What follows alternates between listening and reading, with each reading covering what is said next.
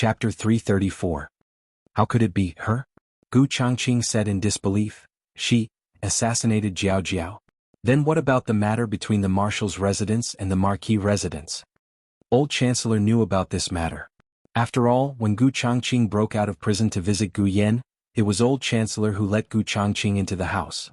Old Chancellor said, although there's no evidence for that matter, looking at the motive, it does seem to be her. Other than her, there's probably no one who is so anxious to see His Majesty and Empress Dowager reconcile.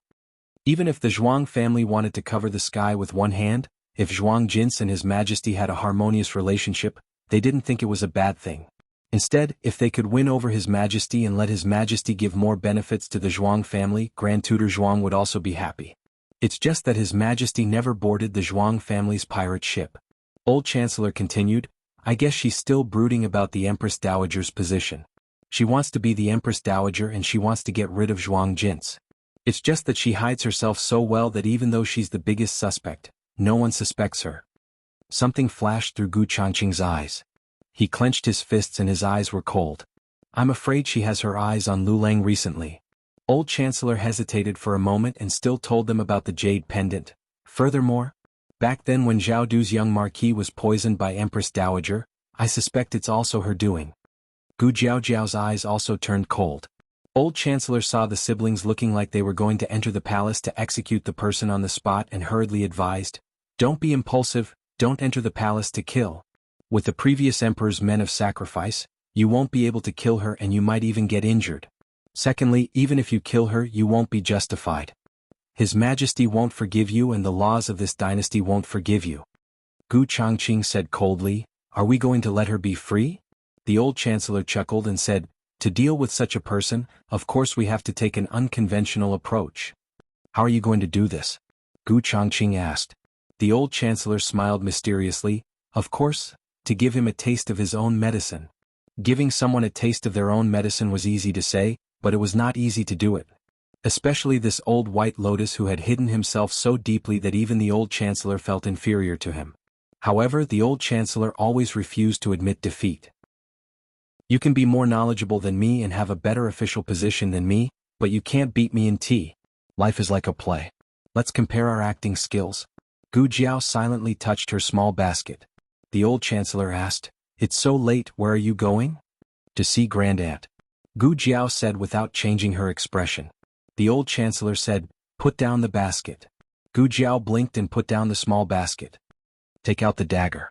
Gu Jiao took out a black iron dagger with a resentful expression. The other three. Gu Jiao then took out the 3 daggers hidden on her body. Take out the sack. Take out the hidden weapon. Take out the poison needle. And that crackling thing you made. Gu Jiao curled her lips, I don't have that. The old Chancellor said, poisonous bug. Poisonous snake. Gu Changqing's temples throbbed when he heard that. You're a girl, how can you store so many dangerous things in your small basket? You even have poisonous snakes.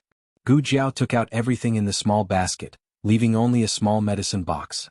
The medicine box couldn't hide living things or things that didn't belong to it. Otherwise it would disappear. Gu Jiao had tried this before. The old Chancellor knew this girl too well. If he didn't stop her today, she would directly enter the palace and put old concubine Jing in a sack. However, the risk was too great. He wouldn't allow her to take the risk. Gu Changqing automatically ignored his sister's basket of strange things and looked at the old Chancellor. Chancellor Hua, what do you plan to do? The old Chancellor stroked his beard. Well, he had a plan but he lacked a tool. This person needed to be trusted by the emperor and be able to enter the palace easily. The second point alone wasn't too difficult for him. However, ever since the emperor found out that he was his father for some time, the emperor had a lot of resentment towards him. He didn't trust him as much as before. The old Chancellor looked up and sighed. It wasn't easy to be a minister. While he was sighing, the sound of horses' hooves and the sound of wheels turning came from the alley. The sound stopped at the door next door. Then, the whole alley heard little Jinkong's angry roar. Ah! I don't want to go out with you anymore. It's not fun. It's not fun at all. The old Chancellor muttered, what happened? Who did he go out with? Why is he so angry? Gu Jiao and Gu Changqing didn't know either. The 3 of them went out. Little Jing Kong jumped down from a tall carriage and stomped his feet angrily. Jing Kong. Gu Jiao called. When little Jing Kong saw Gu Jiao walking out of the young master's residence, He pouted his lips aggrievedly and ran over, throwing himself into Gu Jiao's arms. Gu Jiao squatted down, wiped the sweat on the little guy's forehead and touched his collar. His clothes were all soaked in sweat. Marquis Xianping came down from the carriage and looked at the little guy with raised eyebrows. I took you to such a high-end restaurant to eat, but you didn't appreciate it. Marquis. Gu Changqing cupped his hands in greeting. Yes. Marquis Xianping responded lightly. Little Jing Kong was especially angry. You're still talking about it? Such a big restaurant. There were so many good dishes, but you only ordered an egg for me. Marquis Xianping coughed softly. That was an egg braised with abalone juice. It's very expensive. Besides, can a child like you eat so much? Didn't I take you to row a boat? What kind of boat is that? It's leaking. I scooped water all the way. Oh. Little Jing Kong felt wronged. Jiao Jiao, my arms are sore. There were boats that cost 20 copper coins, boats that cost 50 copper coins, and even boats with black awnings that cost 1 tael of silver. Marquis Xianping rented the cheapest boat. It didn't have a shed and the bottom of the boat leaked when he rowed halfway. In the end, it was unknown whether he was rowing the boat or the boat was rowing the man. Gu Jiao picked up little Jing Kong. Little Jing Kong lay in her arms and sobbed. What a soul-stirring day this was. He didn't want to go out with this stingy monkey anymore. I'll take Jing Kong in first, Gu Jiao said and turned to enter the house. Gu Changqing and the old chancellor looked at Marquis Xianping with a complicated expression. I know you're stingy, but you don't have to be so stingy. Marquis Xianping coughed softly and said, Why are you looking at me like that? I'm also working very hard. I didn't even take care of Aheng when she was young. I spent a lot of effort taking care of this little guy for a day, but he didn't even call me master. Do you want to be little Jing Kong's master? The old chancellor looked at Marquis Xianping up and down, and his eyes lit up little by little. That's easy. You help me with one thing, and I'll find a way to make Jing Kong call you master. Marquis Xianping looked at the old chancellor suspiciously. It rained at night and dissipated a lot of the summer heat. The rain stopped at dawn, and the palace was filled with fragrance mixed with the moist smell of the soil, making people feel relaxed and happy. Empress Xiao got up early. According to the rules of the palace, she should go to Rinshou Palace to pay respects to Empress Dowager Zhuang, but Empress Dowager Zhuang wasn't an ordinary Empress Dowager. She had to go to morning court, which saved her from setting rules in front of her. However, not paying respects to Empress Dowager Zhuang didn't mean not paying respects to imperial concubine Jing. Your Highness, this peacock jade hairpin is beautiful, said the palace maid who was combing Empress Xiao's hair. Empress Xiao looked at her reflection in the bronze mirror and sighed. Time makes people grow old and beauty fades easily. What's the use of a beautiful hairpin? When people grow old, they won't look good wearing anything. The palace maid hurriedly said, How can your highness grow old? You're a peony among flowers, a national beauty and a cypress in the mountains flourishing in the frost. You'll only become more and more beautiful. Empress Xiao smiled faintly, You have a sweet mouth. She raised her hand and signaled the palace maid to put on the hairpin for her. The palace maid put on the peacock jade hairpin and picked a few white jade flowers for her. Your Highness is the Empress, and you don't need to use your beauty to serve others. Why are you afraid of wasting time? Nurse Liao walked in with a basin of water soaked in flower petals. Empress Xiao smiled. Nurse Liao is right. She was the Empress, the first wife of His Majesty. Unlike the other concubines, she and His Majesty had been betrothed and had gone through the wedding ceremony. They had a true relationship as husband and wife. As a man he could spend some time on other women, but his first wife was still his first wife.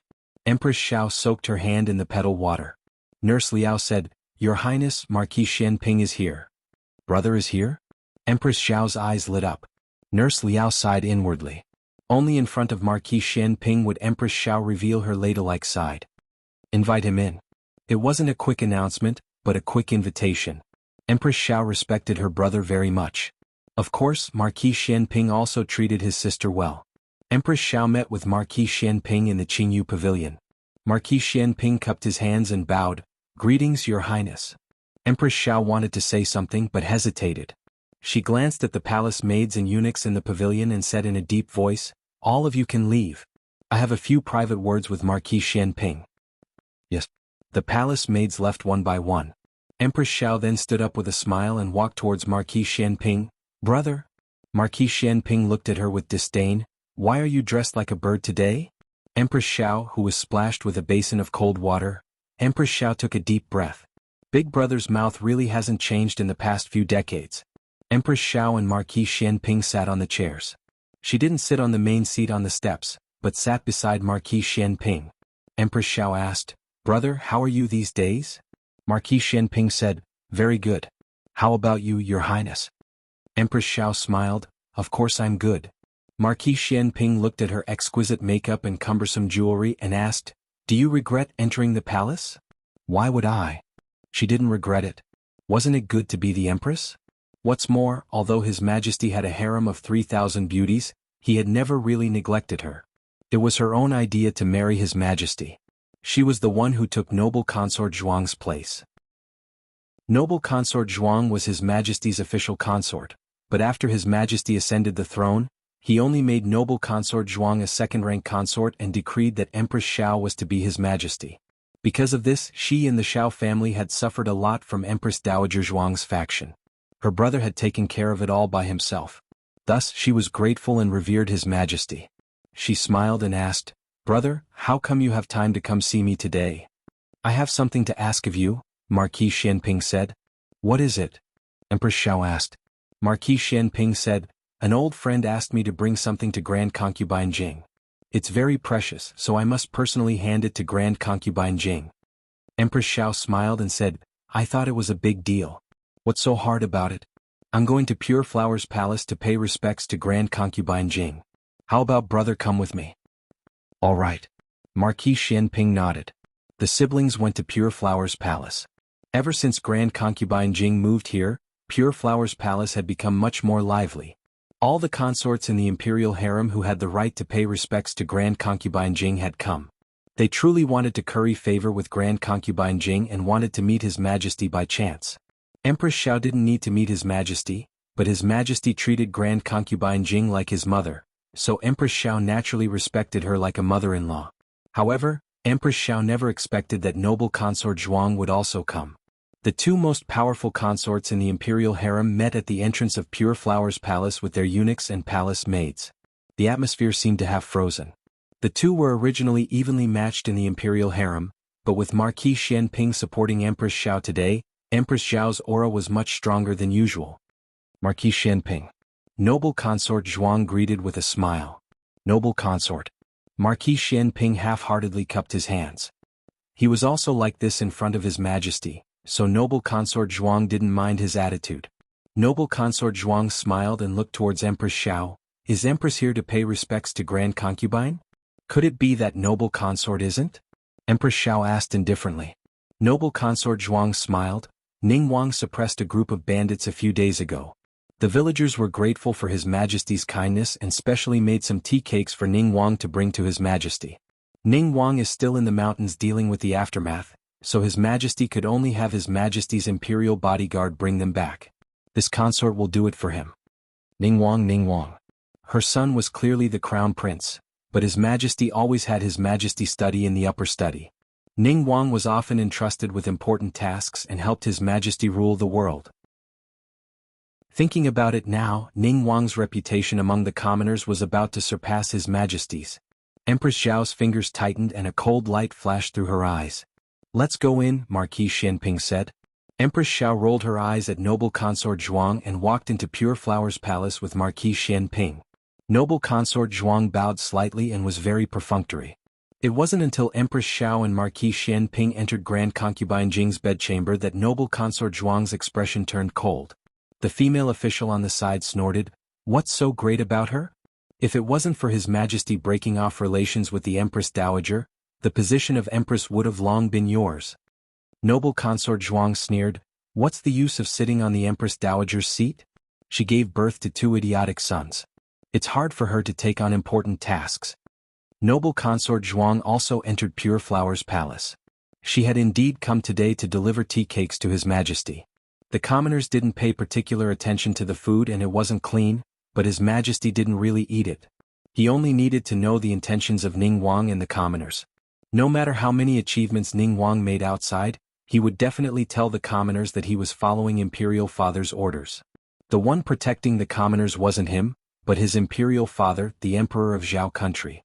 How could His Majesty not dote on such a son? His Majesty was truly happy when he saw the tea cakes and didn't eat them.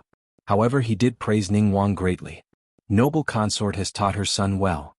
His Majesty's heart was filled with joy. He thought of something and sighed softly. If His Majesty was half as sensible as his older brother, Zhen wouldn't be so worried. Noble consort Zhuang smiled. If His Majesty doesn't mind, his older brother would be very happy to take him out to gain experience. She didn't flatter His Majesty or belittle His Majesty's son. Instead, she spoke of brotherly respect, which made His Majesty very happy. It's time for them to go out and gain experience. Later, Zhen will find a job for the two brothers to do together. His Majesty paused, then said, Zhen hasn't seen Yin and Xen for a while. Have them come to the palace some other day. Qin Yin and Qin Xen were the children of Ningguang's concubines. One was 3 years old and the other was 2 years old. Yes, noble consort Zhuang agreed with a smile. Putting down the booklet, the emperor said, Since you're here, come with Zhen to see consort Jing's mother. It would be impolite for noble consort Zhuang to refuse. Inside Chihua Pavilion, Empress Xiao and Marquis Xianping had already paid their respects to consort Jing. Empress Xiao was sitting next to consort Jing. When she saw the emperor enter with noble consort Zhuang, her face turned sour. Greetings to consort Jing's mother. Noble consort Zhuang bowed. What are you doing here? The emperor looked at Marquis Xianping. Marquis Xianping said, This subject has been entrusted with something to give to consort dowager. As he spoke, he took out a small brocade box from his wide sleeve. Granny Kai walked over, took the box and presented it to consort Jing with both hands. Consort Jing was still seriously ill and didn't look well. She covered her face with a handkerchief and coughed twice, then took the box. Which old friend is it? Consort Jing asked with a smile. Marquis Xianping said, That old friend said that consort dowager will know if you open the box. Consort Jing nodded and opened the box. Marquis Xianping was the emperor's trusted aide, so he was trustworthy and wouldn't harm her. However, no one expected that a dart would shoot out the moment the box was opened. Everyone's expression changed drastically. Marquis Xianping's body also shook. He never expected that the box would contain a concealed weapon. Unfortunately, he didn't have time to make a move. Consort Jing was old and weak. She was done for. She was going to lose her life. The dart shot straight for consort Jing's face. Consort Jing's eyes turned cold as she waved her 2 fingers and caught the dart.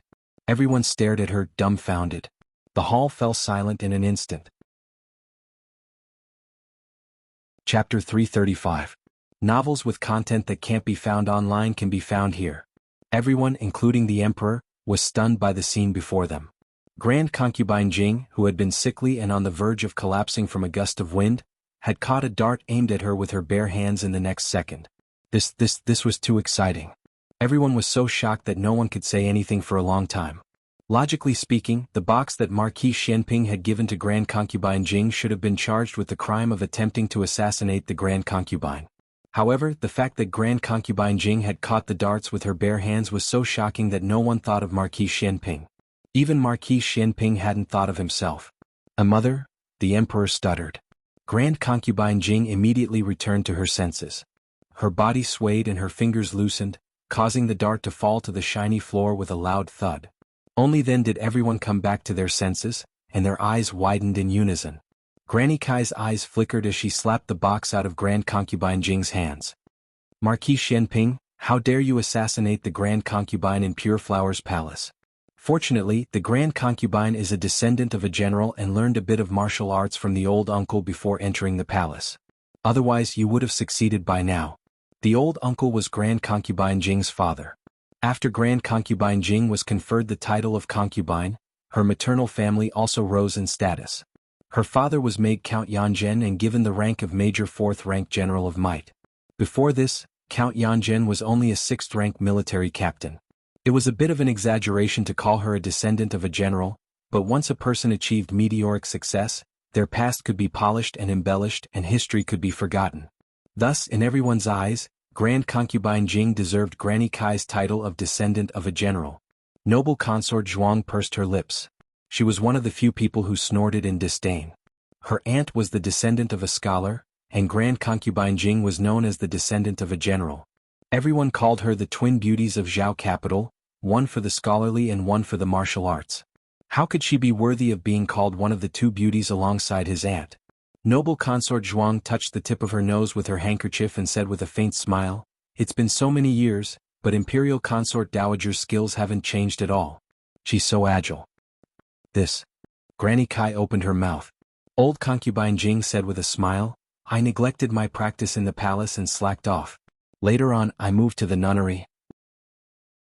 When I had nothing to do, I would practice to pass the time." Cough cough. As she spoke, she covered her face and coughed. "But I've been sick these days, so I can't practice anymore," the emperor said in a daze. "In the past. I've never heard my mother mention it." They had had a very difficult time in the palace. After Empress Dowager Zhuang was banished to the Cold Palace, the three of them lost their protection and suffered a lot of bullying. He remembered that once, a Jiaoyi whose position was below his lady mother's, had sent her dog to attack Ningyan, who was beside his lady mother. Imperial concubine mother used her body to shield Ningyan. She was bitten black and blue all over, and Ningyan was also slightly injured. "Since my mother knows martial arts, why did you?" The emperor suddenly realized that he didn't trust old concubine Jing enough. Old concubine Jing smiled bitterly.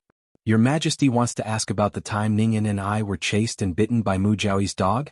Mu Jiaoyi is noble consort Lu's person. I can hide once, but I can't hide forever. Noble consort Lu wants me to be injured. If I don't show her my injuries, she won't let it go. It's just that Ningyan also suffered some minor injuries. Fortunately, noble consort Lu vented her anger. Otherwise, the three of us would have been in a worse situation." Granny Kai said in a timely manner, "Old concubine mother injured her leg at that time. She didn't want Princess Ningyan and your Majesty to worry, so she kept it a secret. Since then, whenever it rained, her leg would hurt like it was being pricked by needles. It's gotten worse in recent years. She would occasionally fall ill even on sunny days. That's why she often falls down. People who practiced martial arts weren't immune to injuries. For example, Marquis Xianping had a waist injury on the battlefield." The surprise in the emperor's eyes dissipated, and he walked forward guiltily. "I've wronged mother." He held old concubine Jing's hand with one hand and patted her back with the other to help her breathe. The emperor, who had favored noble consort Zhuang a moment ago, now glared at her coldly. Noble consort Zhuang knew that she had misspoken. She dropped her handkerchief and bowed. I meant to say that it's fortunate that old concubine mother didn't neglect her martial arts practice. Otherwise she might have met with misfortune today." A martial arts practice? Why hadn't she heard of it before? Granny Kai offered a cup of hot tea. "I'll do it." The emperor took the tea and personally fed it to old concubine Jing. Old concubine Jing's expression relaxed a bit, and the emperor finally turned his attention back to Marquis Xianping. He said coldly, "Marquis Xianping, what's going on?" Marquis Xianping felt wronged. He also wanted to know what was going on. That damned old wine jar, was he playing with him? He said seriously, "Your Majesty, this brocade box was given to me by Chancellor Hua. I didn't open it, so I didn't know there was a hidden weapon inside." He was a hoodlum, but he wasn't a gentleman who would sneak around and pry into other people's privacy. Of course, the main reason was that he didn't expect the old chancellor to trick him like this. "Why?" the emperor said coldly, "Summon Hua Xian." "Yes." Eunuch Wei responded. Eunuch Wei immediately sent a junior eunuch to the directorate to summon the old chancellor to Pure Flowers Palace. Empress Xiao and noble consort Zhuang also stayed here to wait for the results of the emperor's trial. The old chancellor calmly and magnanimously entered the autumn flower pavilion in the side hall of Pure Flowers Palace. His gaze swept across everyone, seemingly surprised to see so many people. He cupped his hands and bowed. "This subject kowtows in salute to your Majesty, the Empress, the Imperial Concubine Dowager, and the Imperial Concubine Dowager." The box and dart had already been picked up by the palace servants and placed on the table next to the emperor. The emperor waved his hand impatiently. "No need for formalities. We didn't call you here to see you pay your respects." The old chancellor secretly raised his brows. His Majesty's temper was very strong. The emperor casually picked up the box on the table and coldly threw it on the ground in front of the old chancellor. "What is this? Do you recognize it?" The box fell on the ground and smashed open. The shiny dart inside rolled out and coincidentally rolled next to the old chancellor's feet. The old chancellor squatted down and picked up the box and dart together with a strange expression. "What? You don't recognize it?"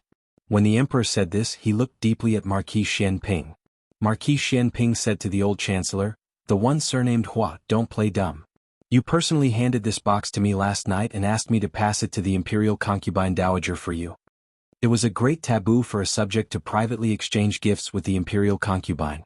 However, the old Chancellor was too pure, so it made people suspect his intentions. The old Chancellor said innocently, "That's right, I did hand the box to you. Where is the item in the box?" The Emperor said coldly, "This dart is the item in the box." The old Chancellor looked at the Emperor with a dumbfounded expression. "How is that possible? I clearly put in 20 taels of silver." He looked at Grand Concubine Jing. "Imperial Concubine Dowager, do you still remember when I went to the temple to offer incense many years ago? There were too many pilgrims at that time, so a thief sneaked in and stole my silver.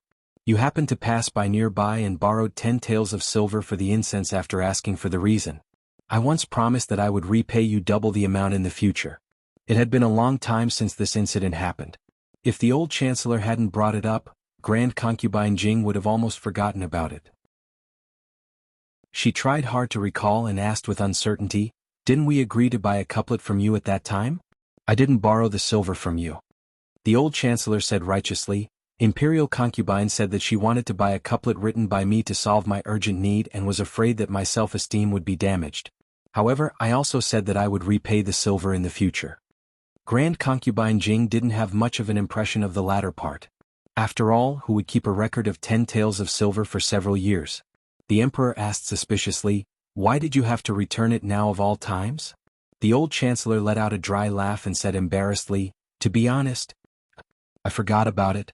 It was only when I heard the news that old Concubine Jing returned to the palace that I suddenly remembered this old score."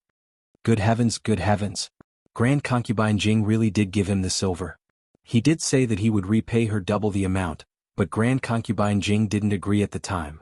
She only said that he might as well write a couplet for her and take it that she bought it from him. However, so many years had passed and he insisted on returning the silver. Grand Concubine Jing probably couldn't remember it clearly anymore. Even if she remembered it clearly, she wasn't afraid that there would be mistakes in her memory. He said that he remembered it that way. Fortunately, Grand Concubine Jing and the Emperor didn't harp on the details of the silver. Instead, they talked about the item in the brocade box again.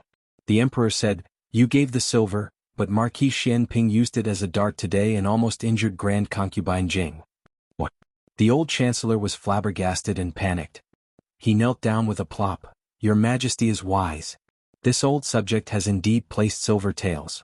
I also don't know why the silver became a concealed weapon. I can swear to the heavens." Marquis Xianping gritted his teeth. "Keep acting for me," Noble Concubine Zhuang said with a smile. "Chancellor Hua is so confident. Could it be that he really didn't put it there? But after him, it seems that Marquis Xianping was the only one who touched the box in private." Noble Concubine Zhuang. Empress Xiao stopped her with a stern voice. Noble Concubine Zhuang smiled. "I don't mean to slander Marquis Xianping. I'm just analyzing the facts." Marquis Xianping said, "I didn't open the box after receiving it yesterday and kept it with me. After returning home I put it in my room. The only people who can enter my room are me and my bodyguard, Chang Jing. Chang Jing didn't touch the box. Chang Jing wasn't interested in this kind of boxy thing. He wouldn't even bother to look at it." Empress Xiao stood up and stood beside her brother. She saluted the Emperor and said, "Your Majesty, Marquis Xianping is loyal to you and respectful to Concubine Jing's mother. He would never frame Concubine Jing's mother. Especially, in front of so many people, isn't it stupid to use something he personally handed over?" Noble Concubine Zhuang smiled faintly and said, "Maybe someone used this idea to make the impossible possible, so that they could escape suspicion." Empress Xiao's eyes turned cold. "I'm talking to His Majesty. It's not your turn to interrupt." In the past, Empress Xiao didn't use her status to suppress Noble Concubine Zhuang. After all, Noble Concubine Zhuang had the support of the Empress Dowager and her real power wasn't small. Today she was anxious, so she said this. Noble Concubine Zhuang snorted coldly. The Emperor looked at Marquis Xianping heavily. "Has anyone sneaked into your room?" Marquis Xianping calmly met the Emperor's sharp gaze. "Your Majesty, this official doesn't dare to say that the entire Marquis Xianping is impregnable, but this official's room is guarded by Chang Jing, and this official also rests there. With our skills, it's impossible for anyone to do anything under our eyes." The Emperor pondered. "The Chang Jing you're talking about is the assassin you brought back from the Dark Knight sect?" Marquis Xianping said, "That's right. The Dark Knight sect was a power outside of the 6 countries. It didn't belong to any country and was headquartered on an island. The assassins of the Dark Knight sect were all first-class experts. What's more, what Marquis Xianping said was right. He himself was also a first-class expert. The old chancellor muttered, "What if someone took action while you were asleep?" Marquis Xianping looked at him and chuckled. "Do you know that in Zhao country there are no more than 5 people who can defeat Changjing? One is the Grand Marshal of the world, Tang Yueshan. One is Marquis Ding'an's Marquis Gu. The other 3 are the Dragon Shadow Guards that the previous emperor left to the emperor. The reason I said 3 is because I've only seen 3 of them. I don't know if there are more." The old chancellor said seriously, "So there are still people who can commit crimes." Marquis Xianping said indifferently, "Tang Yueshan went with Prince Ning to suppress bandits early this month and hasn't returned yet. He's not in the capital, so how could he commit a crime in my manor?"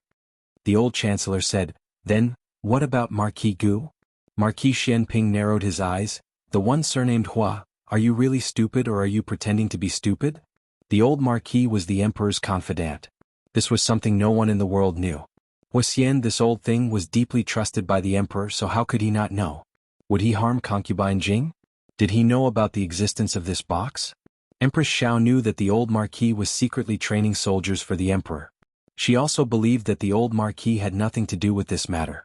Noble consort Zhuang was one of the Empress Dowager's people, but the Empress Dowager was well informed. How could she not know that the old marquis and the emperor were only at odds on the surface? She sneered, "If that's the case, it's neither this nor that. Could it be the late emperor's Dragon Shadow Guard? Marquis Xianping, why don't you say that His Majesty wants to harm his mother?" Noble consort Zhuang didn't know that the emperor had already given the Dragon Shadow Guard to concubine Jing. So even if it was the Dragon Shadow Guard, it wasn't the emperor who wanted to harm concubine Jing, but concubine Jing herself. But why would concubine Jing harm herself? Could it be a ruse? What? Was it to frame Marquis Xianping or the old chancellor? The emperor felt that his mother had no reason to do this, even if she was innocent and kind-hearted. Marquis Xianping and the old chancellor were both his confidants. Why would his mother cut off his arms? The emperor looked coldly at Marquis Xianping. "I'll leave this matter to you. You must get to the bottom of this. If you can't, I'll take it that you did it." Marquis Xianping. After leaving the imperial palace, Marquis Xianping almost couldn't resist pressing the old chancellor to the ground to wipe the floor. "The one with the surname Hua, you've improved. You've even tricked me." "What are you saying, Marquis Xianping? I really don't know why the silver turned into darts." The old chancellor refused to admit it. The number 1 green tea in Zhao country, his acting skills were perfect. Marquis Xianping gritted his teeth and said, "Seeing that you were once Aheng's teacher, I won't kill you first. But if I find evidence, even if His Majesty doesn't kill you, I will personally end you." The old chancellor cupped his hands. "Farewell, Marquis." Marquis Xianping left in a huff. Only when he was far away did the old chancellor let out a long sigh of relief. He came to his carriage and stepped on the footstool to get on. Inside the carriage, Gu Changqing and Gu Jiao had been waiting for a long time. "Chancellor Hua, how is it?" Gu Changqing asked. The old chancellor smiled. "It's going well. And it's a little unexpected. I found out that old concubine Jing knows martial arts." He didn't see old concubine Jing catch the darts with her bare hands. He only asked eunuch Wei when he came out. He originally thought that it would be the late emperor's men of sacrifice. It could be seen that people couldn't care less about hiding themselves at the crucial moment of life and death. Gu Jiao made a sound and said, "Her pulse is so weak. She really doesn't seem like someone who knows martial arts." Gu Changqing thought for a while and said, "Maybe she took some medicine to change her pulse." It's possible," Gu Jiao nodded. Her eyes suddenly became bright. "Then can we?" "No." The old chancellor heartlessly took away her sack. "Does His Majesty have any suspicions about her?" Gu Changqing asked. The old chancellor drank a mouthful of tea and said with a smirk, "It won't be so fast. But the seed of suspicion has been planted. As long as it happens a few more times, the seed will germinate in His Majesty's heart. It will grow strong and blossom into a flower that will sow discord." Gu Changqing. You really look like a treacherous official."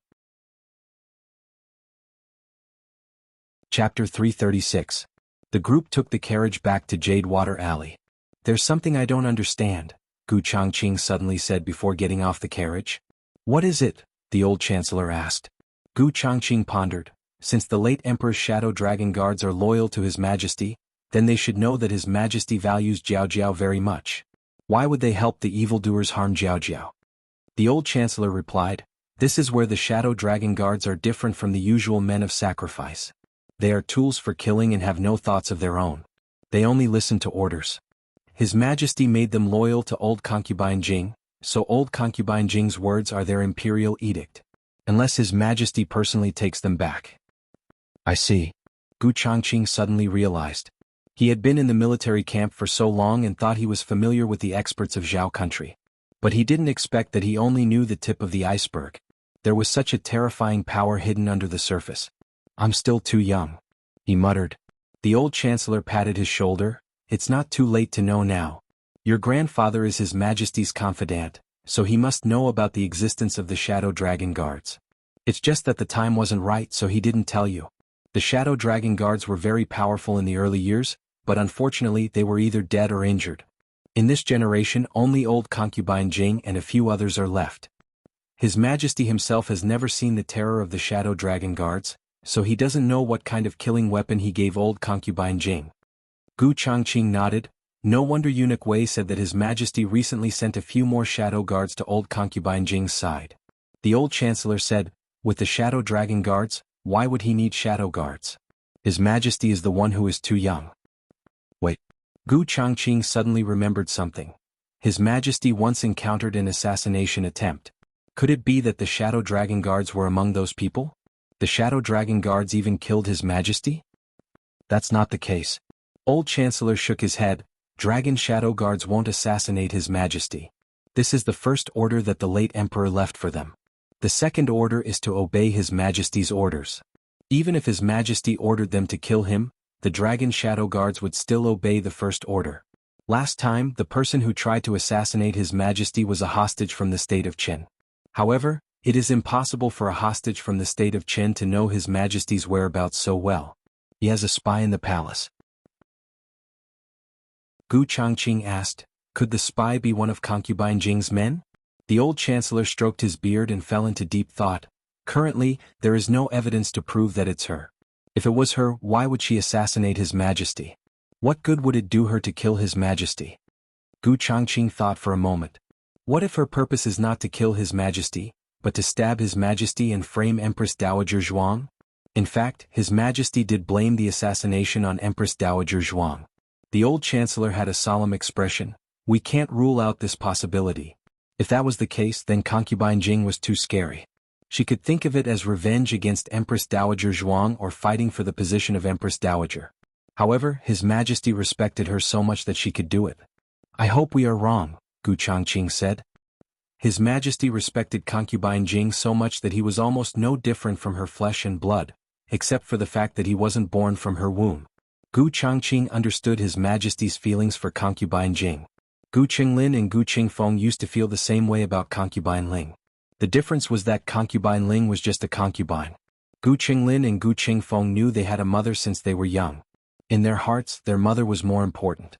When His Majesty was born, he was brought to concubine Jing's palace and adopted under her name. The relationship between mother and son was strong for many years. It wasn't until His Majesty grew up that he learned that his birth mother was a palace maid. At that time he couldn't have any feelings for his birth mother. The former emperor wouldn't allow him to have any feelings for a lowly palace maid. If His Majesty was hurt by concubine Jing, it would be a devastating blow. As the two talked, the carriage arrived at the door. The carriage stopped and the surroundings quieted down. Only then did the two hear a small snoring sound beside them. It turned out that Gu Jiao had fallen asleep while hugging a pillow. The little girl was sleeping soundly. Her cheeks were pressed against the pillow until they were chubby and bright red from the heat.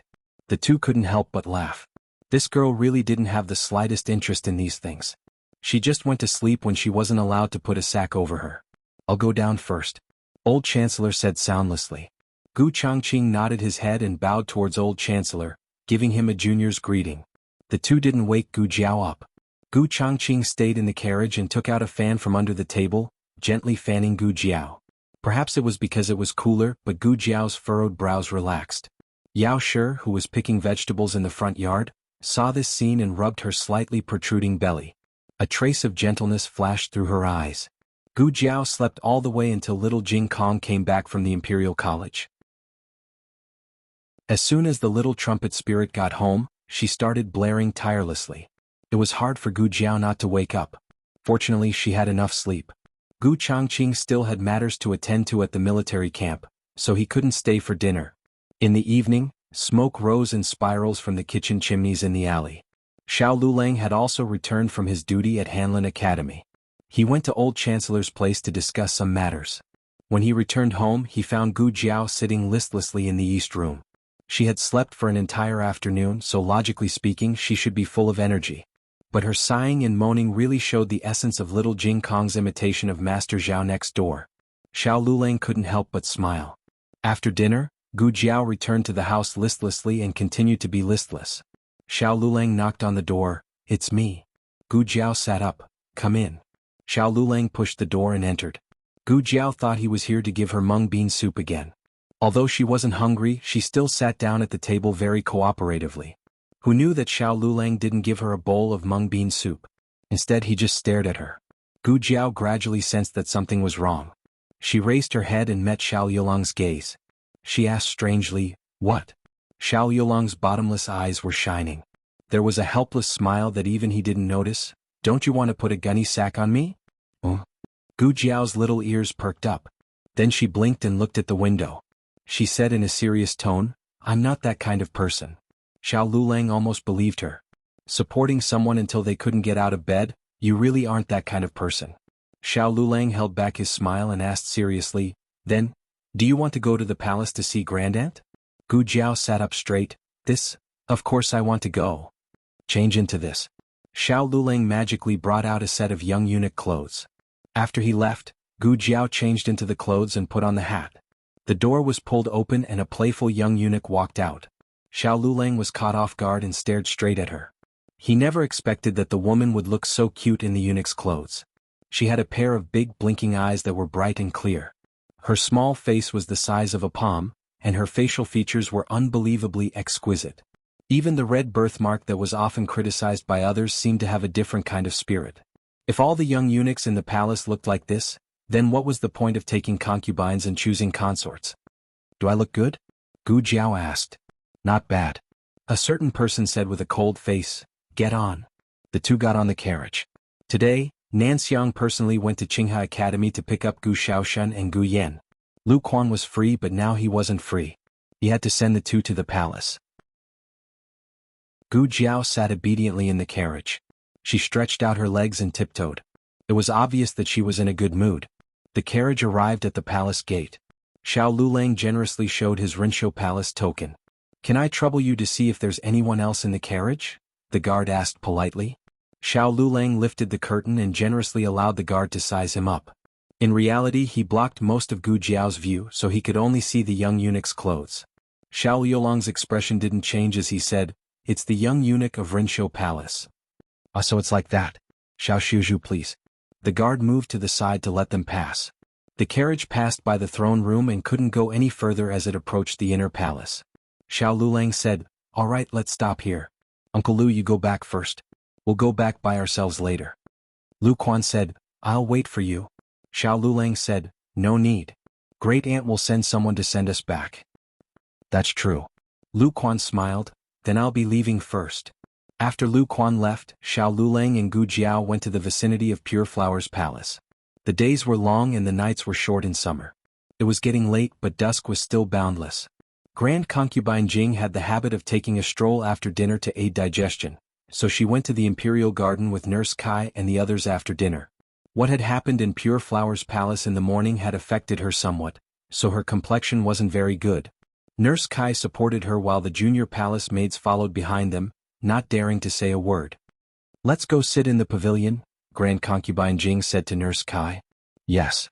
Nurse Kai helped her up the steps and sat down on a stone bench in the pavilion. She then ordered one of the junior palace maids, "Go make a pot of flower tea and bring it over." "Yes." The junior palace maid went to a nearby tea house to make the tea. The evening breeze blew gently and the weeping willows swayed gently. The imperial garden was bathed in tranquility and peace. The junior palace maid brought over the tea and poured a cup for Grand concubine Jing with both hands. Nurse Kai reached out to take it, but she sucked in a cold breath when she touched it. She snapped, "How dare you? Do you want to burn esteemed imperial concubine to death?" This servant wouldn't dare. The junior palace maid was so frightened that she fell to her knees. Because her movements were too big, the tea in the cup spilled out and splashed all over her hands, turning them red in an instant. Grand concubine Jing said softly, "Forget it, she didn't do it on purpose. She's still young, so just teach her more. Get up." "Many thanks, esteemed imperial concubine. Many thanks, esteemed imperial concubine." The junior palace maid was moved to tears as she stood up shakily. "Put it down," Grand concubine Jing said as she looked at the tea in her hands. "Yes."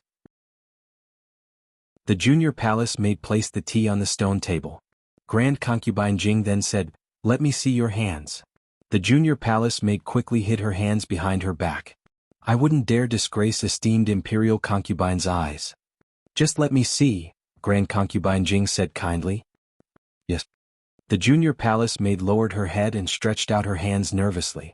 Grand concubine Jing looked at the back of her hands and said, "It's all red, so there's no need to serve me anymore. Go back and apply some ointment." She paused for a bit before adding, "I almost forgot that this isn't a nunnery, and you girls don't have ointment with you. Granny Kai, take her to my room and give her a bottle of ointment for burns." Granny Kai smiled. "You're so kind, esteemed imperial concubine." "Many thanks, esteemed imperial concubine." The junior palace maid knelt down and kowtowed respectfully. The palace maids and eunuchs who saw this all felt that Grand concubine Jing was indeed a kind-hearted person. She had been a vegetarian for many years and had the heart of a bodhisattva. She was much easier to get along with than the one at Rinshou Palace. Working at Rinshou Palace, one had to be very careful all the time. If they angered that person at some point in time, they would be beaten to death without any explanation. Granny Kai then led the junior palace maid away. Not far away, Xiao Lulang retracted his gaze and said to Gu Jiao, "My stomach isn't feeling well, so I suddenly feel like going to the washroom. Wait for me here." "Forget it, let's not wait. You go to Rinshou Palace first, I'll go there myself later." Gu Jiao looked at Grand concubine Jing, then looked at Xiao Lulang and nodded her head like she was pounding garlic. Xiao Yulang's lips curled slightly, then he pursed his lips. "Then I'll be going." "Gu Jiao, hurry hurry." Xiao Lulang, who was being disdained by his wife. Xiao Lulang walked towards the washroom. He naturally wasn't going to go to the toilet. He walked as far away as possible and took out a bamboo flute from his wide sleeve behind a rock garden where no one was passing by. He had just gone to see the old chancellor and learned about Gu Jiao's assassination attempt and what had happened at Pure Flower's palace. He also learned that Grand concubine Jing had the deceased emperor's loyalists in her hands. There was one thing that even the old chancellor and his majesty didn't know, and that was that Princess Xinyang also had loyalists left behind by the deceased emperor. Xiao Lulang composed himself and blew into the bamboo flute in his hand. On a lush tree, a black figure holding a long sword was leaning against the tree trunk with his eyes closed. Suddenly, his ears twitched and he opened his eyes. He gripped the long sword in his hand and used his qinggong to fly in the direction of the flute's sound. Granny Kai left with the young palace maid whose hand had been scalded, leaving only Grand concubine Jing and a few other palace maids in the pavilion. "Let us go pick some flowers for your highness," said one of the palace maids. "All right." Grand concubine Jing nodded. "Go and pick them quickly. It's getting dark." "Yes, your highness." 4 palace maids and eunuchs walked down the steps and started picking flowers from the bushes. Several hidden guards were lying in ambush in the surroundings. Whoosh! A hidden guard disappeared. Whoosh! Another hidden guard disappeared. Whoosh whoosh whoosh. All the hidden guards had disappeared. Grand concubine Jing seemed to have sensed something. She frowned and turned around, but before she could see clearly, someone had put a gunny sack over her head. She knew martial arts, after all, and couldn't be compared to the crown prince's concubine. With a twist of her finger, she shot a poison needle at Gu Jiao. Yo-ho! Poison scorpion. Fortunately, Gu Jiao was prepared. She leaned to the side and stabbed the needle into Grand concubine Jing's thigh. Grand concubine Jing didn't even have time to scream before she was drugged. Chapter 337. The expert had been attracted by the sound of the flute and had used his qinggong to arrive behind the fake mountain where Xiao Lulang was standing. He wore a mask, revealing only a pair of eyes that were colder and more bloodthirsty than an ordinary assassin's. He landed steadily in front of Xiao Lulang and sized up Xiao Lulang. When Xiao Lulang was young, he had seen the princess of Xinjiang use the flute to summon the previous emperor's loyalists. He had played the same song. There was no one in this area and his song was not loud. Only the loyalists of the previous emperor could hear it. At first he was a little worried that he had played the wrong song, but it seemed that he was right. However, why was he alone? Were the others not in the imperial palace? In his impression, the loyalists of the previous emperor wore masks like this and had the same terrifying murderous aura. They would not indiscriminately kill people outside of their mission, especially people who did not know martial arts, unless they were obstructed in the middle of their mission. Xiao Lulang understood that as long as he did not make any provocative moves, he would not make a move against him. His eyes were filled with confusion and curiosity. Xiao Lulang generously allowed him to size him up. After a moment, as if to verify something, Xiao Lulang said to him, "Could I trouble you to help me pick a leaf from the top of my head?" But that person left without even looking back. Xiao Lulang sighed. He had originally thought that if he could play the song to summon the other person, he might be able to make the other person listen to his orders. It seemed that he had thought too much. The princess of Xinjiang had been able to control the loyalists of the previous emperor not because of this song, but because she was the new master that the previous emperor had passed down to them. When this loyalist heard the song, he probably thought that his original master was summoning him. But when he rushed over and found that he was not the previous emperor, nor was he the emperor, he turned and left. Well, he could only stall for so much time. Gu Jiao dragged the person into the small dark room near the supreme liquid pool. Just as she threw the person in, before she could use her snowflake-like violent little fists, a terrifying and familiar aura approached. "You're back so soon." She hadn't even started yet. Nyahila Gu Jiao scratched her head frantically, lifted the sack and kicked it into the supreme liquid pool. Then she ran away chirping. The court ladies in the imperial garden finally realized that concubine Jing was missing. They looked around and even alerted the emperor in the end. By the time the emperor rushed over from the imperial study, Grand Concubine Jing had already been fished out of the water by the loyalist and brought back to Pure Flower's palace. "Mother." The emperor rushed to Pure Flower's palace in a hurry and went straight to Grand Concubine Jing's bedchambers, but Kai Mama stopped him outside. "Your Majesty, please wait a moment. Imperial Concubine Dowager is changing clothes." The emperor asked anxiously, "What happened? Why did Mother suddenly disappear?" Kai Mama said in a sad and panicked voice, This servant isn't too sure. Let's wait until we ask Imperial Concubine Dowager." The emperor coldly said, "Why aren't you sure? Aren't you always serving Mother Consort?" Mama Kai said in an aggrieved manner, "This servant was originally serving the Imperial Concubine Dowager, but a palace maid accidentally scalded her hand. The Imperial Concubine was kind and allowed this servant to bring the palace maid back to Pure Flower's palace to apply medicine. How could this servant have expected that Imperial Concubine Dowager would fall into the water while this servant was gone?" "Fall into the water?" The emperor frowned. Grand Concubine Jing's pained cries could be heard from inside. Kai Mama quickly said, "Imperial Concubine Dowager is completely drenched. This servant will go in to serve Imperial Concubine Dowager first.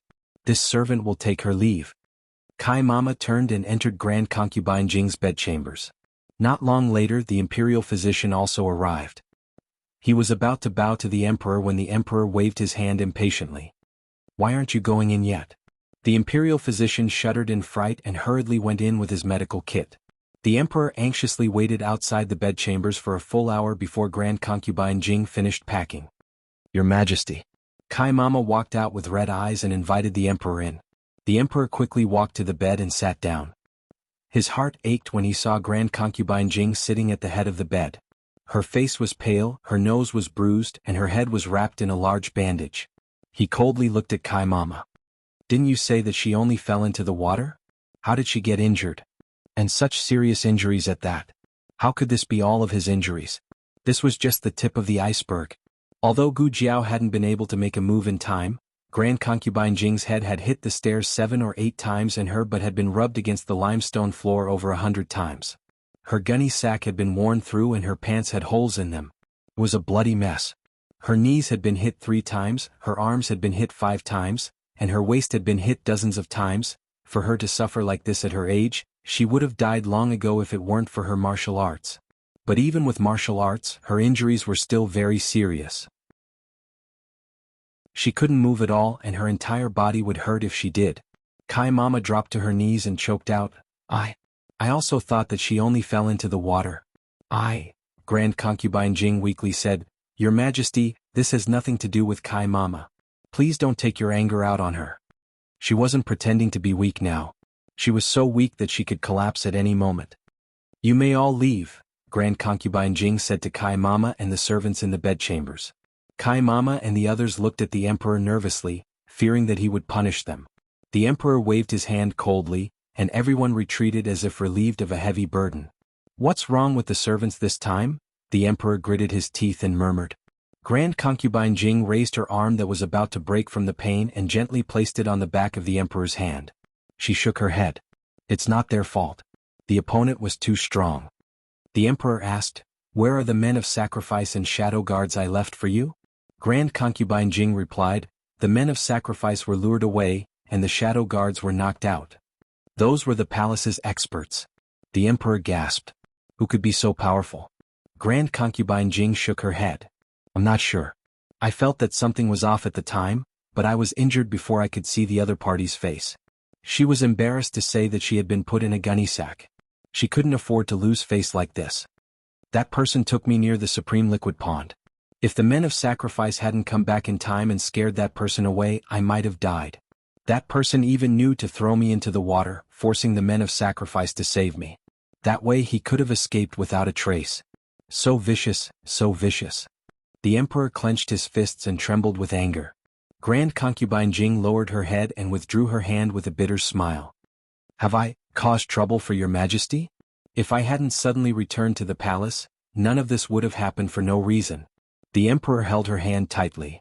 Don't say that, mother. It was our intention for you to return to the palace. Someone couldn't bear to see you return and plotted twice in one day, almost taking mother's life. Don't worry, mother, we will definitely ferret out the mastermind. Even if we have to risk our lives, we will bring them to justice. We will seek justice for mother. He was just short of mentioning Empress Dowager Zhuang by name. Grand Concubine Jing covered her mouth with her handkerchief and coughed sadly. Mother. The emperor looked coldly at the imperial physician kneeling on the ground. How is mother's body? The imperial physician replied in fear and trepidation. In reply to your majesty, esteemed imperial concubine was severely injured and frightened by falling into the water. I'm afraid she will need to rest for a while before she can recover. The emperor shouted, Then what are you still doing here? Why aren't you brewing the medicine for imperial mother? Yes. The imperial physician left in a cold sweat. Your majesty. Your majesty. Eunuch Wei walked in with small steps. What is it? The emperor asked.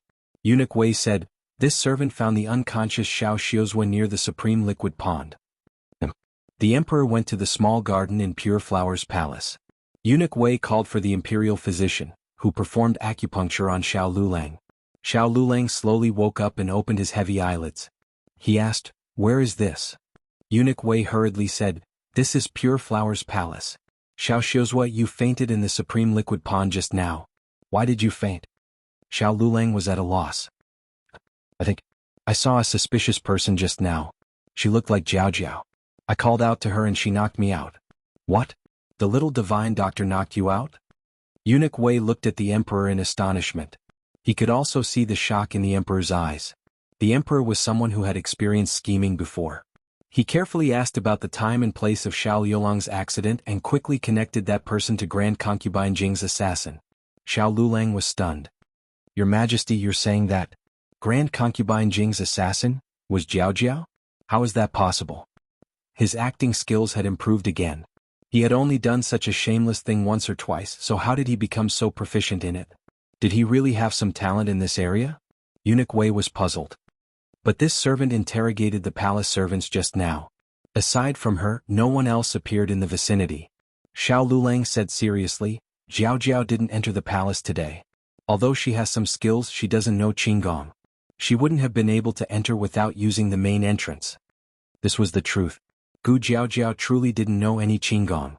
The emperor had experienced it firsthand. On the night of the assassination attempt, Gu Jiao Jiao had used all 4 legs to escape with him. The emperor's legs had almost broken from running. If she knew Qinggong, she wouldn't have not used it in a life-and-death situation.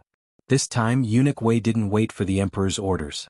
In order to prove the young divine doctor's innocence, He went to the palace gates himself and asked the guard if Gu Jiao had entered the palace. No. The guard replied with absolute certainty. Eunuch Wei asked, Xiao Xiuzhua entered the palace by himself? The guard replied, there was also a young eunuch from Renshou Palace. This young eunuch didn't arouse Eunuch Wei's suspicions because Empress Dowager Zhuang did often send people to Jadewater Alley to deliver things or bring people from Jadewater Alley into the palace. Eunuch Wei returned to Pure Flowers Palace to report. The young divine doctor truly didn't enter the palace today. Xiao Lulang said thoughtfully, could it be, someone is impersonating Jiao Jiao? The emperor gritted his teeth. Did you see her appearance clearly? Xiao Lulang shook his head. I didn't see her clearly. Her back was very similar, her clothes, her hair accessories were all the same, and there was also that small basket on her back. In the imperial palace, there wasn't a single palace maid who would wear green clothes and carry a small basket on her back. This was clearly Gu Jiao's attire. The emperor's gaze turned cold. It seems that someone really is impersonating the young divine doctor. Xiao Lulang suddenly realized. Why didn't she kill this subject to silence him? She probably wanted to use this subject to reveal her identity. Unfortunately, she didn't know that Jiao Jiao didn't know Qinggong and instead exposed herself. This balance was very delicate. Even Eunuch Wei didn't know that Gu Jiao didn't know Qinggong. He thought that since the young divine doctor was so skilled, he would definitely be able to leap onto roofs and vault over walls like the palace's experts. It was because he didn't know that the emperor believed that the culprit didn't know either. It seemed that the culprit had miscalculated something. Since the culprit wanted to frame Gu Jiao, then the mastermind couldn't be Empress Dowager Zhuang. No matter how prejudiced the emperor was against Empress Dowager Zhuang, he couldn't believe that she would frame Gu Jiao. When he was recuperating in Jadewater Alley, he had personally seen how well she treated Gu Jiao. He knew that she cherished Gu Jiao as much as she cherished him. Empress Dowager Zhuang's suspicions were naturally dispelled. But if it wasn't her, then who would be so intolerant of Consort Jing's mother? The emperor coldly muttered to himself. His voice wasn't loud, but Eunuch Wei still heard it. Eunuch Wei cautiously glanced at Xiao Lulang. He thought that this kind of thing shouldn't be said in front of Xiao Xiuzhua, right? He could only pray that Xiao Xiuzhua didn't hear it. Xiao Liulang's expression didn't change at all, as if he really hadn't heard anything. He thought seriously for a moment, then said, Your Majesty, since that person is framing Jiao Jiao, they must be trying to stir up conflict between Pure Flowers Palace and Renshou Palace. It wasn't a secret that Gu Jiao was close to Renshou Palace. If they couldn't prove that the culprit wasn't Gu Jiao, then the fire would definitely burn Empress Dowager Zhuang's head. Xiao Lulang sternly said, Your Majesty, forgive this subject for speaking bluntly, but someone wants Your Majesty, the Grand Imperial Concubine, and the Empress Dowager to fight among themselves. When the sandpiper and the clam fight, the fisherman benefits. This subject understands that there is an unresolvable conflict between Your Majesty and the Empress Dowager, but Your Majesty must not fall for someone else's scheme in the face of a great enemy. In the past, the emperor wouldn't have listened to these words. However, the evidence today was conclusive, so it was hard for him not to believe it. After Xiao Lulang left the palace, the emperor sat quietly in his study for a long time. It wasn't until the imperial physician came to report to him about Grand Concubine Jing's condition that he got up and went to her bedchambers. Have you found the culprit? Grand Concubine Jing asked weakly. The emperor hesitated for a moment, but in the end, he didn't mention that the culprit had pretended to be Gu Jiao and met Xiao Lulang by chance. There aren't many leads for now. Imperial Mother, please don't worry. We will continue to investigate. Grand Concubine Jing smiled. Amen. Chapter 338. Grand Concubine Jing's matter caused such a huge commotion that everyone in the palace knew that she had been ambushed twice in a day. Who do you think did it? In a corner of the palace, a group of palace maids and eunuchs gathered together to secretly discuss Grand Concubine Jing's matter. Who else could it be? Think about it, who in the palace doesn't want Grand Concubine Jing to come back the most? Could it be the Grand Concubine of Renshou Palace? Shoo! Lower your voice. Do you want to be beheaded? Don't even mention the name of that person. Keep it in your heart and don't say it even in your dreams. Otherwise, just wait for your head to be chopped off. Hundreds of palace maids and eunuchs have died at that person's hands, if not 1,000. So cruel? The new palace maid trembled in fear. In fact, it wasn't just the palace maids and eunuchs who thought so. Even Empress Dowager Zhuang's niece, noble consort Zhuang, believed that her aunt was responsible for Grand Concubine Jing's successive deaths. Your Majesty, this concubine heard that Grand Concubine Jing was ambushed again. Does your Majesty already have a suspect in mind? Empress Xiao looked at the emperor in the study of Pure Flower's palace. Her implication was obvious. It was Empress Dowager Zhuang. Unexpectedly, the emperor denied it. Don't make wild guesses. It wasn't the Empress Dowager. Empress Xiao looked as if she had been struck by lightning as she stared blankly at the emperor. What did His Majesty say? It wasn't the Empress Dowager? Since when did His Majesty speak up for the Empress Dowager? He wanted nothing more than to blame it on Empress Dowager Zhuang. Your Majesty. Empress Xiao began. The emperor cut her off. All right, don't ask about Concubine Jing's matters. We have our own plans. Go back and restrain the palace maids and tell them not to gossip. Empress Xiao replied in disbelief. Yes. Noble consort Zhuang went to Rinshou Palace with a smile and walked into Empress Dowager Zhuang's study. She smiled as she walked. Aunt, you're too amazing. How did you do it? He also taught that vixen, Grand Concubine Jing, a lesson without leaving any evidence behind. I heard that His Majesty did not suspect you at all. There were a few eunuchs in the Palace of Earthly Tranquility who gossiped. Guess what happened? They were all dealt with by the Empress. And you are really... Noble consort Zhuang was halfway through her words when she saw Empress Dowager Zhuang's cold, knife-like gaze. She quivered. Aunt. Do you have nothing better to do? Empress Dowager Zhuang said with dignity. Noble consort Zhuang was suffocated by her aunt's powerful aura. She didn't dare to look directly into Empress Dowager Zhuang's eyes. She hurriedly lowered her head and saluted. Greetings to Aunt. Empress Dowager Zhuang said angrily, I'm very busy. Don't bother me if there's nothing important. Yes. Noble consort Zhuang retreated resentfully. As soon as she left, Eunuch Qin walked in with a cup of tea. Empress Dowager Zhuang looked at the booklet in her hand and asked indifferently, Have you sent him here? Yes, the carriage has arrived at the entrance of Jadewater Alley. Eunuch Qin said with a smile. Empress Dowager Zhuang responded faintly and continued to look at the booklet. Eunuch Qin walked over and put the tea on the table, unable to hide his smile. What are you laughing at? Empress Dowager Zhuang looked at him strangely. Eunuch Qin said, This servant is happy for Empress Dowager. Empress Dowager Zhuang snorted, What is there to be happy about? Two little things who don't know the immensity of heaven and earth. Their skin is boundless. Gu Jiao wore the little eunuch's clothes and escaped into Rinshou Palace.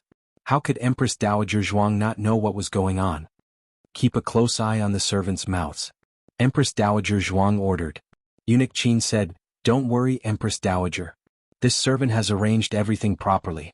Today Xiao Chuanzi went shopping. Halfway through the carriage broke down. He met Xiao Xiuzhua by chance and returned to the palace with Xiao Xiuzhua. The little eunuch that the imperial bodyguard saw in Xiao Xiuzhua's carriage was Xiao Chuanzi. Xiao Chuanzi did go out to buy today. However, after this incident, Eunuch Qin didn't wait for him to come back before sending an imperial bodyguard to intercept him. When Gu Jiao left the palace, she still used the identity of Xiao Chuanzi. Inside there was a problem with the cloth that she bought. Xiao Chuanzi went to change the cloth. At night, the real Xiao Chuanzi would return to the palace with the changed cloth. Eunuch Qin continued, There are also eyewitnesses. Imperial bodyguard Lu of the Imperial Guards and Nurse Zhou of the Cold Palace will see a woman in green with a small basket on her back. They speculate that the other party came from the Cold Palace. Xiao Lulang and Gu Jiao didn't ask Empress Dowager Zhuang to do these things. After they were done, they left happily. Empress Dowager Zhuang's face was stiff. She snorted, Aren't they afraid of being exposed? Do they really think that they did it flawlessly?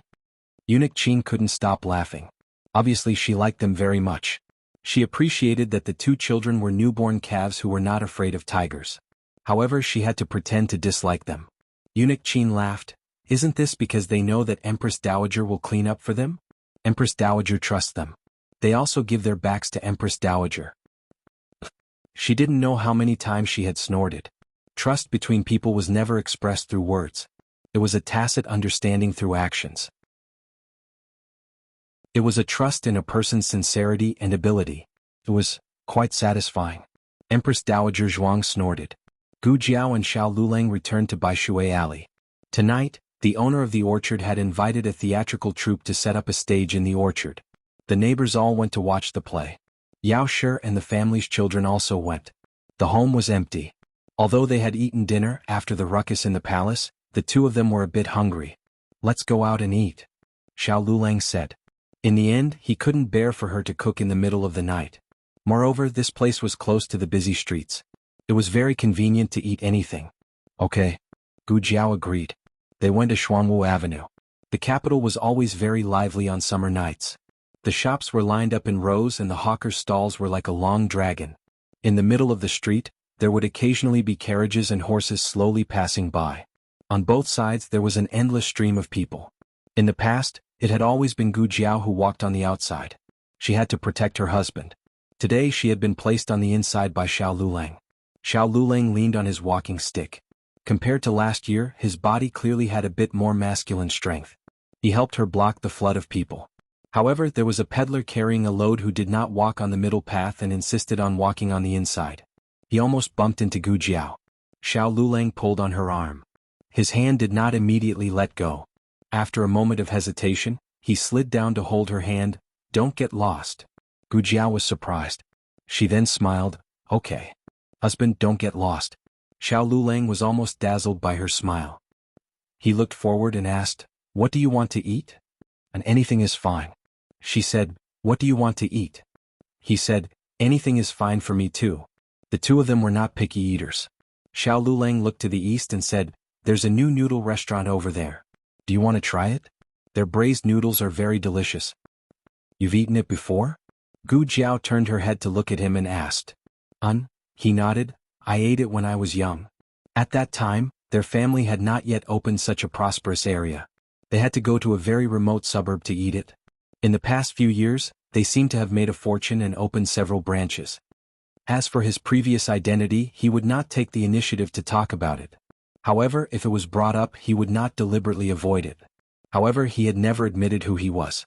Marquis Xianping's illegitimate son, Xiao Lulang. This was the only identity he could reveal to those close to him. There were not many people who knew about this identity. In his family, only Gu Jiao, Madame Yao, and the little monk knew about it. Gu Yin, that little imp, might have guessed something, but he should not have guessed as far as Xiao Heng. As for Gu Jiao, Xiao Lulang did not ask how far she had guessed. And Gu Jiao did not seem to want to get to the bottom of this matter. She respected him and trusted him. It had nothing to do with who he was. Gu Jiao curved her lips. "All right, then let's go eat braised noodles." Although this noodle restaurant was newly opened, both the upper and lower floors were full. "Oh, it's already so late and there are still so many people eating noodles?" Gu Jiao asked strangely. The waiter smiled apologetically. "It's a newly opened restaurant. Most of the customers are regular customers. Moreover, our restaurant doesn't only have noodles. Our cold dishes and stews are also the best. It's hot right now, so it's hot to eat inside. How about this little one set up a table in the courtyard for you two to cool down?" There were several tables set up in front of the restaurant.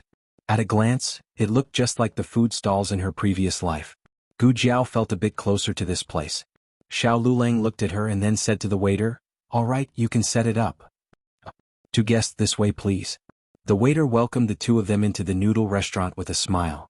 They walked through the main hall and arrived at the spacious courtyard. The courtyard was very large and very quiet, but their vision was not obstructed. Sitting here, they could see everything in the restaurant. It was like they could see the world's thousands of sails. The waiter brought over a table and a long bench. The two of them sat on a long bench and ordered a bowl of braised noodles and 2 cold dishes. They did not order the stews because it would be a waste if they didn't finish them. While they were waiting for the braised noodles, the waiter came over with a smile and asked, "2 guests, our restaurant has run out of tables. 2 more guests have arrived. Can they sit at the same table as you?" The two of them had no objections. The waiter led the guests over. No one would have expected it to be the crown prince and the crown princess. The two of them were traveling incognito and did not bring any palace maids or eunuchs. They only had a court expert as their driver. The crown prince and the crown princess clearly did not expect to meet Xiao Lulang and Gu Jiao here. Whenever the crown prince saw Xiao Lulang, he would think of that thick stack of math problems and his head would instantly hurt. The crown prince had never seen Gu Jiao before. He only saw Xiao Lulang sitting together with a woman and was rather surprised. He had heard that Xiao Lulang was married. Was this woman Xiao Yulang's wife or one of those shady women he had outside? The crown prince did not care. Women were originally the accessories of men. Whether or not this woman was Xiao Yulang's wife, The crown prince would not look her in the eye. The crown prince knitted his brows and was a bit unwilling to eat here. After all, no one would be in the mood to eat when facing a teacher like Xiao Lulang. Their minds would be filled with his questions, all right? But the crown prince could not chase Xiao Lulang away. That would be too arrogant and despotic. It would not match the reputation he had built up in the past few years. He wanted to leave. The crown princess suddenly pulled on his sleeve and said softly, "Your Highness, there is a seat here." The crown prince thought, "Don't you recognize who that fellow is? Xiao Lulang. My uncle's illegitimate son, my imperial father's trusted official, my Hanlin Academy teacher." The crown princess said warmly, "It seems to be Xiao Xiuzhua. What a coincidence." As she said this, her gaze landed on Xiao Yolang's incomparably handsome face. At this time, the waiter brought 2 bowls of braised noodles over. "Guests, your braised noodles." Xiao Lulang did not even look up. It seemed like the waiter was too loud, so he did not hear the crown princess's words. The crown princess was slightly embarrassed. The crown prince thought that her words were directed at him and sighed helplessly. "Yes, it's him. What a coincidence." The crown princess's eyelashes trembled slightly. She said with a smile, "The capital is so big. To be able to meet while eating supper, it must be fate between the crown prince and Xiao Xiuzhua." Her voice was not loud, but it was just loud enough for Xiao Lulang and Gu Jiao to hear. Both of them ignored her. The crown prince said disdainfully, "Who wants to be fated with him?" "I'm hungry," the crown princess said. Then sit down." The crown prince reluctantly pulled the crown princess to sit down across from the two. He said to the waiter, "Bring out all of the delicious dishes here." "Can the crown prince finish them all?" Xiao Lulang finally paid attention to him, but his tone was not good. The crown prince swept a glance at the 2 bowls of braised noodles in front of the two and thought that this was too shabby. He said generously, "Tonight it's my treat. Xiao Xiuzhua can eat as much as he wants, no need to be courteous with me. If the salary of Hanlin Academy is not high, Xiao Xiuzhua can come to my food to be an aide in name." Xiao Lulang looked coolly at him. "Forming cliques for personal gain is a serious crime. Is the crown prince sure you want to do this?" It was not rare to have aides and customers in the Fu. The emperor would usually close one eye, but if it was a disciple of the Son of Heaven, it would touch the emperor's bottom line. Xiao Lulang said neutrally, "I am a disciple of the Son of Heaven and should serve His Majesty wholeheartedly. If the crown prince wants me to go to your Fu in name, where does that place His Majesty?" The crown prince choked and did not make a sound. Just now, he had been so focused on mocking Xiao Lulang that he had forgotten that this guy was a grand scholar on 2 lists, had been summoned by Fu Huang, and had eaten at the Deer Cry banquet. He was a true disciple of the Son of Heaven. Was he trying to steal Fu Huang's man? If this got out, how would other people view him, the crown prince? "Cough, cough, cough," the crown prince said seriously. "Just now I was just testing you. Just remember your identity." Soon the 2's cold dishes were served. It was a cold dish of 3 shreds and a dish of braised lamb. Xiao Lulang picked up a piece of the most tender lamb and put it in Gu Jiao's bowl. The crown princess looked at Xiao Lulang and then looked at Gu Jiao. This was the first time she had seen the two at such a close distance. Xiao Yolang's appearance constantly overlapped with that youthful face in her impression, but also repeatedly peeled away. That bright and straightforward young man, his eyes were innocent, warm and clear. The Xiao Lulang in front of her, however, had an additional sense of alienation and coldness that kept people at arm's length. His facial features lacked the childishness of the past, and he had a bit more of a man's reserved and heroic spirit. However, when he looked at Gu Jiao, his gaze was different from everyone else's. There was a gentleness that even he did not notice. He had once looked at her like this. It was as if his eyes only contained her. The crown princess secretly tightened her grip on her handkerchief. What am I thinking? Why did I think of him as Aheng? This restaurant's lamb was very much to Gu Jiao's liking. She ate with great relish. The crown prince originally did not plan on paying attention to her, but Xiao Lulang had choked him. If he did not respond, the atmosphere would become awkward. He subconsciously turned his gaze to Gu Jiao's face. If he did not look, he would not know. Once he did, he was given a fright. How could her face? "Dear guest, your dishes have arrived." The waiter filled the table with the restaurant's signature dishes. Although there was a dazzling array of dishes, for some reason he felt that Xiao Yolang's plate of lamb was the most delicious. Gu Jiao and Xiao Lulang had more or less finished eating. Just as they were about to leave, Gu Jiao suddenly sniffed. "Waiter, what smells so good?" The waiter smiled and said, "It's our restaurant's osmanthus wine." If dear guest likes it, I will gift you a jar. A new restaurant has opened. Please come back often in the future. Is this wine? Gu Jiao looked at the bottle that the waiter handed over and asked. The waiter said, It's not wine. You won't get drunk. Girls like it the most. Gu Jiao took a sip. In the next second, with a bang, her small head hit the table and she passed out drunk. It was a good thing that Xiao Yulong's eyes were sharp and his hands were fast, as he quickly placed the back of his hand on her forehead. The waiter was embarrassed. Dear guest is really unable to handle alcohol? The Crown Prince consort softly said, We have a carriage, let the coachman send you back. The Crown Prince secretly curled his lips. Why were they being so good to them? Xiao Lulang expressionlessly said, No need. The Crown Prince chuckled, See, they don't appreciate it. Xiao Lulang ignored the Crown Prince and used his other hand to gently pat Gu Jiao's small shoulder. He softly called in her ear, Jiao Jiao, it's time to go back. Gu Jiao's eyes were starry. It's time to go home. He gently said. Gu Jiao sat up straight. Her phoenix eyes were wide and round and her expression was very serious. I'm not drunk. He softly coaxed her and his lips slightly hooked. Jiao Jiao isn't drunk.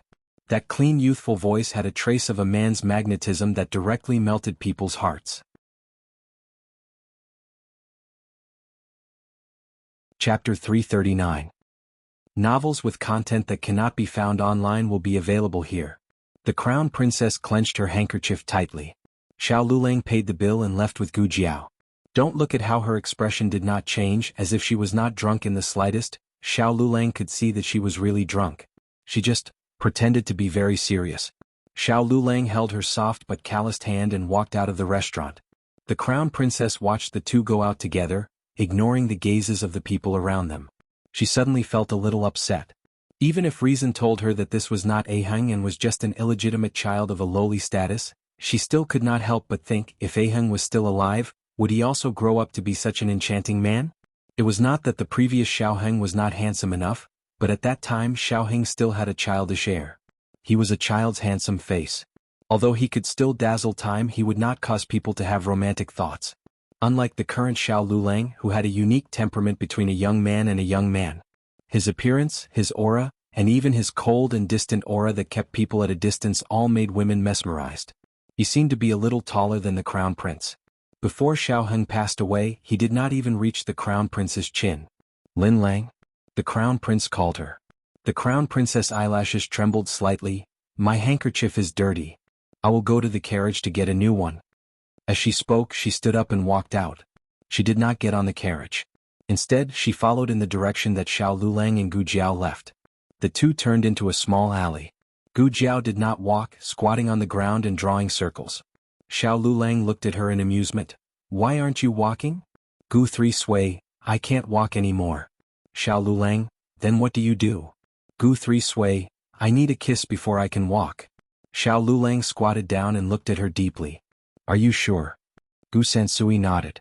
Xiao Lulang kissed her forehead. Gu Sizhui stood up, but he still didn't leave. One kiss was not enough. When the Crown Prince consort arrived at the entrance of the alley, she saw the ambiguous scene between the two of them in the alley.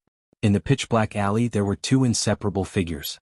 Xiao Lulang pressed her against the wall, one hand circled around her back and hugged her slender waist, pulling her into his embrace.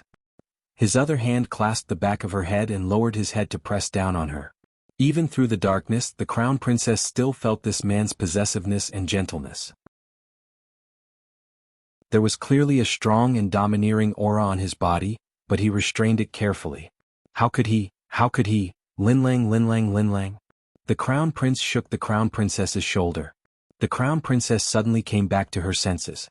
She had already returned to the Crown Prince's side, but her mind was full of the scene of Xiao Lulang lowering his head and kissing Gu Jiao. She couldn't see it clearly because she was too far away, but the ambiguous aura filled her entire chest like a raging flame. She calmed down and said with an embarrassed smile, Your Highness.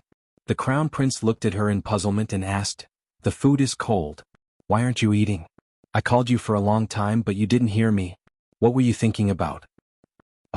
The Crown Princess didn't know what to say, her mind in a mess. The Crown Prince furrowed his brows. Was it that Xiao Lulang? You seem to have lost your soul when you saw him. You thought of Aheng, didn't you? You haven't forgotten Aheng.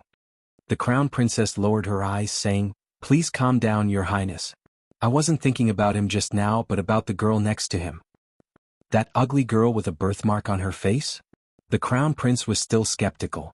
In order to wash away the suspicion that she was thinking about Aheng, the crown princess could only brace herself and shift the topic to Gu Jiao. "Does your highness know who that girl is?" "Oh," the crown prince casually asked. The crown princess said, "She is together with Xiao Xiuzhua." "Is the crown prince not curious about who she is?" The crown prince said without much concern, "It's either his wife or his concubine, or it's just a flower outside. This prince has seen this sort of thing many times, so there's nothing strange about it. What this prince is curious about is, this Xiao Lulang is the new top scholar. Why did he find a girl with such an unbearable appearance?" "She is the daughter of Ding in Marquis Manor," the crown princess said. The crown prince was startled. "The Gu family's young miss? This prince has seen the Gu family's young miss. She didn't look like this." The crown princess warmly said, "The Gu family's second young miss that your highness saw was a girl from the countryside that was mistakenly picked up. The one just now was the true daughter of the first wife of the Marquis Manor." The crown prince suddenly realized, this prince remembers now. This prince has indeed heard of such a thing. It was not the crown prince's fault for not remembering it. There were many people in the capital. There were large families and large families. There were many more melodramatic things than this.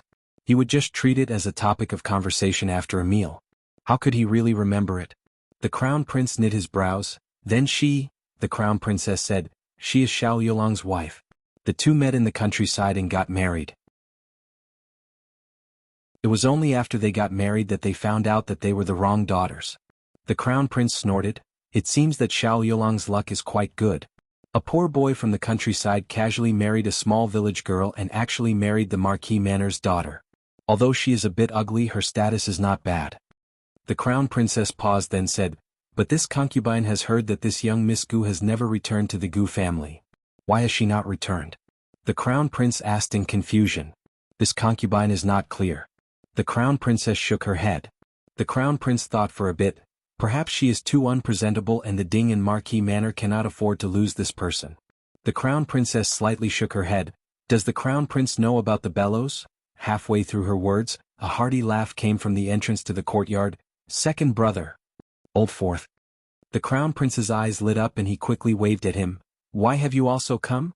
Quickly sit, quickly sit. Didn't I hear that their family opened a new store? I happened to pass by and did not think that second brother would also be here." The fourth prince came to the table and cupped his hands in greeting to the crown princess. "Second sister-in-law." The crown princess smiled and nodded. The two brothers naturally had things to say and did not continue the previous topic. The crown princess silently drank the osmanthus wine in her cup. On the other side, Xiao Lulang brought a certain person home. This time the osmanthus wine was too strong.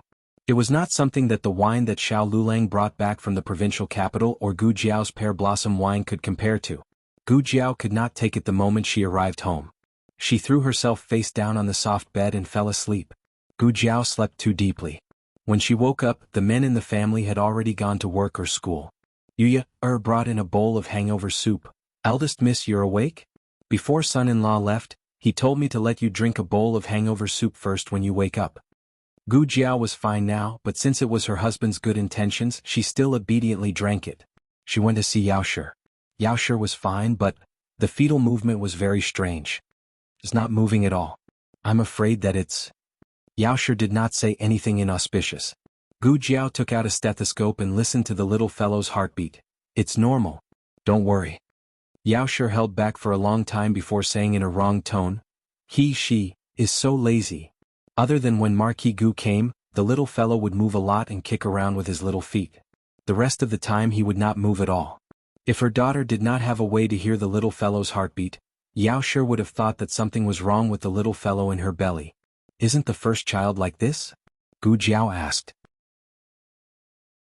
"You and Yin love to cause trouble in my belly."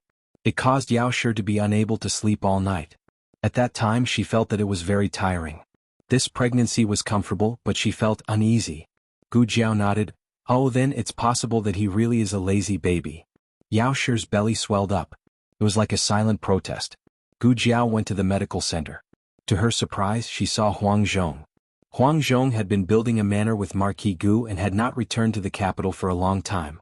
Eldest Mississippi Huang Zhong respectfully saluted. Is something the matter? Gu Jiao asked. It's like this. The Marquis wanted me to send some banknotes to young Miss. As Huang Zhong spoke, he pulled out a brocade box. This is 1,000 taels. Eldest Miss, please accept it. Gu Jiao accepted it. Huang Zhong was dumbfounded. That's not it. Eldest Miss, isn't your reaction a bit off? Are you not going to ask why the Marquis suddenly sending you banknotes? The truth was that the old Marquis had somehow found out that the Marquis had cut off the young master's monthly allowance. He was furious and taught the Marquis a lesson. After that, he forced the Marquis to open his little treasury and took out a sum of money to send to the eldest Miss. Forget it. The eldest Miss' way of doing things was strange. She would even beat her own father. How could she be expected to act like a normal person? Huang Zhong gave up on the treatment. He only needed to clearly explain what needed to be explained. He continued, this 1,000 taels is for the eldest Miss to thank the eldest Miss for taking care of the young master. Also there is 10 taels of monthly allowance for the young master. In the future, the manor will send 10 taels of silver to the young master every month. Gu Jiao nodded, got it. I will pass it to Ai Yin. In the evening, Gu Jiao returned home. Gu Yin, who was shoveling chicken poop, received the 10 taels of silver from the Marquis. He put his hands on his waist and laughed 3 times. Little monk. He found little Jing Kong in the vegetable garden in the front yard. He proudly stuffed the shovel and small dustpan into the little Jing Kong's little hands. Well, from now on, you can shovel chicken poop yourself. Little Jing Kong frowned and looked at him. Are you slacking off again? Gu Yin raised his eyebrows and smiled. He bent down and took the 2 silver ingots in front of him, saying proudly, see? What is this? Little Jing Kong cast a sidelong glance at him. Are you stupid? You have to ask me about this. Hiss. Gu Yin was so angry that he took a deep breath. He knelt down on one knee and looked at the little guy. I mean, I have money now. I can pay back the money I owe you. I don't have to work part-time to pay my debts anymore. Really? Little Jing Kong dragged his tone and looked at him suspiciously. Gu Yin chuckled and said, of course it is. This is real money. If you don't believe me, you can ask Jiao Jiao. Generally, a 4-year-old child would not recognize the specific size of silver, but little landlord had been collecting rent for more than half a year. He paid 30 taels of silver a month, so he was very familiar with silver. This is 10 taels of silver. Little Jing Kong said. Yes, it is 10 taels of silver. Gu Yin nodded. Little Jing Kong said, oh, do you know how much you owe me? This question made Gu Yin speechless. Yes, how much did he owe the little guy?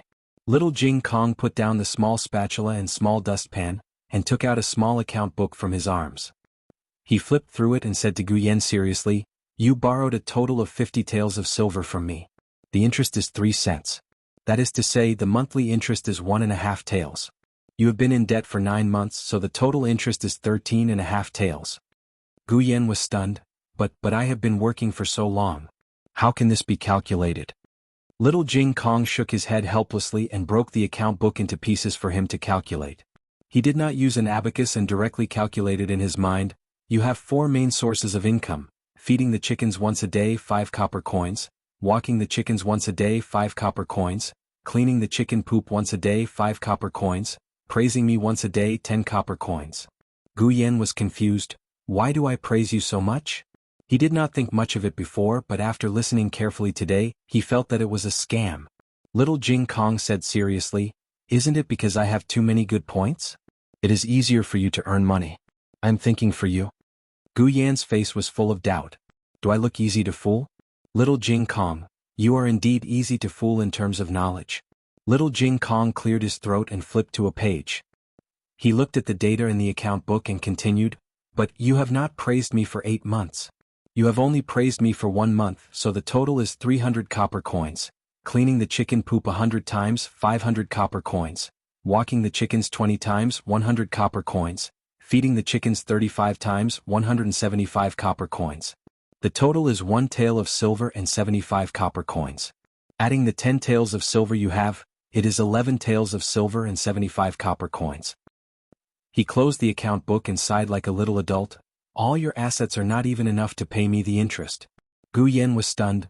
This, little Jing Kong flipped to another page. I haven't counted the chickens that you have spoiled, so I will deduct 100 copper coins. For saying that I am not cute, I will deduct 500 copper coins. Gu Yan was furious. Why are you deducting so much? Little Jing Kong said, Little Ba stole chicken food 3 times, so I will deduct 200 copper coins. Gu Yan looked at the stupid little dog. Little Ba lay on the ground and covered its eyes with its paws. I can't see it, I can't see it, I can't see it. Gu Yan was so angry. How dare you steal chicken food? Do you still remember that you are a dog? Gu Yan clenched his fists. How would I know that you did not just casually record it? Little Jing Kong said frankly and confidently, every time I record the accounts I ask Jiao Jiao to sign it. Jiao Jiao is the guarantor. If you have any questions you can ask Jiao Jiao directly. Baby Gu felt wronged. Baby Gu did not say anything. Little Jing Kong kept the account book and bent down to pick up the small spatula and dustpan on the ground. He put them back into Gu Yan's hands and patted Gu Yan's. He wanted to pat Gu Yan's shoulders, but he was too small to do so. He could only pat Gu Yan's thigh. Okay, now you can go scoop chicken poop. Brother Yan, good luck. Gu Yan Wu. Chapter 340. In the middle of June, there was a rainstorm in the capital that lasted for 5 days. Many fields and houses were flooded. The Ministry of Works was busy dredging the sewers in the capital. Even Empress Dowager Zhuang's residence was temporarily suspended. Marquis Gu was called back to take on the task at hand. The Ministry of Revenue was busy helping the people resume farming. Some of the Hanlin officials who knew agriculture were also transferred to the countryside. Xiao Lulang was among the conscripted. The day before departure he went to Rinshou Palace to say goodbye to Empress Dowager Zhuang. In the study, Empress Dowager Zhuang looked at the accounts and snorted, It's not that far away. It's only a day's drive. Why do you have to say goodbye? As soon as she finished speaking, Eunuch Qin came in with a bag. Xiao Xiuzhu, the things for you have been put away. They were all personally selected by the Empress Dowager. This servant was just about to send them to Bishui Alley when you came by yourself. Xiao Lulang looked at the 2 bags full of things and then looked at his grandaunt. Oh, what happened to not saying goodbye? Empress Dowager Zhuang glared at Eunuch Qin. Eunuch Qin touched his nose resentfully. Oh, this servant remembered that there are still some accounts that I haven't finished reading. This servant will go first. After saying that, he ran away like a wisp of smoke. When do you leave? Empress Dowager Zhuang asked. Tomorrow morning. Xiao Lulang said. Empress Dowager Zhuang asked, Who else is there besides you? Xiao Lulang said, Wang Xiuzhu, Li Xiuzhu, Yang Shishir. Empress Dowager Zhuang said lightly, Come in. Eunuch Qin stepped in. Empress Dowager, what are your orders? Empress Dowager Zhuang said, Ijia has a few scriptures to copy. Go to Hanlin Academy and let Yang Shishir copy these scriptures. No need, Grandaunt. Xiao Lulang said, How can you use a sledgehammer to kill a chicken? I can handle it. Empress Dowager Zhuang thought that she really couldn't overprotect him. This kind of small fish and shrimps for this boy to practice. Is dinner ready? Empress Dowager Zhuang asked Eunuch Qin. Eunuch Qin hurriedly smiled and said, I'm just waiting for Empress Dowager to summon the meal. Xiao Lulang accompanied Empress Dowager Zhuang to have dinner at Rinshou Palace and then planned to leave.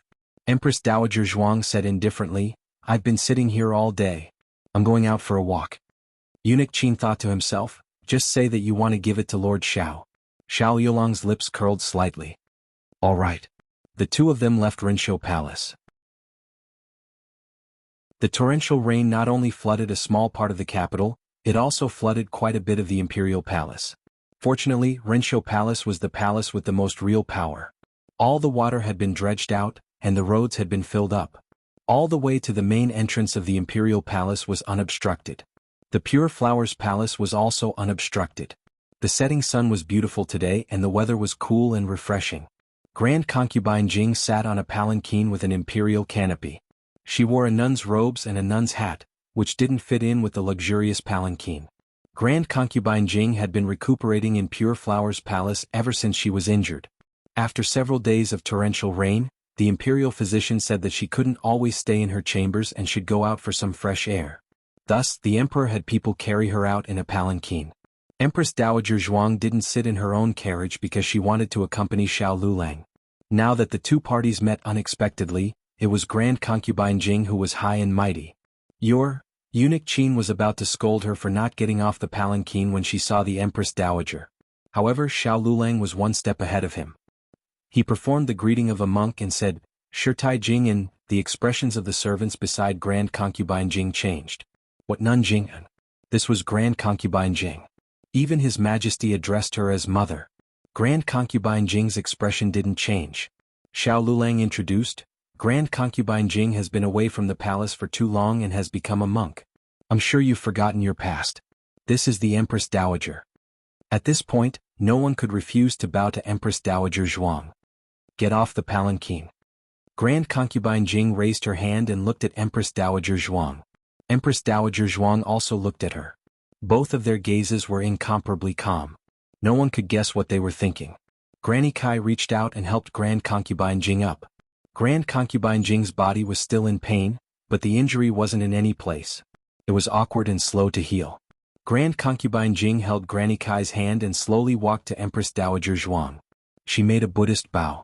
This humble nun, without waiting for her to finish, Empress Dowager Zhuang left without looking back. Grand Concubine Jing's body froze in the middle of her bow. Everyone in the palace saw her awkward and embarrassed state. Empress Dowager Zhuang's aura was undoubtedly powerful and shocking. She didn't need to look down on anyone on purpose. She naturally had the aura of being number one in the world. Grand Imperial Concubine? A young palace maid came forward to support her. Grand Concubine Jing's eyelashes trembled. "I'm fine." Empress Dowager Zhuang accompanied Xiao Lulang all the way to the Imperial Garden. Xiao Lulang stopped and said to her, "Great Aunt, please go back. It's getting late." Empress Dowager Zhuang faintly responded. She looked into his eyes and warned, "Be careful." "I understand." Xiao Lulang nodded. He glanced in the direction of Pure Flower's palace and said, "I'll leave Jiao Jiao in your care, Great Aunt." Empress Dowager Zhuang rolled her eyes. "I will naturally take care of my Jiao Jiao. Do I need you to remind me?" Xiao Lulang chuckled. "Then I'll take my leave first." Empress Dowager Zhuang watched Xiao Lulang disappear at the end of the path before turning around to return to Rinshou Palace. She noticed that Eunuch Qin was lost in thought. She glared at him and said, "What are you spacing out for? Let's go." Eunuch Qin sighed ruefully. When Xiao Zhuang smiles, he looks very good. Empress Dowager Zhuang thought, of course he looks good. How could the young marquis who was crowned at the age of 13 not have some good looks? It's just that this child doesn't like to smile. This didn't seem right either. He used to love to smile. When he was young, the entire Imperial Garden was filled with his chuckles. It was that fire at the Imperial College that burned away his laughter. Was that fire really an accident? If Xiao Heng survived, then who was the charred corpse that died in the fire? When Xiao Lulang woke up the next day, Gu Jiao had already packed his luggage. This wasn't the first time he was going on a long journey. In the past, he was rushing to take the imperial exams. Now he was going on a business trip. The mosquito repellent incense is in this bundle. The mosquito repellent, diarrhea medicine, and motion sickness medicine are in this sachet. There are also some fruits and dry rations to eat on the road. Gu Jiao knew that he didn't have much money on him. If he didn't earn money to pay the rent, then it would be used for her household expenses. Gu Jiao put 100 taels of silver in the innermost part of the bundle, as well as a bag of silver and copper coins. Xiao Lulang took the bundle. "I'll be back in half a month at the earliest. At the latest, I won't be back later than next month. Take care." Gu Jiao sent him to the carriage. Lu Quan first sent him to the Hanlin Academy. All the Hanlin officials took the carriage to the countryside. Little Jing Kong went to school, so he didn't make it in time to see him off. After Xiao Lulang left, Gu Jiao went to the medical center and stayed there for the whole morning. Then she changed into men's clothes and put on a mask before going to the Thai and martial arts club. She had been very busy these days and hadn't come for a long time. She had to recover her strength as soon as possible. She didn't want that kamikaze soldier to run away the next time she saw him. She wanted to put him in a sack. Gu Jiao didn't meet any difficult opponents today. After fighting a few rounds, she came out uninterested. She rubbed her wrist and walked back. Because some of the streets in the city were still flooded, she didn't take the same route as before. Instead, she took a big detour. On the way back, she met the beggar who had set up the chessboard last time. The beggar still covered his face with a book as if he was asleep. In front of him was a different chessboard from last time. Gu Jiao looked at it curiously. This time, the chessboard was obviously more difficult. She didn't solve it as quickly as last time. She began to deduce in her mind. There were more than 10 moves in this chessboard, and each move would produce dozens of chessboards. Ordinary people couldn't deduce with such a huge amount of data in their minds. After about half an hour, Gu Jiao opened her eyes. She picked up a chess piece and put it on the chessboard. Just as she was about to leave, a skinny old hand suddenly grabbed her wrist. It was the old beggar. She was so focused on deducing the chessboard that she didn't notice that he had woken up. The old beggar grabbed her wrist and said, "Hey, you want to leave after playing my game? Don't you see what's written on this sign?" It was a broken wooden sign that Gu Jiao had seen before. It said 10 taels per game. Oh. Gu Jiao stretched out her hand. The old beggar looked at his empty hand and was surprised. "What? Didn't you want to give me money?" Gu Jiao pointed at the wooden sign, 10 taels. The old beggar gasped, "You're the one who gave me 10 taels." No, listening to the voice, this little girl was a girl? Oh, so he wasn't asking for help to solve the chessboard. Gu Jiao misunderstood. She thought about it and said strangely, "But this kind of broken chessboard is worth 10 taels?" The old beggar almost choked to death. He pointed at the chessboard on the ground. What did you say? Solve the chessboard? You call this a broken chessboard?" Gu Jiao said innocently, 10 taels of silver is the living expenses of a family of 10 in the countryside for 2 years. You're charging so much, so you should at least play something difficult, right?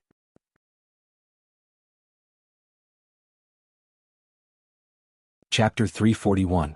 The old beggar almost spat out a mouthful of blood. Were all kids nowadays so arrogant?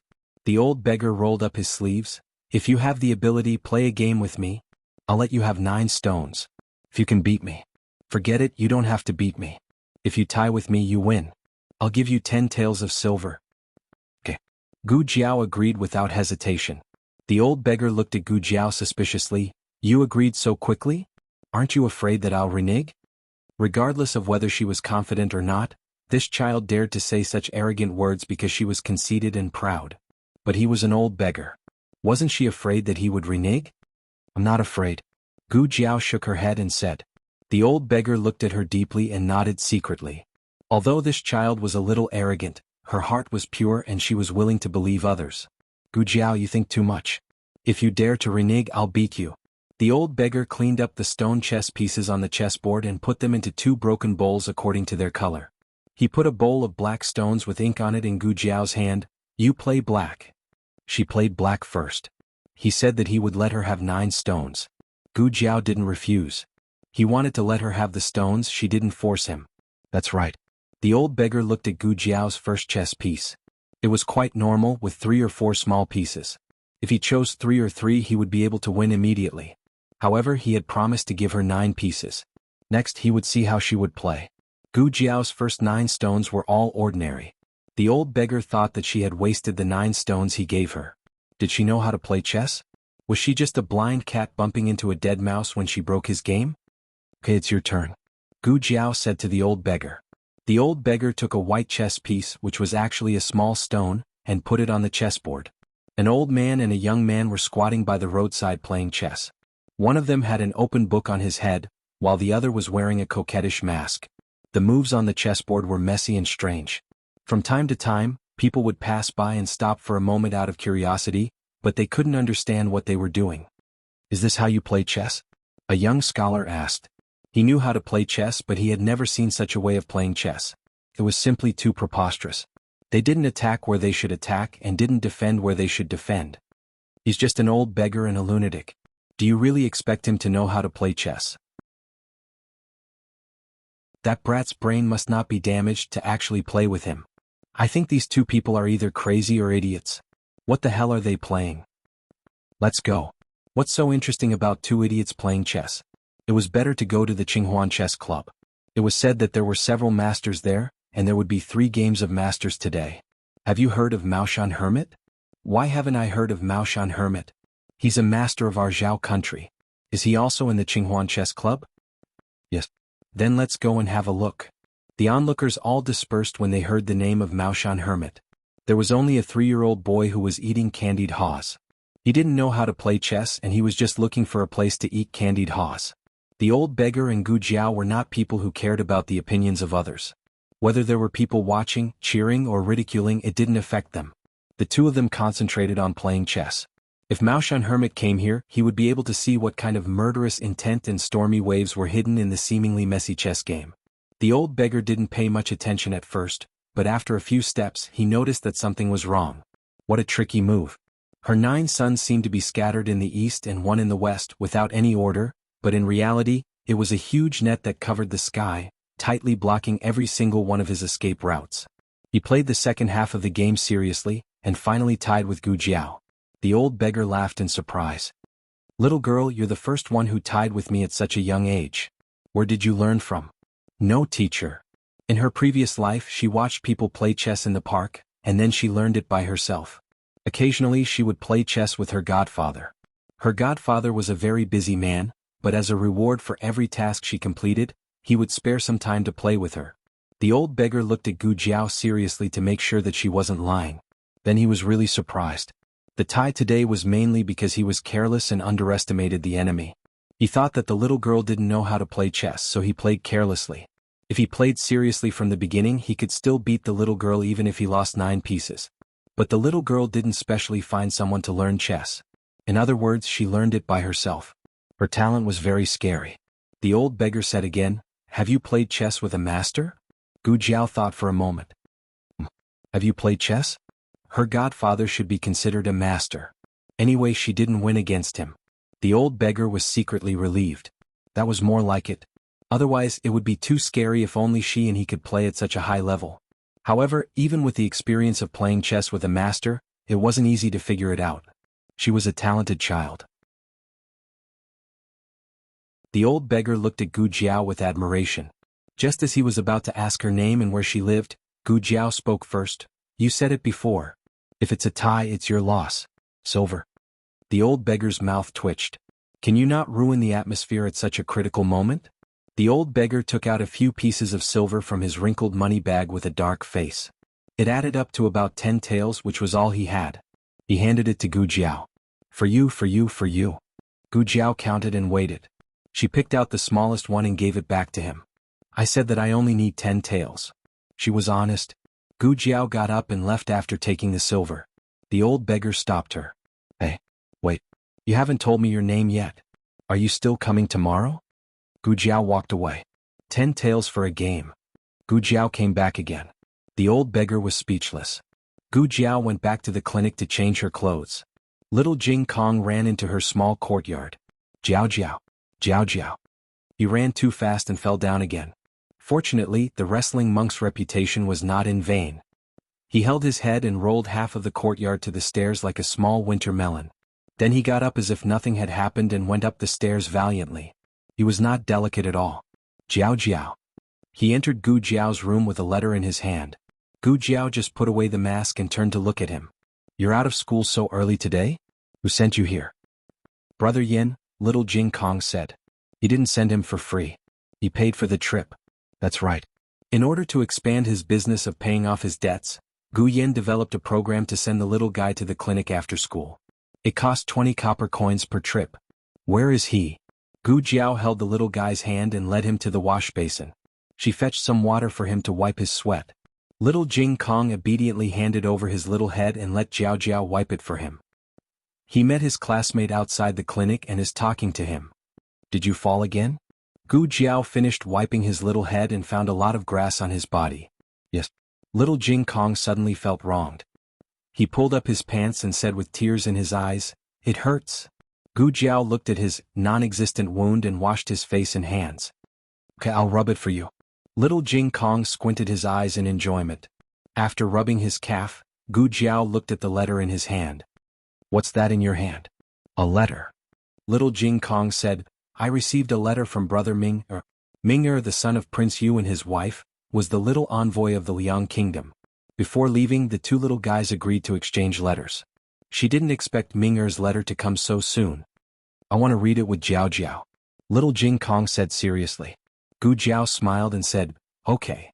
Little Jing Kong climbed onto Gu Jiao's lap and found a comfortable position to sit down. He leaned his little head on Gu Jiao's arm and handed the letter to her. "Jiao Jiao, read it." Gu Jiao opened the letter. To Jing Kong, "Jing Kong, I see that Xin as well. I am Brother Ming. Do you remember me?" I had a fruitful trip to the Zhao kingdom. I was so happy that I didn't think of home. After returning, you missed you and brother you very much. Are you both well? Little Jing Kong's letter wasn't written entirely in vernacular, but Gu Jiao understood the general meaning. Ming-Er and Prince Yu had returned to the Liang kingdom 3 days ago. After that, Ming-Er began to fulfill his promise to little Jing Kong. Ming-Er used Prince Yu's hunting eagle to send the letter to the Zhao kingdom's royal courier station. This was also why little Jing Kong could receive Ming-Er's letter so quickly. The Liang kingdom was very hot. Ming-Er said in the letter that he was about to become a steamed bun because he was going to be 10 years old and was no longer a child. It was time for him to learn the etiquette of a prince, so he would be very busy. In the process of reporting to the king of the Liang kingdom, a major event happened. The king of the Liang kingdom was dissatisfied with Prince Yu's decision to exchange the glaze technology to the Zhao kingdom. He almost punished Prince Yu. From this, Gu Jiao could see how much Prince Yu had compromised for Ming-Er. However, the letter also said that the king of the Liang kingdom didn't punish Prince Yu because Ming-Er offered the long-lost original music score of Master Yu Yin, Reflected Shadow. Master Yu Yin was the best musician in the 6 kingdoms. He not only made the best imitation of the Fuxi zither, but also created the peerless divine songs Graceful Grace and Reflected Shadow that were suitable for both the Fuxi zither and the jade flute. Graceful Grace was the first half of the song, and the music score was in the Liang kingdom's palace. However, the music score of Reflected Shadow was lost. Master Yu Yin himself disappeared from the Liang kingdom 5 years ago. The king of the Liang kingdom was very fond of music and was proficient in it. He recognized at a glance that it was Master Yu Yin's original music score. He was so excited that he couldn't speak for a long time. Because of the music score of Reflected Shadow, the king of the Liang kingdom pardoned Prince Yu's mistake. In the letter, Ming-Er said that he didn't expect little Jing Kong to give him such a precious thing. Well, actually, Ming-Er chose it randomly. Little Jing Kong gave Ming-Er a farewell gift made of gold. Ming-Er felt that it was too expensive and couldn't accept it. Thus, he chose a piece of scrap paper that he didn't think was expensive at all. He didn't know if this counted as a child who wasn't greedy. Sometimes he even had more candy to eat. In the letter, Ming-Er expressed his gratitude and told little Jing Kong that he also prepared a gift for him and was on the way. In addition, Ming-Er asked little Jing Kong how he got the music score. Did little Jing Kong know Master Yu Yin? Little Jing Kong spread his hands. I don't know him. Those are things that Master didn't want. The corner of Gu Jiao's mouth twitched. Things that he didn't want? Was a white-bearded old monk so rich? In a certain inn in a certain city in a certain country, a young and handsome monk with a tear mole under his right eye was drinking wine and eating meat. He sneezed mercilessly. Achoo! The moonlight was like a hook.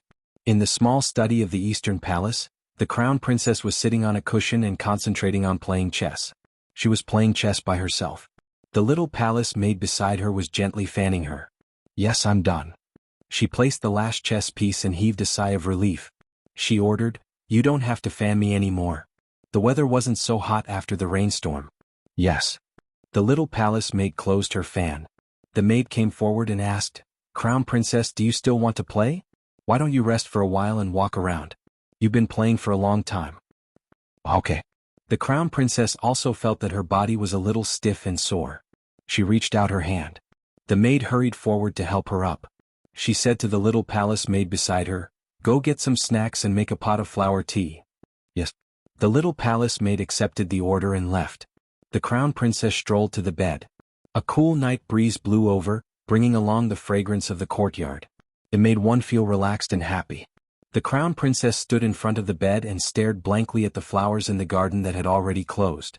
She didn't take the tea and snacks that the little palace maid offered. The little palace maid looked at the maid awkwardly. The maid took the tray from her and said in a low voice, I'll do it. You can leave. Yes. The little palace maid left.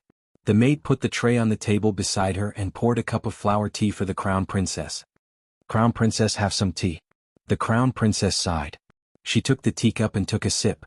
The maid asked, Crown princess, do you have something on your mind? The crown princess looked at the tea in the cup. I wonder if they received His Majesty's letters to the 5 nations? The maid said, Crown princess, are you talking about His Majesty telling you to solve the Kuan situation? The Qin nation is the closest to us, so they should have received it. Next are the Jin nation and the Liang nation. What about the Yan nation? The crown princess asked. The maid thought for a moment. The Yen Nation isn't the farthest. It's just that there are too many checkpoints. Many places don't allow us to pass through. The Yen Nation was the hegemon of the 6 nations and firmly held the position of being the leader. It would not allow anyone to pass through wherever it said. The maid continued, however, it should be soon. The crown princess's eyes flickered. I wonder if I can gain old Mr. Meng's favor? The maid said with a smile, definitely. The crown princess is the first person to solve the Kuan situation in the 6 nations. How can old Mr. Meng not be amazed by your talent? The crown princess muttered, if only I can become old Mr. Meng's disciple. This way she would have the backing and background of the Yen Nation. Only when a person was deeply hurt would they remember it unforgettable. Even now, when she recalled the experience of going to the Liang Nation, she felt as if there was a needle in her heart. She was clearly the most knowledgeable and talented, but she did not have the opportunity to speak. No one paid attention to her and no one cared about her. She, who shone like a bright pearl in the Zhao Nation, was just a grain of rice that fell into the ocean in the Liang Nation. They did not care about her extraordinary strength or her gorgeous appearance. They praised those unattractive ladies, saying that they were as beautiful as fairies and had dignified manners. However, they could not even walk as well as her. In order to shine in the Liang Nation, she walked 10,000 steps in a day. Her legs were numb from training and she was the most elegant one when bowing. But who cared? She watched those so-called daughters of the upper nations answer the simplest questions and recite the most meaningless poems. She just sat alone in the corner. Finally, no one could answer. She thought that her chance had come. Unexpectedly, she heard the Liang Nation's princess say, since that's the case, today will end here. Congratulations to Miss Murong, Miss Lin, and Miss Zhuge for becoming the top 3 in this banquet.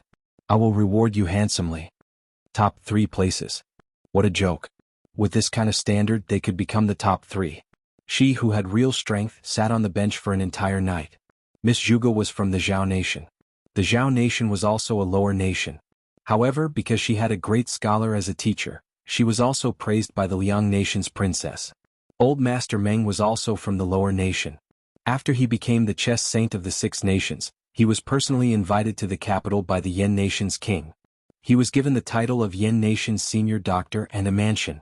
If she could become old Master Meng's disciple, then she would no longer be looked down upon. She would have the opportunity to compete fairly with others. She would be able to use her true ability to shake the 6 nations. However, after he made a 10-tail bet with Gu Jiao, the old beggar fell into a deep melancholy. There was no other reason. He was a beggar. Where would he get the money? He had saved up 10 taels with great difficulty. But if he did not have it, then the little girl would not play chess with him. The old beggar was at his wits' end.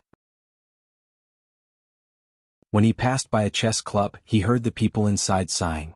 I didn't expect Mao Shan layperson to lose. That new player is so good. If I had known, I would have bet on him. The old beggar had an idea and pulled him back. Little brother, do you want to earn back the money?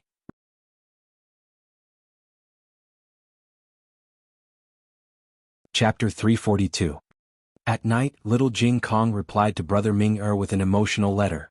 Then he hung the letter around little Jing Kong's neck and carried little Jing Kong to the east room. Jiao Jiao, I have an eagle too. Using little Jing Kong to send a letter to brother Ming, Gu Jiao was amused. She patted his little head and said, little Jing Kong has never been to Liang State, so he doesn't know the way. Besides, even if he knew the way, wouldn't the letter fly away if he hung it around his neck? Why was this kid so funny?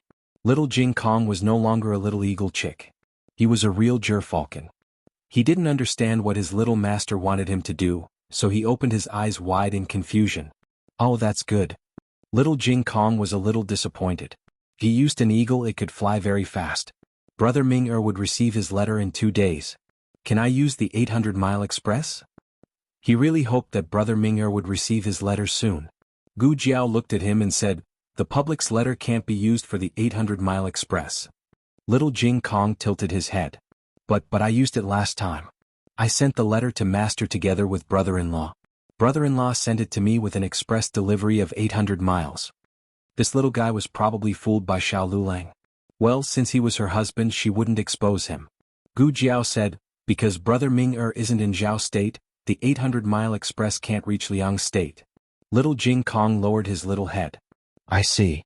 Gu Jiao looked at the little fellow's depressed look and couldn't bear it. She thought for a moment and said, How about this?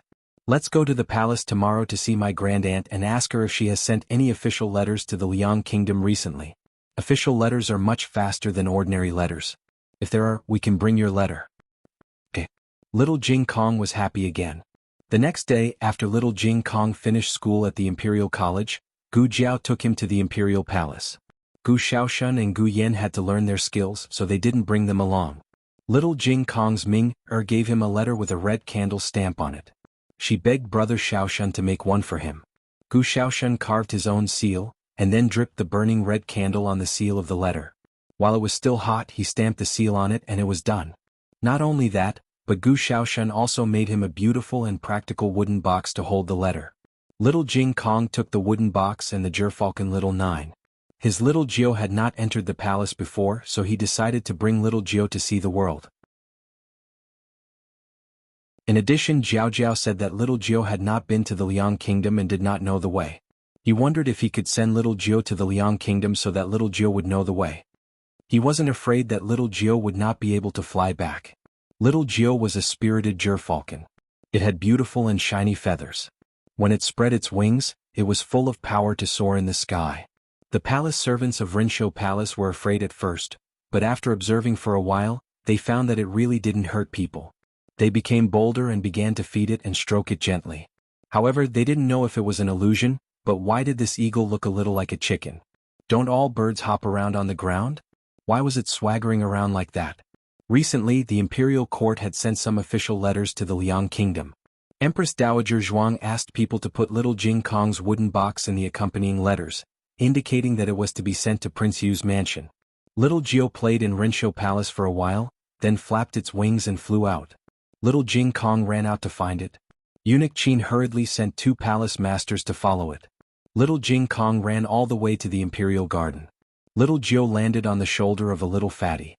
The little fatty was none other than little Jing Kong's classmate, Qin Chuyu. Qin Chuyu hadn't gone to school for a few days. He had caught a cold and had been resting in Empress Zhao's cunning palace.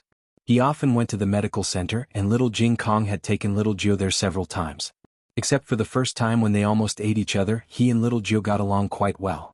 Brother Chuyu, little Jiao came to find you. Little Jing Kong ran over. Qin Chuyu didn't run to him excitedly like before. Qin Chuyu hesitated for a moment and turned around. Little Jing Kong came behind him and looked at him in surprise. Brother Chuyu, what's wrong with you? Qin Chuyu lowered his head and tried to control himself not to turn around. He already knew who little Jing Kong was.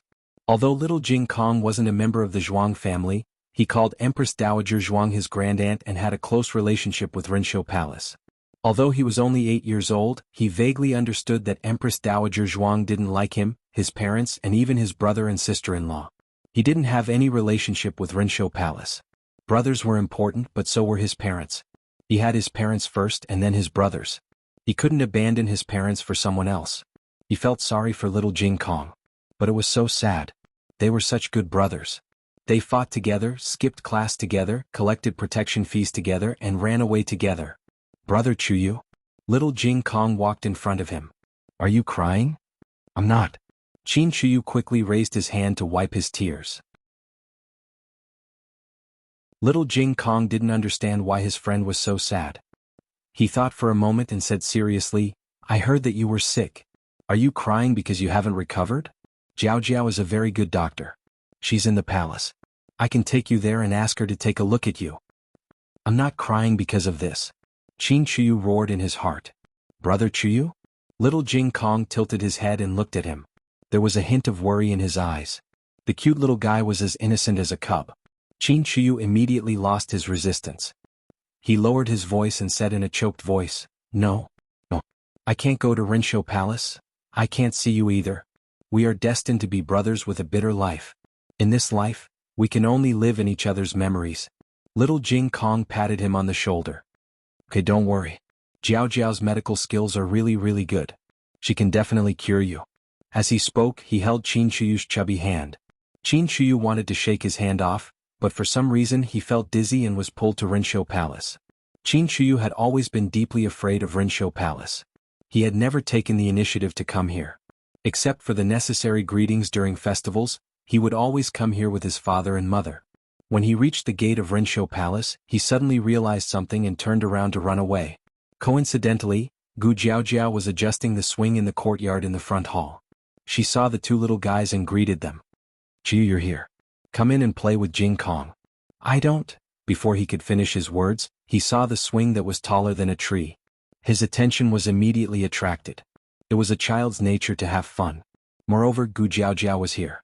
It gave him the illusion that he was still in the small courtyard of the medical center. In fact, the courtyard here had been remodeled. It was similar to the small courtyard in Clearwater Alley and the small courtyard in the medical center. He walked in a daze. Not only was there a huge swing in the courtyard, but there was also a novel and unique wooden horse and a slide that reached into the rockery. They were all designed by Gu Jiaojiao. Qin Shiyu was stunned. "Jiaojiao, Qiyu is sick. Can you take a look at him?" Little Jing Kong came to Gu Jiaojiao and asked cutely. "Okay." Gu Jiaojiao waved at Qin Shiyu. "Come here." Qin Shiyu walked over in a daze. Gu Jiaojiao touched his forehead and then checked his pulse. "There's no problem. You're fine." Little Jing Kong looked at Qin Shiyu and said happily, "Did you hear that? Jiaojiao said you're fine. You can rest assured. Don't cry anymore. Go and play." Gu Jiaojiao smiled. It was a child's nature to love to play. No matter how much Qin Shiyu was afraid of Empress Dowager Zhuang in his mind, at this moment, he was just a happy little fat boy accompanied by Gu Jiaojiao and little Jing Kong.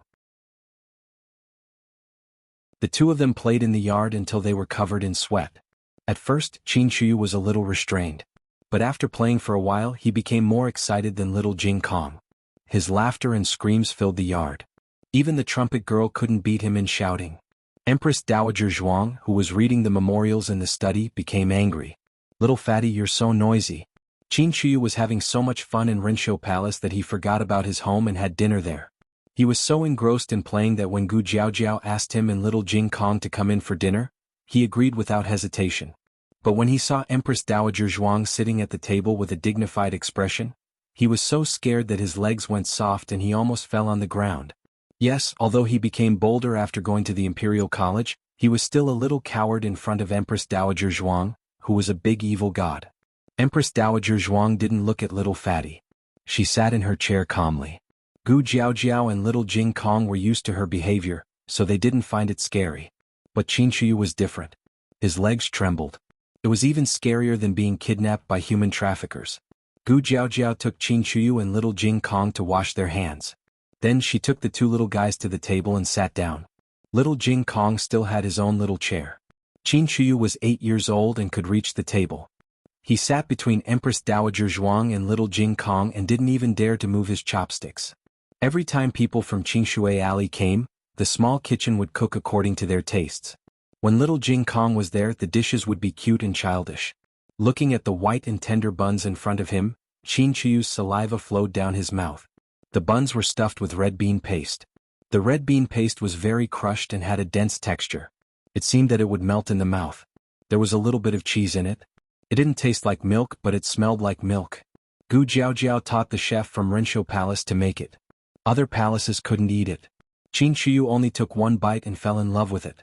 The buns were just appetizers. There were little koi fish made with oranges, little swallows made with quail eggs, milk soup made with strange pumpkins, and Peppa Pig, which Gu Jiaojiao conquered all the young people in her previous life. Crispy meat patties with plum sauce. Wow! Qin Shiyu was shocked. He loved it. He had never eaten anything so cute. Sup. It was so delicious. He was going to cry. Qin Shiyu didn't remember that the Empress Dowager was sitting next to him. He was too busy. Qin Shiyu couldn't stop eating. It had to be said that this little fatty was a little noisy, but the way he ate was very appetizing. Empress Dowager Zhuang glanced at him and didn't say anything. The two kids were full. Qin Shiyu could have 2 more bites, but Gu Jiao was worried that he would eat too much and said that she would cook for him next time. Can I come again next time? He blinked and asked. Of course he was asking Empress Dowager Zhuang. Little Jing Kong and Gu Jiao couldn't answer for her. They were most afraid of silence. The palace servants all lowered their heads and did not even dare to breathe loudly. The Empress Dowager had a clear boundary with Pure Flower's palace. Would she allow the 7th prince to visit her again and again? The last time the people from Pure Flower's palace came here, they accidentally got into trouble. Everyone looked calm on the surface, but they were all listening carefully. Empress Dowager Zhuang replied indifferently. Little Jing Kong patted his friend's shoulder. That's great. Great Aunt agreed. You can come and play with me often in the future. Qin Shuyu was so excited that he waved his arm and knocked over a bowl of soup on the table. Empress Dowager Zhuang was in trouble. The soup splashed all over her body and dripped down. The palace servants' expressions changed. Eunuch Qin quickly stepped forward. Empress Dowager. After eating for so long, the soup had already turned cold. It was just that being splashed all over made her feel very dirty and uncomfortable. Eunuch Qin quickly took out a handkerchief to wipe Empress Dowager Zhuang, but he found that it was impossible to finish. This servant will help you change your clothes. Qin Shuyu was so scared that his face turned pale. Empress, Imperial Grandmother? He heard that Imperial Grandmother ate people. Not only did she eat people but she also killed people. Enough, don't make a fuss. Empress Dowager Zhuang pushed Eunuch Qin's hand away. She didn't let the palace servants help her and calmly stood up. Ijia is going to change my clothes. Qin Shuyu was dumbfounded. That's it? Imperial Grandmother didn't get angry? She didn't punish him? As the night deepened, Qin Shuyu finally came out of Rinshou Palace with his personal eunuch. Eunuch Su, who had been waiting nearby for a while, exclaimed in surprise. He walked forward and held Qin Shuyu's small shoulder. My little ancestor, are you all right? Why did you go to Rinshou Palace? Eunuch Su was Empress Zhao's trusted eunuch. Qin Shuyu didn't go to Rinshou Palace secretly. Empress Zhao naturally got the news. However, she got it a little late. Empress Zhao thought he went to the East Palace. Eunuch Su grabbed Qin Shuyu's wrist. The Empress is so worried about you. Come with me to tell the Empress that you are safe. Qin Shuyu was pulled forward by him. He asked confusedly, Mother, why are you worried about me? Eunuch Su sighed. Why else? Seventh Prince, you can go to any palace. Why do you have to go to Rinshou Palace? Don't you know that you can't go to Rinshou Palace? It was no wonder that Empress Zhao had warned Qin Shuyu to stay away from Rinshou Palace. It was because Empress Zhao didn't keep an eye on little Xiaoheng more than 10 years ago, and she accidentally went to the vicinity of Rinshou Palace. As a result, he was poisoned and almost lost his life. Eunuch Su stared at the eunuch behind Qin Shuyu and said, You didn't stop your master from going to Rinshou Palace. I'll punish you later. Qin Shuyu frowned. Don't punish Detzi. I'm the one who wants to go. How dare he stop me? Eunuch Su said, But he should at least send a message to the Empress. Qin Shuyu said seriously, I won't let him do that. If he did, you would take me away and wouldn't let me play at Imperial Grandmother's place. Imperial Grandmother isn't as scary as you make her out to be. What's scary about her? The Emperor's smiling voice came from nearby. The Emperor would be in a good mood every time he saw this little fatty. Your Majesty. Eunuch Su turned and bowed to the Emperor on the sedan chair. He then bowed to Grand Concubine Jing on the other sedan chair behind the Emperor. Grand Concubine. Detzi bowed as well. Qin Shuyu called, Father. The Emperor waved his hand. Get down. Eunuch Wei waved his horsetail whisk and said. The two palanquins slowly descended. Qin Shuyu threw himself at his father. The Emperor was almost knocked over by the little fatty. He smiled and turned his head to indicate to him, Have you paid your respects to Grandmother Jing? Qin Shuyu left the Emperor's arms and walked to the sedan chair. He bowed to the sedan chair behind it. Greetings, Grandmother Jing. Good boy. Grand Concubine Jing smiled gently and looked at his rosy cheeks with doting eyes. Where did you go today? You seem to be very happy. Qin Shuyu said straightforwardly, I went to Rinshou Palace. I saw Imperial Grandmother. Grand Concubine Jing was stunned. The Emperor's face darkened. What did you say? Where did you go? Qin Shuyu shrunk his neck. Rinshou Palace. His father's eyes suddenly became very scary. Who told you to go to Rinshou Palace? The Emperor asked coldly. I went there myself. Qin Shuyu took 2 steps back. Come to Grandmother Jing. Grand Concubine Jing reached out her hand to Qin Shuyu. Qin Shuyu was scared half to death by his father. He jumped into Grand Concubine Jing's arms as if he had seen his savior. Grand Concubine Jing hugged him gently and said to the Emperor, Your Majesty, don't scare him. He didn't do it on purpose. Qin Shuyu murmured in Grand Concubine Jing's arms. The Emperor frowned. What did you say? Qin Shuyu was finally emboldened in front of his father, perhaps because he had someone to back him up. He mustered up his courage and said, I said that Imperial Grandmother isn't bad at all. Why won't Father let me see her?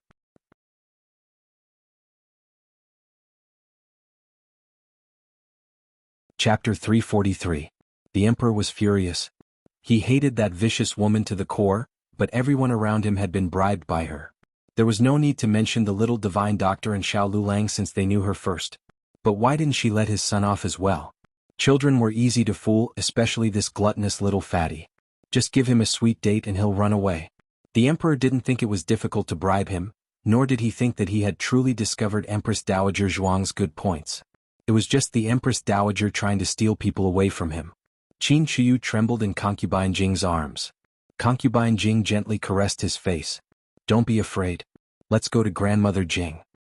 Qin Shiyu hid in Concubine Jing's arms and refused to come out. The Emperor couldn't really pull Qin Shiyu out of Concubine Jing's arms and teach him a lesson. He suppressed his anger and said, "Let's go back to the palace." The group returned to Pure Flower's palace. Qin Shiyu was worried that his father would spank him, so he ran into Concubine Jing's room. The Emperor's mouth twitched as he watched his son run away faster than a rabbit. Concubine Jing didn't know whether to laugh or cry. Little Qi is still young. Don't be too harsh on him. You'll make him sad. The Emperor snorted. It's better to make him sad than to lose his life. Concubine Jing shook her head with a sigh. Your Majesty, don't you think you've misunderstood the Empress Dowager too much? Renshou Palace isn't a place of tigers and wolves. The Empress Dowager is Little Qi's grandmother. How could she harm Little Qi? The Emperor stood in the corridor and looked at the quiet courtyard with a cold gaze. Imperial Mother has probably forgotten what happened to Xiao Heng. How innocent was the 4-year-old Xiao Heng? Didn't he still suffer at her hands? Concubine Jing said, maybe it's just a misunderstanding. The Emperor looked at Concubine Jing and said, how could there be so many misunderstandings? Imperial Concubine Mother's heart is too kind. She always repays evil with good, but some people will not be grateful because of this. Instead, they will become even worse.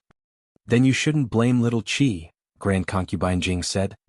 He's so young and doesn't know anything. The Emperor frowned and said, he is a prince. He was born in such a whirlpool. How can he survive if he doesn't understand? Old Concubine Jing said earnestly, you have to take it slow. You can't be impatient. Weren't you as innocent as Little Qi when you were Little Qi's age? Thinking of the past, a trace of guilt appeared in the Emperor's eyes. It was because I became sensible too late that I couldn't properly protect Mother and Ningyan. That was why you suffered so much in the palace. Old Concubine Jing shook her head. Don't say that. We didn't suffer much.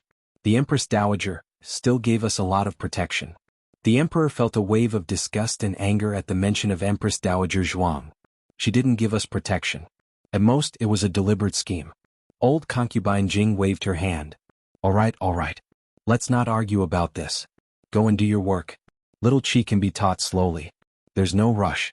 At this point, the Emperor couldn't continue to hold on to Qin Shiyu. I'll leave Little Qi to you, Mother. Old Concubine Jing smiled gently. I know. I'll have someone send him back to the Empress later. There were a lot of memorials piled up in the Imperial study. The Emperor went to read them while Old Concubine Jing returned to her room. Qin Shiyu hid behind the pavilion of many treasures and poked his round head out to look carefully. Amused, Old Concubine Jing walked over and sat down on a chair. Come here. Your Imperial father has left. Don't be afraid. Qin Shiyu asked suspiciously, has Imperial father really left? Old Concubine Jing smiled. He has left. Grandmother Jing is a monk. I won't lie to you. Oh. Qin Shiyu remembered that little Jing Kong once said that monks didn't lie. That meant that monks didn't lie. Relieved, Qin Shiyu walked to the chair next to Old Concubine Jing and sat down. He sighed in relief. I was scared to death. Old Concubine Jing took out a handkerchief and wiped the sweat off his forehead. Your Imperial father won't eat you. Qin Shiyu curled his lips. But he'll beat me. Old Concubine Jing paused in the middle of wiping his sweat. Does your Imperial father beat you often? Huh? Qin Shiyu thought about it carefully. A few times but not often. Old Concubine Jing finished wiping his forehead and then his cheeks. Your Imperial father is strict with you because he values you. You're his legitimate son. You're different from the other princes. I know. Qin Shiyu knew from a young age that he and his brother, the Crown Prince, were the legitimate sons of the Empress. They were nobler than the other princes. Otherwise, how could he be so domineering in the palace? As the saying went, 7, 8, 9, 9 dogs are disliked. Qin Shiyu was at the age where even dogs were disliked. He was rebellious and unreasonable. Recently, even the crown prince didn't want to see him anymore.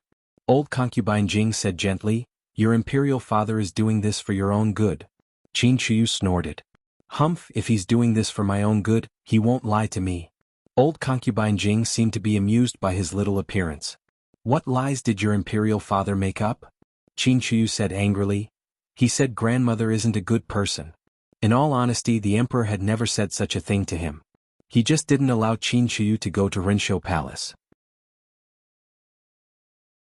Qin Chuyu was the one who came to the conclusion that Empress Dowager Zhuang wasn't a good person. Although children were innocent, they were very sensitive about certain things. For example, he could feel that the emperor looked at Empress Dowager Zhuang as if she was a bad person. The fact that the emperor didn't allow him to get close to the Empress Dowager proved this point. In addition, Empress Xiao and the people around her were all secretive about Empress Dowager Zhuang. It wasn't strange that he would come to such a conclusion. Old concubine Jing touched his head. "What does little Qi think? Is grandmother a good person?" "Well." Qin Chuyu thought about it seriously for a moment and said seriously, "She's not a bad person. I was eating in grandmother's palace today and I spilled a big bowl of soup on her. She didn't punish me or scold me." Old concubine Jing looked at him gently and kindly. "Little Qi is a prince. No one would scold little Qi." Qin Chuyu snorted. "She even scolded imperial father. I heard it." "Really?" Old concubine Jing smiled and put down her handkerchief with her eyes down. The emperor went to the imperial study to read the memorials. Halfway through, he put the memorials on the table.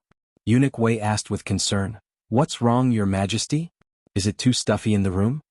"No." The emperor pinched his sore eyebrows. Eunuch Wei said, "You're tired.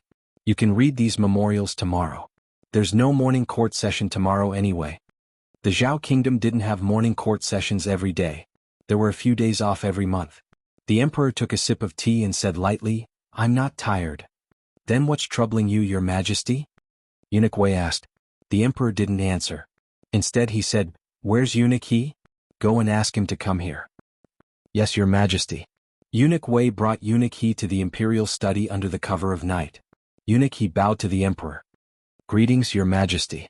"How's the investigation going?" the emperor asked in a deep voice. He was talking about the attack on old concubine Jing in the imperial garden. Eunuch He said, "I don't have a clue yet. I only found out that the assassin probably snuck into the imperial palace from the cold palace, where the defense is weaker. Also, I think that the assassin probably had an accomplice working with him. The accomplice lured the dragon shadow guards away so that he could sneak up on old concubine Jing. Unfortunately, the dragon shadow guards were men of sacrifice. They only obeyed orders and never communicated with others. It was impossible to get any information from the dragon shadow guards. As such, Eunuch He didn't bother to interrogate the dragon shadow guards. The emperor knew that the dragon shadow guards were special, so he didn't blame Eunuch He for not doing his job well. However, he was curious as to how the dragon shadow guards were lured away. The dragon shadow guards were different from ordinary secret guards. They wouldn't chase after their masters just because of the slightest disturbance. Unless it was old concubine Jing who ordered them to chase after the assassin, but she didn't. The emperor couldn't figure out who had the ability to lure the dragon shadow guards away. Eunuch He searched the entire imperial palace and didn't find anyone's body or a trace of blood. In other words, after the dragon shadow guards were lured away, they either didn't see that person, or they saw him but didn't fight him. It was impossible that they didn't see him. The dragon shadow guards should be able to catch up with whoever they wanted. But why didn't they fight? The dragon shadow guards wouldn't attack weak people. It was probably an order from the late emperor to prevent them from killing civilians by accident. Did that person not know martial arts? But if he didn't know martial arts, how could he have lured the dragon shadow guards away? The emperor had a headache thinking about it. Just as the emperor was thinking about this matter, a little eunuch from the palace of earthly tranquility suddenly came to report, "Your Majesty." "Not good. Something happened to the seventh prince." The emperor hurriedly left his official business and went to Empress Zhao's palace of earthly tranquility. Empress Zhao sent someone to deliver the news to the emperor. Sure, you sent someone to call the imperial physician. The imperial physician and the emperor were both in the palace of earthly tranquility. The imperial physician didn't have time to salute the emperor and quickly went to Qin Chuyu's bedchamber with his medicine box. On the wide and soft bed, Qin Chuyu held his little fat belly and rolled around in pain. "Mother, I'm in pain. I'm in so much pain," Empress Xiao's heart ached. She sat by the bed and tried to hold her son in her arms. However, Qin Chuyu was in so much pain that he couldn't stay in Empress Xiao's arms. The imperial physician quickly walked over and put down his medicine box. He knelt by the bed and began to take Qin Chuyu's pulse. Eunuch Su and another strong nanny held him down to prevent him from moving. Empress Xiao was so anxious that her eyes turned red. Imperial physician. What happened to the seventh prince? The imperial physician bowed and said, I can only tell your majesty after the examination. Then quickly check. Empress Xiao said. Although the imperial physician was already checking, he still respectfully replied, yes. Yes. The emperor walked in with a serious expression. What happened to little Qi? Your majesty. Empress Xiao threw herself into his arms with tears in her eyes. Her hot tears fell onto the back of his hand. Empress Xiao, who had always been the empress and never acted rudely in front of the emperor, was crying. It was also at this moment that the emperor felt that his empress was also an ordinary woman and an ordinary mother. The emperor's heart softened. He patted her shoulder and comforted her. Don't cry. Tell me what happened. Empress Xiao choked and said, I don't know what happened. Little Qi was fine when he came back. Suddenly, he held his stomach and said that it hurt. The emperor asked, what did he eat for dinner today? He ate at Rinshou Palace. Empress Xiao wiped her tears with a handkerchief and said seriously, Little Da. Little Da dragged his injured body into the room. Obviously, Eunuch Su had punished him just now. He knelt down and kowtowed to the emperor and Empress Xiao. Your majesty, your majesty. Empress Xiao said coldly, let me ask you, did the seventh prince eat anything strange in Rinshou Palace? Strange things? Little Da scratched his head. They all seem strange. I have never seen those flatbread and steamed buns. They look like pigs and fish. The emperor understood. Those were the special snacks that little Jing Kong usually ate in Clearwater Alley. Is there anything else? Then there are some dishes. Xiao Detzi reported the dishes on the table to him. There was no problem. They were all dishes that the emperor and Empress Xiao usually ate. Empress Xiao asked, then, did they give the seventh prince anything to eat alone? It was no wonder that Empress Xiao was so suspicious. It was because the tragedy of Xiao Heng was still vivid in her mind. She didn't want her son to be the second person to be killed by the Empress Dowager. No. Little Da shook his head. Empress Xiao frowned and said, could it be that they fed him alone but you didn't see it? Have you been guarding the seventh prince all the time? You didn't leave his side at all? Well. Little Da lowered his head guiltily and said in fear, I went to the toilet. Empress Xiao was so angry that she almost slapped him. On the other side, the imperial doctor finished his diagnosis. He said to the emperor and Empress Xiao, Your Majesty, Your Highness, the seventh prince ate too much and got a stomachache. I will give him some pills to help with digestion. He can't eat like this anymore. It's harmful to his body. Empress Xiao said angrily, Your Majesty, listen. Rinshou Palace is really up to no good.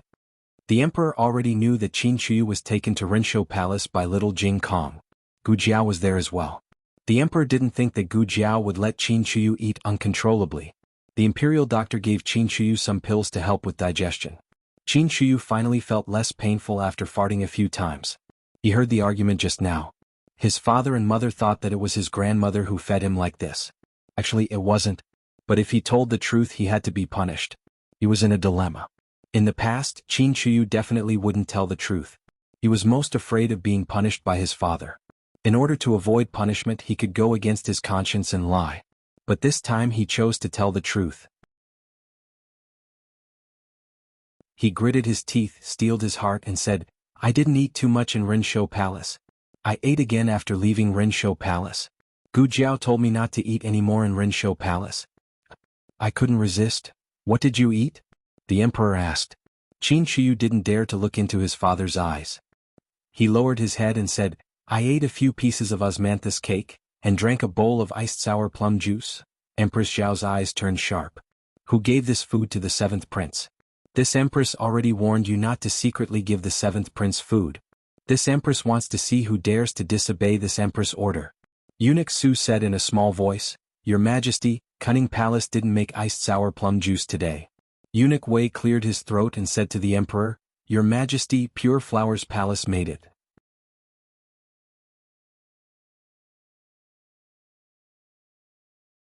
Chapter 344. The servants of Pure Flower's palace didn't have the guts to give Qin Chuyu random food. Empress Xiao looked at the emperor, who was even more clueless about the situation than she was. It didn't seem like he was the one who gave it to Qin Chuyu. Then there was only one person left. Empress Xiao bit her lip and didn't say anything. She walked over to the bedside and silently hugged her son, who was suffering from abdominal pain. The emperor pinched his sore brows and sighed helplessly. It was already very late by the time the emperor returned to Pure Flower's palace. Qin Chuyu made a ruckus for half the night before he finally fell asleep in Empress Xiao's arms. He was still twitching even after he fell asleep, muttering, "Imperial father, don't punish this son. This son knows his mistake." Empress Xiao's heart ached so much that she shed tears. "Your Majesty, be careful," Eunuch Wei said with a lantern in hand.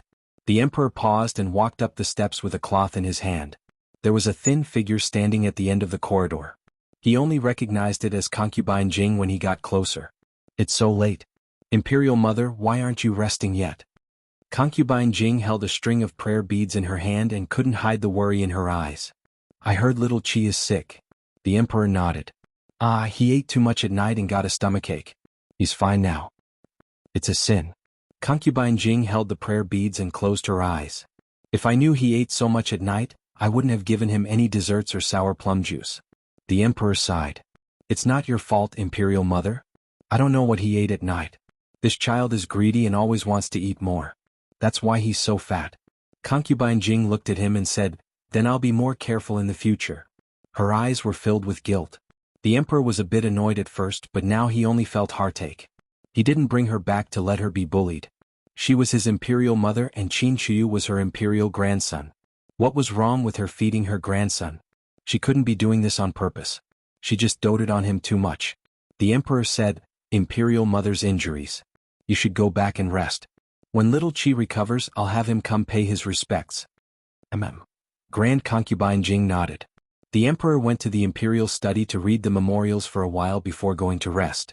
Perhaps it was because there were too many things on his mind, but the emperor did not sleep well that night. In a daze, he seemed to feel someone push open the door to his room. He couldn't open his eyes. He tried to summon the palace servants, but he found that he couldn't make a sound. He tried to sit up, but he couldn't exert any strength. It was as if his entire body was frozen. Using all his strength, he could only open his eyes a tiny slit. He saw that person slowly walking towards him. Because he couldn't move, he had the illusion that he was a fish on a chopping board. That person's approach made him uneasy and made him feel danger. When the man got closer, he realized that the man was holding a dagger in his hand. The cold gleam of the dagger stung his eyes. "Who are you?" He desperately wanted to ask, but his throat seemed to be completely numb. His heart was filled with fear. Finally, that person sat down beside his bed and raised the dagger, stabbing it down toward his heart. At that moment he saw the man's face clearly. "Mother!" The emperor screamed and woke up from his sleep. He was drenched in cold sweat, with large beads of sweat rolling down his forehead. His heartbeat was violent, and his breathing was irregular. His eyes were still filled with the terror from the nightmare. Eunuch Qin got up from the small bed and walked over to the emperor's side. He lifted the bright yellow curtains and asked worriedly, "What's wrong, Your Majesty?" The emperor's expression frightened him. He hurriedly hung the curtains on a hook and lit up the candlesticks on the candlesticks. He then returned to the bedside and asked, "Are you feeling unwell, Your Majesty?" The emperor sat up and gasped for breath. He wiped the cold sweat off his forehead with his sleeve. "I'm fine. I just had a nightmare." He actually dreamed that concubine Jing had come to kill him. That was too absurd. It was said that one would dream of what they thought of during the day. Could it be that he was dissatisfied with concubine Jing because of the recent events? Or was it because he was suspicious? Then he was too much of a bastard. Everyone in the world could harm him, but concubine Jing wouldn't. Eunuch Qin said earnestly, "Your Majesty has been busy with state affairs recently, and there are so many things going on in the imperial harem. There's no end to state affairs. Your Majesty needs to take care of your body. This servant doesn't know how many more years I can accompany Your Majesty, so you must take care of yourself." The emperor said unhappily, "How old are you? Why can't you accompany me for a few more years?" That Qin fellow didn't even say that he couldn't accompany the Empress Dowager for a few more years. The emperor was a sentimental person. Eunuch Wei had followed him when he was at his lowest point, so he would always remember his good deeds. Eunuch Wei smiled. "Yes, Your Majesty. However, he thought to himself, Your Majesty really can't stop talking about the Empress Dowager. The emperor was no longer sleepy after the nightmare. He couldn't be bothered to go to the imperial study, so he had Eunuch Wei bring the memorials to his bedchamber to read. Eunuch Wei brought 2 clever eunuchs with him. They placed the memorials on the desk and lit the lamp for the emperor. The emperor took a bath and changed into a clean set of clothes. He sat behind the desk and began to read the memorials. You go to sleep, the emperor said to Eunuch Wei. Eunuch Wei wasn't as old as Eunuch Qin, but he was still a few years older than the emperor. The emperor had listened to his words and was worried that if he continued to waste time, his body would collapse. How could Eunuch Wei not understand the emperor's intentions? He smiled and said, This servant was just saying that. Your Majesty, don't take it to heart. This servant's body is fine and I'm not sleepy right now. The emperor knew that if he forced him to sleep, he wouldn't be able to sleep well, so he didn't insist. After the emperor read a few memorials, the fear brought about by the nightmare finally dissipated. However, he still didn't feel sleepy, so he continued to read the memorials. After the storm, the number of patients increased, and the clinic became busy again. Gu Jiao received 2 patients, both on the same street. Gu Jiao came out of the home of the first patient. On her way to the home of the second patient, she passed by a Go Club. Usually, a Go Club was a relatively quiet place, but this Go Club was especially busy today. It was filled with people inside and outside, and the sound of sharp inhales could occasionally be heard. Gu Jiao looked strangely. Because the patient was still waiting, she didn't go in. There was a grand game going on in the Go Club. The reason it was grand was because one of the players was the recently famous Mao Shanjusher. Mao Shanjusher was in his early 40s. He wasn't a native of Jing and had only traveled to Jing last year.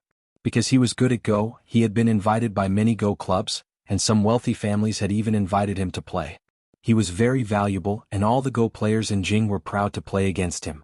If they were lucky enough to beat him once or twice, they would be praised for many years. Unfortunately, no one had beaten him yet. The Crown Princess was very skilled at Go, but the two had never played against each other. Mao Shanjusher only played against one person a day. That person had to spend a lot of money to buy a game or defeat all the Go players in the Go club that day to qualify to play against him. The Go player sitting across from him was the latter. It wasn't appropriate to call him a Go player, but an old beggar.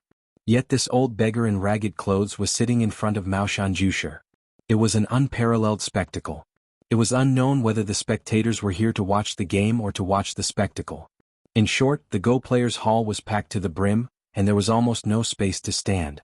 In a side room, a female official dressed as a commoner said to the Crown Prince consort, "A powerful old beggar has come and is playing chess with Mao Shan lay practitioner.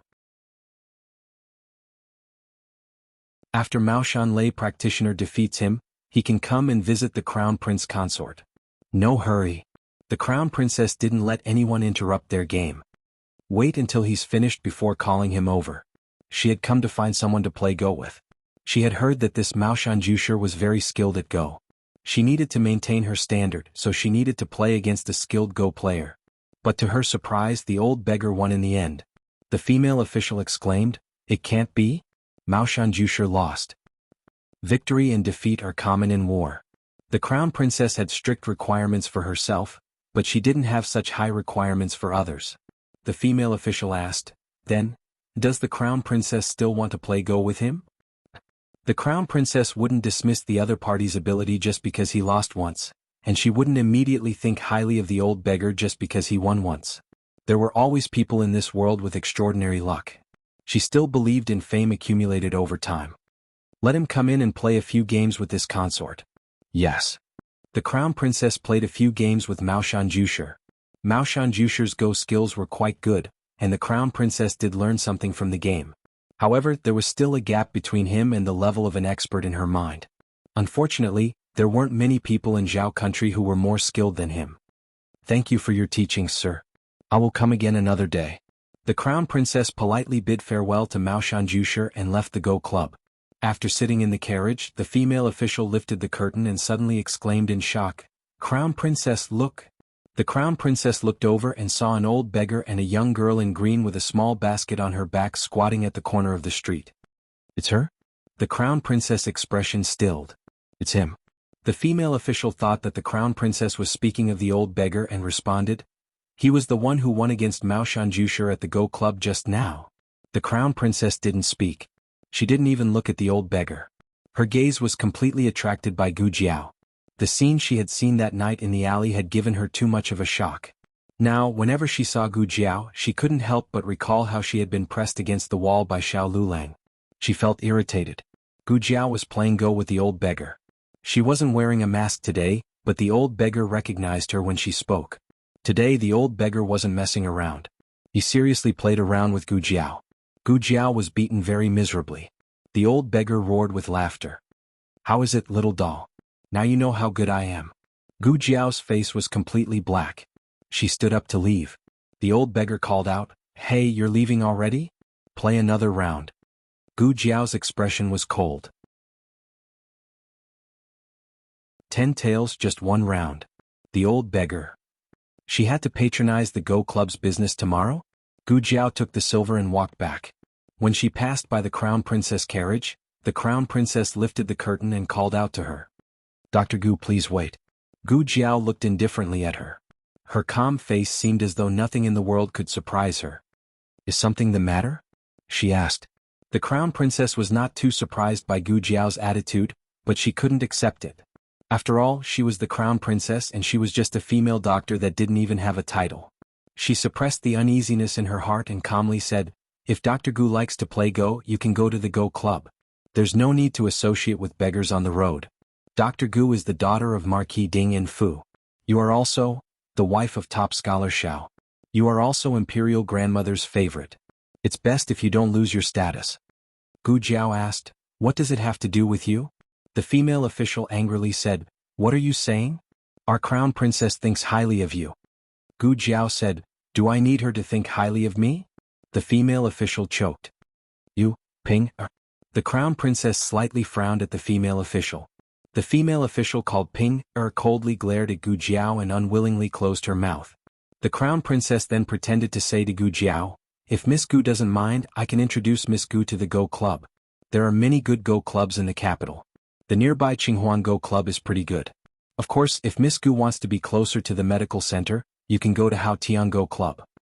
"No need," Gu Jiao indifferently said and left without any pretense. Ping angrily said, "Crown Princess, she's too much.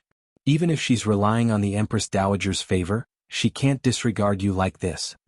The Crown Princess did not get angry. She had seen too many arrogant people relying on favor. Being in the limelight for a while was not important. Being in the limelight for a lifetime was skill. Hadn't Gu Jinyu previously been in the limelight? In the end, she had fallen into the dust in less than half a year. Now, when the people of the capital talked about her, how could they still have any of the admiration they had in the past?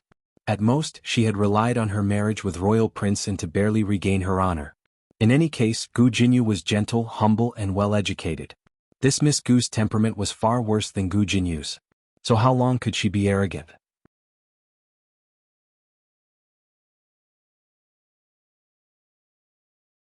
Chapter 345. The novel was updated at a faster rate. All the novels that could not be found online were available here. Gu Jiao returned to Jade Water Alley. Little Jing Kong had finished school early and was looking around at the entrance. When he saw Gu Jiao, he ran over.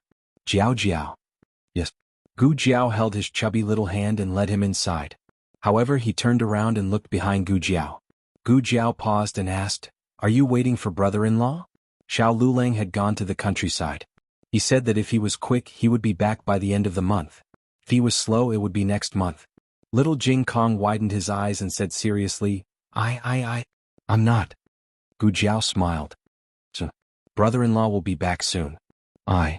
Little Jing Kong sighed like a little adult. "I'm worried that he won't do well. This is his first business trip. I didn't have time to tell him." Gu Jiao laughed. "Were all children so interesting?" Gu Jiao asked in amusement. "What do you want to tell your brother-in-law?" Little Jing Kong said seriously, "I want to tell him to unite with his colleagues and not make his boss angry. Don't think that you're better than others just because you're the top scholar. You have to suffer. It can't be like at home." What he said made sense. Who did he learn that from? Gu Jiao did not know whether to laugh or cry. She pinched his little face. Children were so fun. The two of them went into the house. Gu Yan and Gu Xiaoshen went to learn their skills. Yao Shi was in the yard making Gu Jinyu's wedding dress. Gu Jinyu's wedding was set at the end of the year. The timing was a little rushed. When a normal family got married, half a year would have passed. After that, they would have to prepare for the wedding and inform all the relatives. But Gu Jinyu's situation was special. The emperor had set the wedding date at the end of the year. Such beautiful clothes. Little Jing Kong touched the cloth on Yao Shi's leg and said, "Who did you make this for?" "I made it for older sister Jinyu," Yao Shi said. Little Jing Kong tilted his head and asked, "Why did you make such beautiful clothes for her?" "Not even Jiao Jiao." The child didn't have any ill intentions. She was just curious. Why was it that elder sister Jinyu had one, but Jiao Jiao didn't? Jiao Jiao was the older sister. Shouldn't he cook for the older sister first? These words caused Yao Shi to freeze. That's right, her Jiao Jiao got married in the countryside. She didn't even have a proper wedding dress, nor did she have any dragon, phoenix, incense or parents who doted on her. She got married alone. To be exact, she was chased out of the house as a little jinx. Both of them had been forced, so they were only husband and wife in name, and had yet to consummate their marriage. Thinking of this, a trace of guilt flashed through Yao Shi's heart. She could not even continue with the wedding dress. Come and eat grapes. Next to the ancient well, Gu Jiao washed a bunch of shiny purple grapes. Little Jing Kong's attention was quickly attracted and he ran over. He squatted down, picked the biggest and brightest grape and fed it to Gu Jiao. "Jiao Jiao, eat." "Okay." Gu Jiao ate the grape he fed her. After that, little Jing Kong picked another grape and gave it to Yao Shi. He didn't forget senior servant Fang Yuye and the young master next door. Overall, he was a child who could make people go crazy when he made a fuss, but when he was sensible he could soften people's hearts. However, the old chancellor was not in the mood to eat the grapes little Jing Kong gave him. Recently he was worried about his storybook. At the beginning of the month he taught the script for the third book. The plot of the third book was about the hostage Yun Ting overthrowing the imperial power of the enemy dynasty. In order to save her dynasty, the sixth princess did not hesitate to give herself to Yun Ting and become Yun Ting's concubine. When General Fu returned from suppressing the bandits, he found that his sweetheart was taken away by Yun Ting.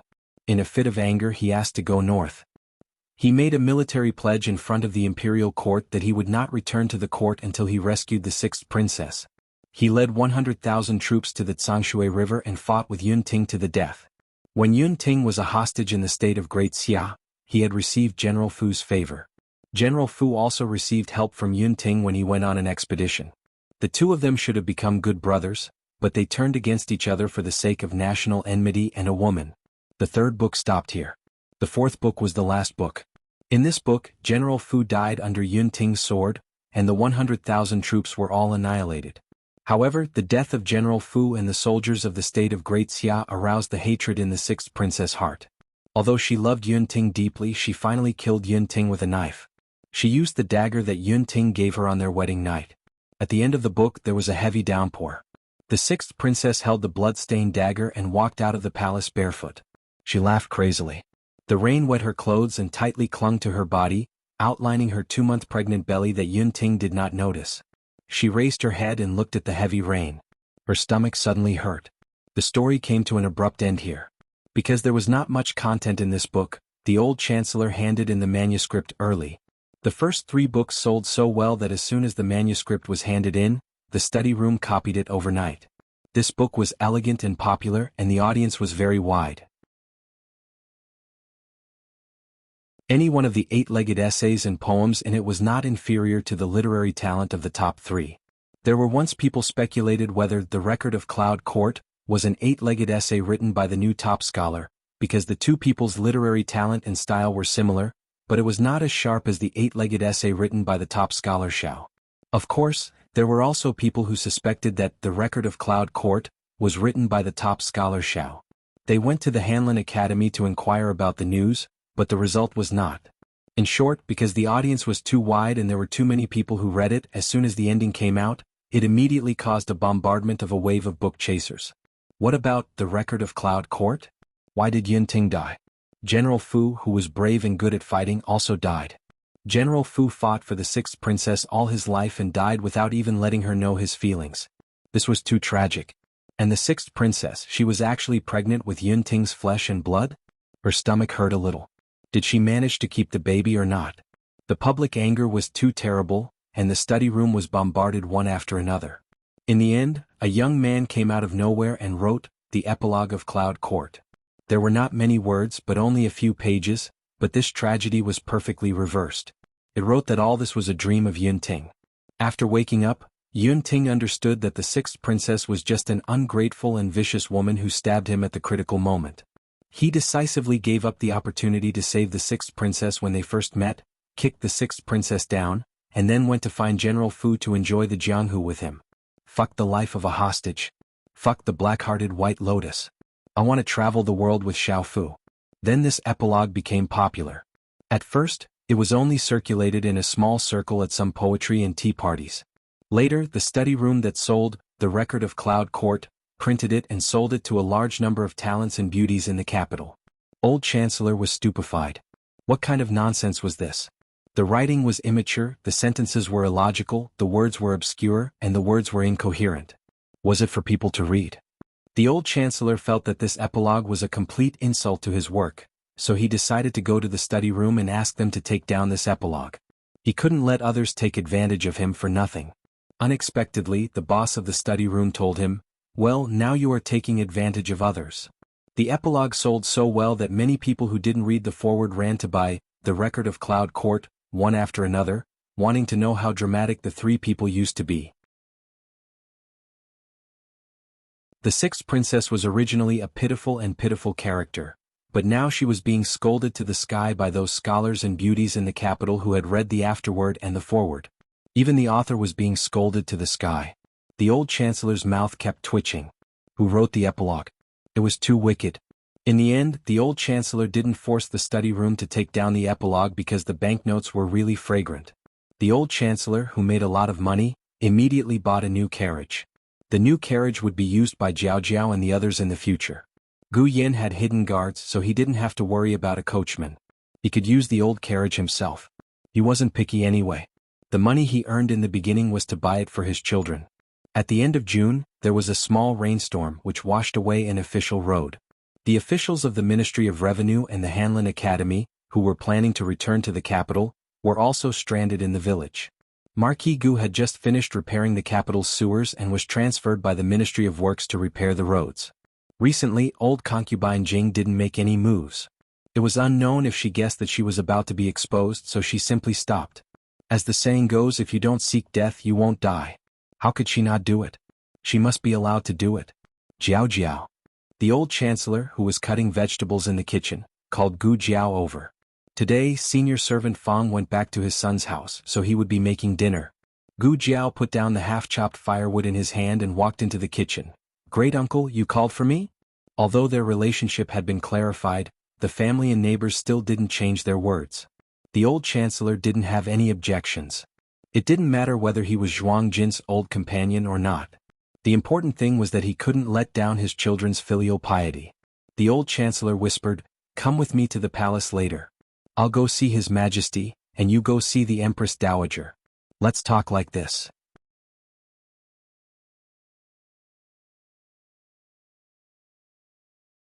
Chapter 346. The sky darkened earlier in July than in June. When the emperor came out of the imperial study, there was only a hint of grayish-blue left on the horizon. By the time he returned to Pure Flower's palace, even the last hint of light had disappeared. Night fell and stars flashed in the firmament. When the emperor entered Pure Flower's palace, the palace servants all bowed to him. He asked, Has imperial concubine Dowager gone to bed? A young eunuch replied, In reply to your majesty, there is no such thing. The emperor said to eunuch Wei, Zhen will go and see imperial concubine Dowager. You go back by yourself. This old servant is not tired. Eunuch Wei helplessly replied, Yes. The emperor went to concubine Jing's bedchamber. She was kneeling in front of a Buddhist shrine with prayer beads in one hand and a wooden fish in the other. Her eyes were closed as she devoutly chanted Buddhist scriptures. The emperor did not disturb her and quietly waited for her to finish knocking on the wooden fish. After Granny Kai helped her up, she seemed to see the shadow on the ground. She turned her head and didn't know whether to laugh or cry. When did His Majesty come? How long have you been here? The emperor said, I've just arrived. After listening to Mother recite Buddhist scriptures for a while, my heart suddenly calmed down a lot. Grand concubine Jing looked at him and asked, Is there something bothering you, Your Majesty? Of course there were. Storms, natural disasters, bandits, and man-made disasters. Rumor had it that the Qin kingdom's borders were on the verge of making trouble again. There was also no clue as to who was behind the assassination attempt on Grand Concubine Jing. The first few were dealt with by the civil and military officials of Zhao country. Only the last murderer left the emperor at a loss. It's nothing. I'm just tired from working so hard on state affairs. The emperor decided not to let Concubine Jing worry. Granny Kai, go to my room and bring me the calming incense, Grand Concubine Jing ordered. Yes. Granny Kai answered and left. The emperor helped Grand Concubine Jing to the Autumn Splendor Pavilion. The two of them sat down on the chairs. A little palace maid served up desserts and scented tea, which was old Concubine Jing's favorite. The emperor liked Longjing tea, but strong tea couldn't be drunk at night. Go get some fruits, Grand Concubine Jing said. Yes. The little palace maid turned around and brought over a plate of fresh grapes and a few delicious pears. Grand Concubine Jing was about to peel a pear for the emperor, but just as she picked up the dagger on the table, the teacup in the emperor's hand fell to the ground with a bang. Grand Concubine Jing was taken aback. What's wrong, Your Majesty? Did you burn yourself? No, I didn't hold it firmly. The emperor wiped off his cold sweat and said, what was wrong with him? Mother Jing was merely peeling a pear for him, but the nightmare of her stabbing him with a knife flashed through his mind. I've been so tired recently that my brain isn't working properly. Old Concubine Jing put down the dagger and pear and took out a handkerchief to wipe the tea off the emperor's clothes. The emperor, however, unconsciously leaned back. Old Concubine Jing's hand froze in midair as she stared at him blankly. The emperor realized that he had lost his composure and secretly scolded himself for being unfilial. His mother was so concerned about him, how could he disappoint his mother? He took the handkerchief from Concubine Jing and said, don't get mother's clothes wet. Jim will do it myself. Old Concubine Jing smiled. Okay. Fortunately, the emperor didn't lose his composure again. The mother and son chatted happily until Eunuch Wei came to report that the old chancellor was seeking an audience. Only then did the emperor get up and bid farewell to old Concubine Jing. Old Concubine Jing said, I'll have the calming incense delivered to your bedchamber. The emperor smiled. Thank you, mother. The emperor then went to the imperial study. The old chancellor bowed respectfully. This subject greets your majesty. The emperor went around to the desk and sat down. All right, enough with the empty formalities. What business do you have in the palace at this hour? Your majesty, Jiao Jiao was attacked by an assassin. What? The emperor stood up abruptly. How did she get attacked? Where is she? Is she injured? The old chancellor sighed inwardly. At least you have a conscience and know how to care about Jiao Jiao. Don't worry, your majesty. This happened a few days ago. Her injuries are fine now. The emperor heaved a sigh of relief but soon frowned again. How many times was she attacked? The old chancellor said, 3 times. Actually, it was 2 times. The first time was when she went to the nunnery with concubine Rui Wang and was saved by King Ning. The second time was when she encountered the Dragon Shadow Guards and met Gu Changqing not long ago. The old chancellor didn't intend to tell the emperor that the other party was the Dragon Shadow Guards. Before Xiao Luleng left, he told him one thing.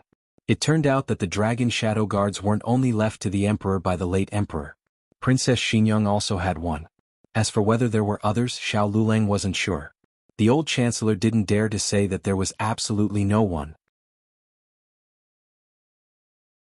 The emperor didn't seem to know that there were other Dragon Shadow Guards in Zhao country, but it was hard to say whether old Concubine Jing, this old fox, knew. If she knew and insisted that it wasn't her Dragon Shadow Guards, wouldn't it implicate the innocent? The emperor's expression turned cold. Why didn't you tell me earlier that the little divine doctor had suffered so many assassination attempts? The old chancellor had an expression of being wronged. It's this girl who didn't tell me? If I didn't find a new scar on her hand today, I wouldn't have known that she had encountered so much. Commandant Gu is also muddle-headed, helping her hide this kind of thing from me. It was like what the siblings would do. Both of them were taciturn. The emperor frowned. The old chancellor continued, Your Majesty must have heard about that time when she was saved by King Ning. The emperor knew about this, but he didn't think of Gu Jiao. He thought that the other party was targeting Rui Wang's residence. The old chancellor said, The second time was a few days ago. A servant lied that someone in his family was sick and asked Jiao Jiao to treat them. They were ambushed on the way. Fortunately, Commandant Gu arrived in time. In addition, the Jiao Jiao had powerful hidden weapons in his hands. Only then did he manage to scare the other party. The emperor was slightly surprised. Even Gu Changqing wasn't a match for the assassins? That's right. There was a very powerful assassin among them. I don't know where he came from. The old chancellor said calmly, as for the third time it was just now. We met another assassin on the way to the palace. Fortunately, there wasn't that powerful assassin this time. Otherwise, both of our lives would have been over. This was made up purely for the effect of superposition. Why did you enter the palace so late at night? The emperor asked. The old chancellor sighed. I originally dragged her here to report to your majesty about the assassination. Who knew that she would be assassinated again? Fortunately, it was more daunting than dangerous. Then where is she? The emperor asked anxiously. She. The old chancellor looked embarrassed and said with a dry smile, she said that your majesty hates her now and definitely won't stand up for her. She might as well go to the empress dowager. This provocation properly angered the emperor. The emperor slapped the table. Who said that I won't stand up for her? Am I so untrustworthy in her heart? Isn't that because you're blind? Cough cough. Too much, too much. He was a subject. He shouldn't criticize the emperor like this. Ever since he became the emperor's father, he couldn't control his guts anymore. This wasn't good, this wasn't good. The old chancellor straightened his expression and cupped his hands. Your majesty, this subject boldly guesses that the person who murdered the imperial concubine and the person who murdered Jiao Jiao are the same group. The emperor asked suspiciously, how do you know? The old chancellor boldly looked at the emperor. Your majesty, if something happened to the imperial concubine, who would be the first person you suspect? Empress Dowager Zhuang. The answer was almost obvious. Last time, the murderer disguised herself as Gu Jiao to assassinate imperial concubine Jing and wanted to frame Empress Dowager Zhuang. Unfortunately, the emperor saw through it. The emperor still had a lingering fear when he recalled it. He clenched his fists. But what does this have to do with Jiao Jiao? If something happened to her, I wouldn't suspect the Empress Dowager. Would the Empress Dowager suspect me? The old chancellor shook his head. That's not it. However, because of Jiao Jiao, the relationship between your majesty and the Empress Dowager has eased up. This is an indisputable fact. The emperor ridiculed, who has eased up with her? The old chancellor automatically ignored the emperor's insincere bravado and said seriously, your majesty knows what it is, so I won't say more. Jiao Jiao is the only person who has both your majesty's favor and the Empress Dowager's love. If she dies, there will be no possibility for your majesty and the Empress Dowager to reconcile. All of this is aimed at driving a wedge between your majesty and the Empress Dowager. The emperor didn't say anything. After thinking carefully, it did make some sense. The old chancellor struck while the iron was hot. Lulang told me that the imperial concubine was thrown into the supreme liquid pool by the assassin. Your majesty must be looking for the assassin's movement. I wonder if your majesty has any clue. No. The emperor had a big headache when it came to this. The old chancellor looked up at the roof and sighed again. It seems that the assassin realized that he had acted rashly and alerted the enemy. In order to avoid the limelight, he completely hid himself. The other party is very cunning and didn't leave any trace. But your majesty, are you really going to wait for death? The imperial concubine and Jiao Jiao's lives will be hanging on the tip of a knife as long as the murderer is not eliminated. These words completely poked the emperor's weak spot. Apart from his own son, weren't the people he cared about the most now imperial concubine Jing and Gu Jiao? He couldn't let anything happen to them. The emperor stared at the old chancellor and asked, then tell me, what should I do? The old chancellor raised his eyebrows. Lure the snake out of its hole. As long as your majesty is willing to cooperate with me, I will definitely have a way to make her reveal her true form.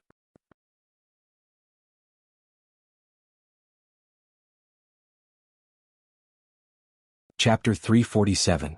No. I won't listen. No. Over my dead body. In the bedchamber of Rinshou Palace, Empress Dowager Zhuang rejected Gu Jiao's suggestion without hesitation. There was no room for negotiation. Gu Jiao made a strange sound. She had known her great-aunt for a long time, but this was the first time she had been rejected so thoroughly. In fact, she didn't do anything. She just conveyed her son-in-law's words and asked her to temporarily put aside her prejudice and cooperate with the emperor to lure out the mastermind. But it seemed that her great-aunt was not satisfied with her son-in-law's suggestion.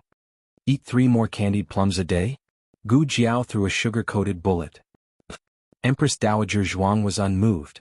For 5. Gu Jiao measured her 5 fingers. Empress Dowager Zhuang defended her position. She didn't want to give Gu Jiao a chance to break her defense line with a sugar-coated bullet. She went to the study without looking back. Alas! Gu Jiao sighed. Gu Jiao walked out slowly. She came to the courtyard of the front hall and sat on the lonely swing. When little Jing Kong was here, this place was as quiet as when he was gone. The night in July was not very cool. It was still hot, but because of the continuous rain, it was not as stuffy as before. Gu Jiao sat on the swing and swung it in boredom. She sighed again and again. Eunuch Qin walked over with a horsetail whisk. Miss Gu. Gu Jiao tapped the ground with the tip of her foot and stopped the swing that was swinging around. Eunuch Qin. She greeted. Eunuch Qin stood by the swing and looked at Gu Jiao, then looked at the boundless night sky. In his mind he recalled the first time he met Gu Jiao. He thought of her as a little girl who didn't know the rules and didn't know the immensity of heaven and earth. After interacting with her for a while, he realized how wrong he was. How was this girl not understanding the rules and not knowing the immensity of heaven and earth? She was clearly trampling on the rules and poking a hole in the sky. She had a calmness that didn't belong to girls her age, and she also had the innocence of a child that girls her age had long abandoned. She didn't have so many tricks up her sleeve, nor did she have so many worldly burdens. If she wanted to treat someone well, she would do it from the bottom of her heart, regardless of the cost, without any reservations or doubts. No matter if that person is good or evil. She had her own beliefs and they were incomparably firm. No one could easily shake her. For some reason, her thin and small body seemed to contain endless power. It was a power that made people feel at ease, and also a power that made people want to get close to her. Eunuch Qin would occasionally think that if His Majesty had been as firm and convinced as Miss Gu, he would not have ended up like this with the Empress Dowager today. His Majesty was very clingy when he was young. He was very clingy to the Empress Dowager, even more so than Princess Ningyan. As Eunuch Qin spoke, he seemed to recall something interesting and laughed. This old servant remembers one time. The Empress Dowager brought a young master from the Zhuang family here. That young master didn't know the way and was frightened by noble consort Lu's dog. The Empress Dowager didn't want to hold him, so she casually held his hand. Who knew that His Majesty would get jealous because of this? He wouldn't eat properly at night and wouldn't sleep well at night. He would lie in bed and throw a tantrum, but he wouldn't say what was wrong with him. Old concubine Jing asked him if he was feeling unwell. He didn't say anything. Princess Ning also asked him, but he just sulked and didn't say anything. Gu Jiao's expression was indescribable. Even little Jing Kong wasn't so childish. Then what happened next? Gu Jiao asked. Eunuch Qin recalled with a smile. Later, old concubine Jing sent him to the Empress Dowager's palace, which is the Qinghuan Palace where Empress Xiao lives now. His Majesty climbed into the Empress Dowager's bed and slept with her for a night. The next day he was alive and kicking. Gu Jiao curled her lips. So childish. Gu Jiao asked, how old was His Majesty then? Eunuch Qin thought for a moment. About 7 or 8 years old. This old servant doesn't remember the details. He was a little younger than the 7th prince now, and not as fat as the 7th prince. Although His Majesty is tall now, he was as thin as a monkey when he was 7 years old. He looked only 5 years old when he was 7 years old. The Empress Dowager once thought that His Majesty wouldn't be tall in the future. He was about the same as little Jing Kong. It seemed that she didn't have to worry too much about the height of little Jing Kong. Some people did grow up against the wind when they grew up. And then? Gu Jiao felt that this story was quite interesting. Eunuch Qin sighed. Later, His Majesty and the Empress Dowager slowly drifted apart for some reason. This old servant doesn't know when it started. In short, their relationship became more and more strained. Princess Ning was caught in a dilemma. After His Majesty ascended the throne, the Empress Dowager held court behind the curtain and sent old concubine Jing to the nunnery. The relationship between the two was completely broken. It sounded quite sad. Gu Jiao couldn't understand complicated emotions, but she put herself in the shoes of little Jing Kong. If one day little Jing Kong abandoned her for another person, she would be very sad, very sad. Emotions were the most wonderful thing in the world. It had nothing to do with blood. It was just that once you became a family, you couldn't lose this person. Was it the same for Grandaunt and old concubine Jing? Gu Jiao asked. Eunuch Qin nodded. The Empress Dowager used to treat old concubine Jing as a friend. But who didn't make a mistake in their youth? The enemy's attack wasn't scary, but the betrayal from the person you trusted the most was the real pain. Gu Jiao paused and asked, even someone as smart as Grandaunt couldn't take his majesty back from that person? Eunuch Qin shook his head helplessly. It's not that she couldn't. She just didn't want to think of a way. Once her heart was cold, nothing mattered. There's no greater sorrow than a dead heart? Gu Jiao looked at Eunuch Qin and asked. Eunuch Qin nodded. That's right. Gu Jiao had probably experienced this feeling before, but she couldn't remember it. Her childhood memories of being abandoned by her parents had long been reduced to a few voices and images. She could calmly look at them without feeling any pain. This was called numbness. She became numb when she was very young. That was why she could become an agent of the organization and the most cold-blooded killer. Empress Dowager Zhuang only experienced this when she was middle-aged. She couldn't be completely numb. She could only try to let her heart die.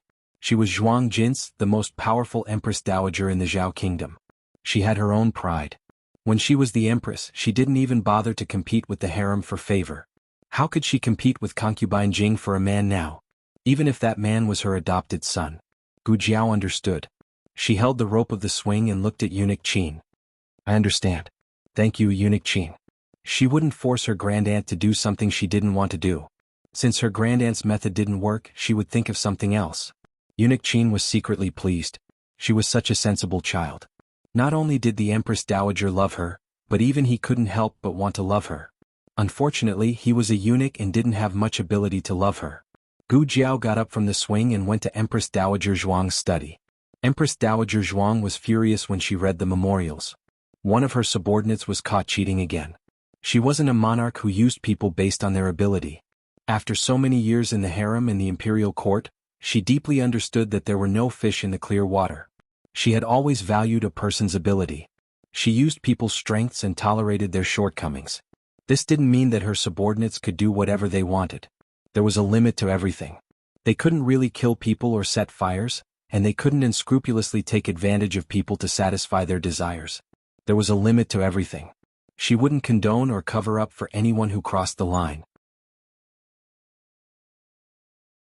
1,000,000 taels of relief money. You embezzled 950,000 taels of relief money and were caught. If I don't kill you, who should I kill? Empress Dowager Zhuang snorted and threw the memorials into the pile on her left. These were memorials that could be presented to the emperor. With the emperor's temper, he would definitely deal with this matter strictly. Grandaunt? A round head poked in. She didn't need to look to know who it was. Empress Dowager Zhuang responded indifferently. What do you want? Gu Jiao said, it's getting late. I'll go back first. You should rest early. Then she gently closed the door for her grandaunt. Wait. Empress Dowager Zhuang called her indifferently. Oh. Gu Jiao pushed the door open again. She rolled her eyes and stepped over the threshold. Her phoenix eyes stared at Empress Dowager Zhuang without blinking. Empress Dowager Zhuang took a memorial and said casually, does what I said just now still count? Which sentence? Gu Jiao asked. Empress Dowager Zhuang cleared her throat. It's the sentence of 5. Gu Jiao reached out her hand and looked at her 5 fingers. Then she looked at Empress Dowager Zhuang with bright eyes. It counts. But you don't want it, do you? Empress Dowager Zhuang angrily threw the memorial in her heart. A successful Empress Dowager couldn't go against candied plum. Empress Dowager Zhuang said coldly, it counts from today. Gu Jiao did not hesitate. Coincidentally, her purse was filled with new candied fruits. She took out the candied fruit box, counted 5 of them, and put them in the candied fruit box. The rest were all stuffed into her mouth. Empress Dowager Zhuang took a deep breath and suppressed her tumbling heart. Isn't it 8? How come there are only 5? Originally there were 3 a day. If she said there were 5 more, wouldn't it be 8? She just resisted today and didn't eat a single one. Gu Jiao's mouth was full of candied plums. She said vaguely, it's 5. If you don't believe me, think again. Empress Dowager Zhuang recalled her original words in her mind. Eat 3 candied plums every day? She didn't agree at that time. Then this girl said, 4? 5? She didn't add the words eat more in the last 2 sentences. Empress Dowager Zhuang punched the memorial. She was too careless. Gu Jiao was very gentle to her grandaunt. She respected her grandaunt's opinion and told her the truth. She didn't hide anything from her grandaunt. The emperor didn't have this kind of treatment. The old chancellor dug one pit after another, making the emperor fall into the pit and unable to get out. However, the emperor obviously had strong resistance to the cooperation with Empress Dowager Zhuang. I can do other things but not this. I don't want to be in cahoots with that vicious woman. The old chancellor said earnestly, Your Majesty, now is not the time to throw tantrums. It's more important to find out the real culprit behind the scenes. Is your face more important or the life of the old imperial concubine more important? And Jiao Jiao's life. Let's not talk about Jiao Jiao's life. Anyway, she's not related to you. Listen, what kind of nonsense is this? How is the little magic doctor not related to me? So in the whole world only Zhuang Jin's, that vicious woman, would love her and I would ignore her? I misspoke. The old chancellor apologized embarrassedly. What I mean is that Jiao Jiao can at least protect herself. The old imperial concubine was persecuted by noble consort Lu in her early years and has old injuries. If the assassin tries to kill the old imperial concubine again, it will be hard to guard against. This was what the old imperial concubine Jing and her servants said. The old imperial concubine Jing had old injuries and was very weak. The emperor was finally convinced. So in the morning court the next day, there was a scene that made the civil and military officials drop their jaws. The emperor went to the throne room with Empress Dowager Zhuang. Didn't they dislike each other even when they appeared in the same courtyard? Why did they come to court 2 hours earlier today? In the past, either Empress Dowager Zhuang or the emperor arrived first. In short, they didn't see each other face to face. When the two came to the door of the throne room, the emperor stopped and smiled at Empress Dowager Zhuang. He made a gesture of invitation and said, Mother, please. Empress Dowager Zhuang was so shocked that she almost picked up the sole of her shoe and hit him in the head. Empress Dowager Zhuang tried her best to restrain herself. She nodded and stepped over the threshold calmly. The civil and military officials knelt on both sides of the room with ceremonial tablets in their hands. Empress Dowager Zhuang walked over first. When she was about to go up the steps, Eunuch Qin cleared his throat. Empress Dowager Zhuang's mouth twitched. She stopped and reached out her hand. This time it was the emperor who wanted to pick up the sole of his shoe and hit himself. Was there such a thing? He didn't say anything about Hua. The emperor held back the twitching in his heart and held Empress Dowager Zhuang's wrist. The mother and son went up the steps and sat in their respective seats. They wiped their hands on their clothes without a trace. Emperor, disgusted. Empress Dowager Zhuang, oh, who isn't? Today's morning court was very harmonious. The emperor punished a minister in Empress Dowager Zhuang's camp. Empress Dowager Zhuang didn't stop him. Instead, she praised the emperor for doing a good job. Empress Dowager Zhuang said with concern that the emperor's body seemed to be thinner than before. She said that he should take care of his body and not let state affairs affect his health. Mother, you are right. I will remember it, the emperor said respectfully in the direction of the bead curtain. The civil and military officials wondered if they were blind or deaf. They could actually see the emperor and the Empress Dowager reconcile in their lifetime. Were they crazy or were they crazy? The news was so shocking that the officials of the two factions who were supposed to be fighting to the death became silent. It wasn't enough to let the civil and military officials see it. They had to let everyone in the harem know. Therefore, after the court, the mother and son went to the imperial garden together. They talked and laughed along the way. Your Majesty, it's time to laugh, Eunuch Wei reminded. The emperor clenched his fists and laughed soullessly. Ha! Empress Dowager, it's your turn, Eunuch Qin reminded. Empress Dowager Zhuang rolled her eyes and put on a fake smile. Ha! In less than a day, everyone in the 6 palaces heard that the two had buried the hatchet. Empress Xiao was the first to go to Pure Hua Palace to inquire, Your Majesty, I heard that you and the Empress Dowager. Halfway through her words, she saw the person sitting next to the emperor and bowed, Imperial Concubine Dowager. Imperial Concubine Jing smiled slightly, Empress, come and sit. Yes. In fact, with Empress Xiao's status, there was no need for her to bow to an imperial concubine. However, the emperor regarded her as his mother, so Empress Xiao could only be a filial daughter-in-law. Empress Xiao sat down on the other side of Imperial Concubine Jing. Imperial Concubine Jing smiled and asked, What did you want to ask your Majesty? Empress Xiao looked at the two, hesitated and said, I heard something about your Majesty and the Empress Dowager. I don't know if it's true, so I asked. The emperor said in a magnanimous tone, Since you both know, I don't need to say anything more. Empress Xiao couldn't hide her surprise. So it's true? What? It was indeed strange for two people who had been fighting for decades to bury the hatchet. In order not to arouse suspicion, the old chancellor found a flawless excuse for the two's reconciliation. The emperor had a good memory and didn't forget the words. He said, "Empress, do you still remember when Xiao Heng was poisoned near Rinshou Palace?" Empress Xiao's eyes turned cold. "Of course I remember. Xiao Heng was her brother's son of the first wife and was her most beloved nephew. He was nearly poisoned to death. She would never forget this grudge for the rest of her life." The emperor said, "The culprit has been found. It wasn't ordered by the Empress Dowager. There's someone else behind the scenes. We have misunderstood the Empress Dowager all these years and caused the Empress Dowager to suffer an unjust injustice. We are truly ashamed." He really found it hard to say the last few words, but the old chancellor said that these were the lines of the soul. If he didn't say it, it wouldn't be enough to convince people. He seriously suspected that the old chancellor was using his position for personal gain. "What? There's someone else?" "Oh."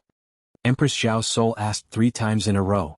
Imperial concubine Jing lowered her eyes, picked up her teacup and quietly took a sip. The emperor said, "The person who poisoned A Heng is called Zhang Xiu. He once worked in the Shang Palace Bureau and can be considered one of our people." Empress Xiao, "Your Majesty," the emperor sighed with self-blame, "we also didn't expect her to do such a thing. It was our oversight. A few days ago she suddenly committed suicide by hanging herself. An old friend of hers took away the things she left behind. Only a few days ago did that old friend discover the secret from the things she left behind." Empress Xiao directly stood up. "Your Majesty, this concubine doesn't believe it." The old chancellor did not tell the emperor that Zhang Xiu really was the culprit. He used it as an excuse for the emperor to hear. The emperor thought that what he said was false. Empress Xiao also thought that the emperor had been deceived by someone. None of this was important. What was important was that the person who ordered Zhang Xiu would understand that this matter was true. As long as she believed it, that was enough.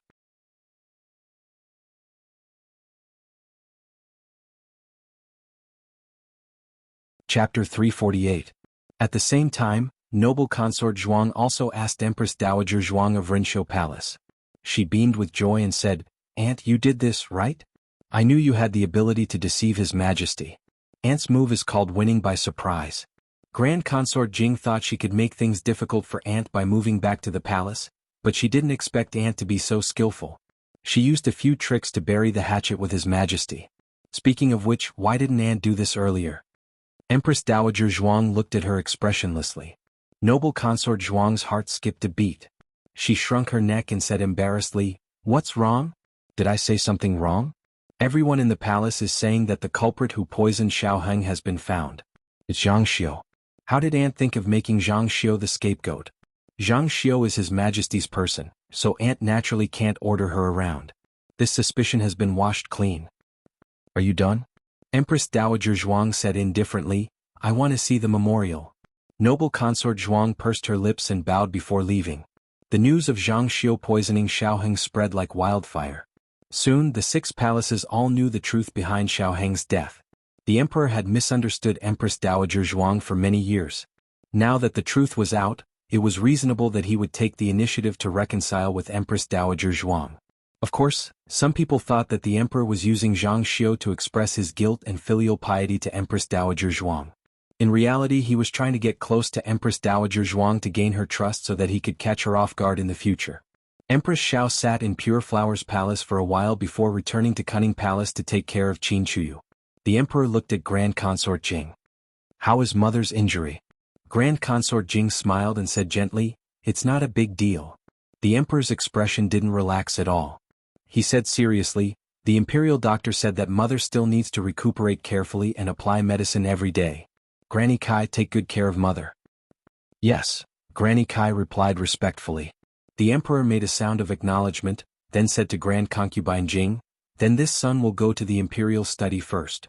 If imperial mother feels bored in Pure Flower's palace, then you can take the sedan chair to the imperial garden for a walk. The imperial physician said that staying cooped up in the room is not good for recovery. There's no need to worry about me, Your Majesty. I'm fine with the protection of Your Majesty's dragon Qi." "But Your Majesty..." Grand Concubine Jing's gaze fell on his haggard brow as she spoke. "Your Majesty looks tired. Did you stay up all night to review memorials again?" The emperor smiled carelessly and said, "Recently many areas have been hit by heavy rain. The disaster situation is serious, so it's inevitable that there will be more reports. Grand Concubine Jing took his hand and reminded him seriously, even so, you have to take care of your body. The emperor patted the old concubine's hand and smiled. I'll be careful. Grand Concubine Jing's expression cleared up a bit. She thought of something and asked, are you using the calming incense that Kai Mama gave you? Yes, the emperor said. Is it still useful? Grand Concubine Jing asked. The emperor smiled. The incense personally made by Imperial Mother is naturally useful. The emperor comforted Grand Concubine Jing a bit more before leaving for the imperial study. He didn't come to eat lunch with Grand Concubine Jing, so he ate in the imperial study instead. Eunuch Wei went to the imperial kitchen and ordered the cooks to make a few delicious dishes. The emperor used to talk about extravagance when eating, but ever since he stayed in Jade Water Alley, he had simplified his meals quite a bit. Eunuch Wei came out of the imperial study and returned to Pure Flowers Palace to pick up the memorials he had left in the study last night. When he came out of the study, he ran into Grand Concubine Jing and Kai Mama who were walking toward him. Esteemed imperial concubine. Eunuch Wei bowed with the memorials in his arms. Kai Mama bowed slightly to him. He also bowed slightly. In terms of rank he was above Kai Mama, but the imperial palace wasn't a place where rank was the only thing that mattered. The emperor respected Grand Concubine Jing, and when she achieved the Tao, even the chickens and dogs would rise to the heavens. Grand Concubine Jing looked at him with a gentle gaze. Eunuch Wei, how many years have you served His Majesty? Eunuch Wei didn't think for too long and quickly replied, this servant has served His Majesty since he was 14 years old. It's been 30 years since then. Grand Concubine Jing nodded. Do you still remember who chose you to serve His Majesty? Eunuch Wei was startled. He didn't understand why Grand Concubine Jing would suddenly ask this, but he answered truthfully, it was esteemed imperial concubine. Grand Concubine Jing stared at him. Then can I trust you? She used this concubine. Eunuch Wei's expression turned serious. He hugged the memorials tightly with one hand and lifted the hem of his robe with the other to kneel down. Esteemed imperial concubine, if you have any orders, this servant will do it even if I have to die 10,000 times. Grand Concubine Jing raised a hand to help him up. Get up and talk. What do you mean by dying? You've been serving His Majesty for a long time, and he can't bear to leave you. I'm just too worried about His Majesty. I don't trust the words of others, so I can only ask you. Eunuch Wei broke out in cold sweat. He didn't dare to let Grand Concubine Jing support his lowly body, so he quickly stood up and lowered his head. Esteemed imperial concubine, if you have any questions, please feel free to ask. Grand Concubine Jing asked, how is His Majesty's health? Eunuch Wei thought Grand Concubine Jing would ask about the reconciliation between His Majesty and Empress Dowager Zhuang. He didn't expect her to ask about His Majesty's health. Eunuch Wei felt ashamed that he had misunderstood Grand Concubine Jing.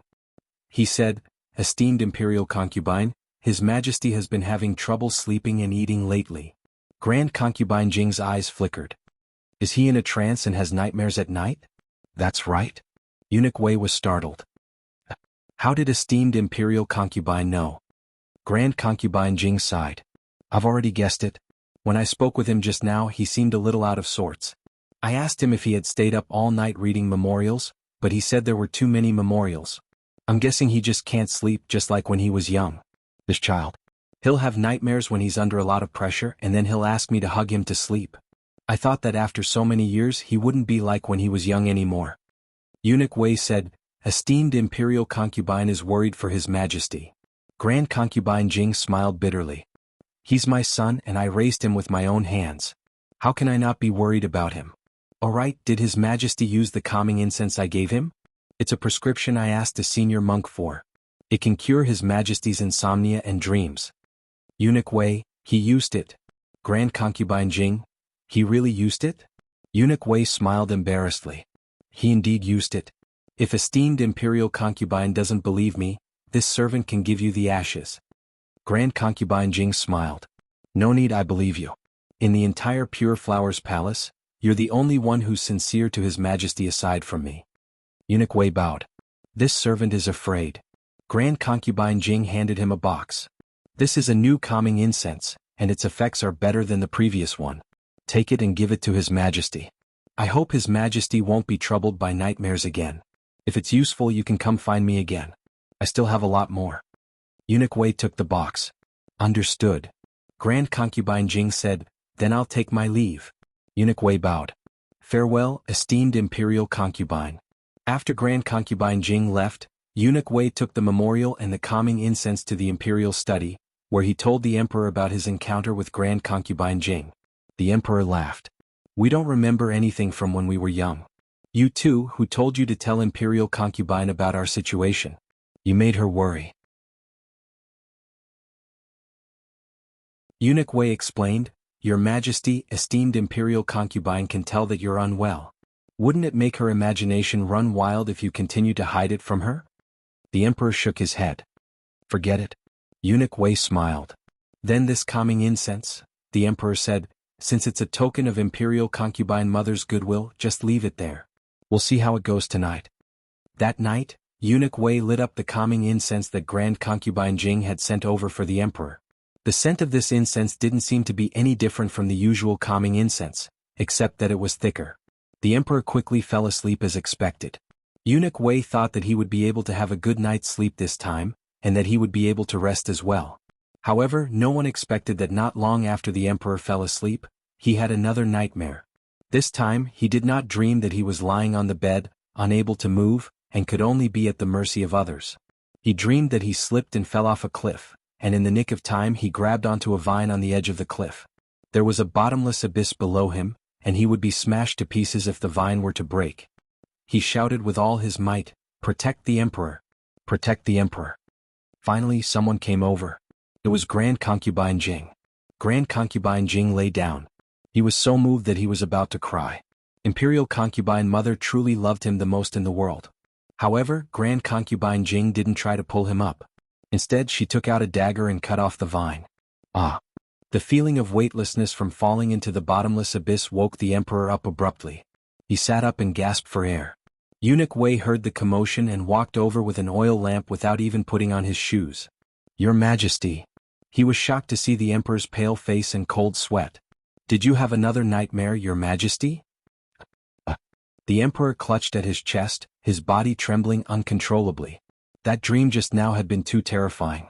That feeling of falling into the bottomless abyss was worse than being stabbed 10,000 times with a knife. It was just a nightmare. He was the Emperor, not a cowardly person. How could he be scared to this extent? Even he looked down on himself. "Have some tea, Your Majesty." Eunuch Wei put down the lamp and poured a cup of herbal tea to calm the Emperor down. The Emperor gulped it down, but he didn't calm down. "I can't sleep, so I'll go read the memorials." Eunuch Wei couldn't persuade him otherwise, so he could only take the memorials from the imperial study. However, the Emperor couldn't calm down at all. The fear from the nightmare was like maggots in his bones, unable to be shaken off. The Emperor put down the memorials in frustration. "I'm going out for a walk. There's no need for them to follow." "Yes." Eunuch Wei held the lantern and left Pure Flower's palace with the Emperor. The Emperor walked aimlessly. Before he knew it, he had arrived at Cunning Palace. Eunuch Wei asked softly, "Your Majesty, do you want to go to the Empress' place? This servant will go and pass on the message." The Emperor looked at the tightly shut palace doors and said indifferently, "No need. It's late, so don't wake Imperial Mother." Eunuch Wei was startled. Imperial Mother? Wasn't Empress Xiao the one living here? Empress Dowager Zhuang had already moved to Rinshou Palace after the previous emperor passed away. Eunuch Wei looked at the Emperor in confusion. The Emperor suddenly came back to his senses and looked at him suspiciously.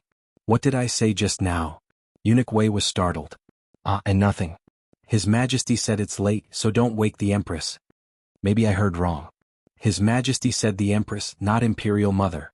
"Empress?" The Emperor was dazed for a moment. He suddenly frowned and said, "Why did I come here? Why didn't you warn me? It's the middle of the night. If I wake up the harem, it'll be chaos again." Yes, it's this servant's fault." Eunuch Wei felt extremely wronged. "Ever since you left Pure Flower's palace, you've been rushing here as if you've made up your mind. Who can stop you?" "Let's go back," the Emperor said unhappily. The Emperor didn't sleep much that night. After 3 in the morning, he changed his clothes and went to court. He was so tired that he almost fell asleep on the dragon chair.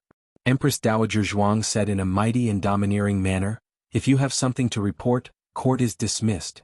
This irritable tone clearly meant that whoever dared to cause trouble would be punished.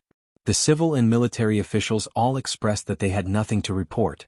Eunuch Wei shouted, "Court is dismissed." After leaving the throne room, Empress Dowager Zhuang sat in her phoenix sedan. She glanced at the emperor who was watching her leave and said mockingly, "Don't die of exhaustion before the culprit is caught." The emperor said coldly, "Imperial mother doesn't need to worry.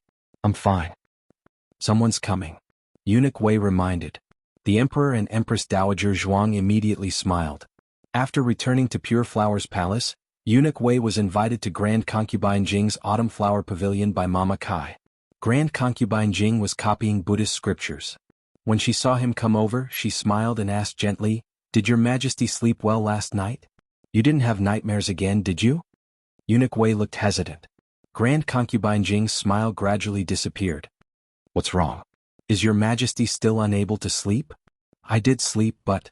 Eunuch Wei sighed helplessly. "I had nightmares again and was quite frightened." The brush in Grand Concubine Jing's hand fell on the table.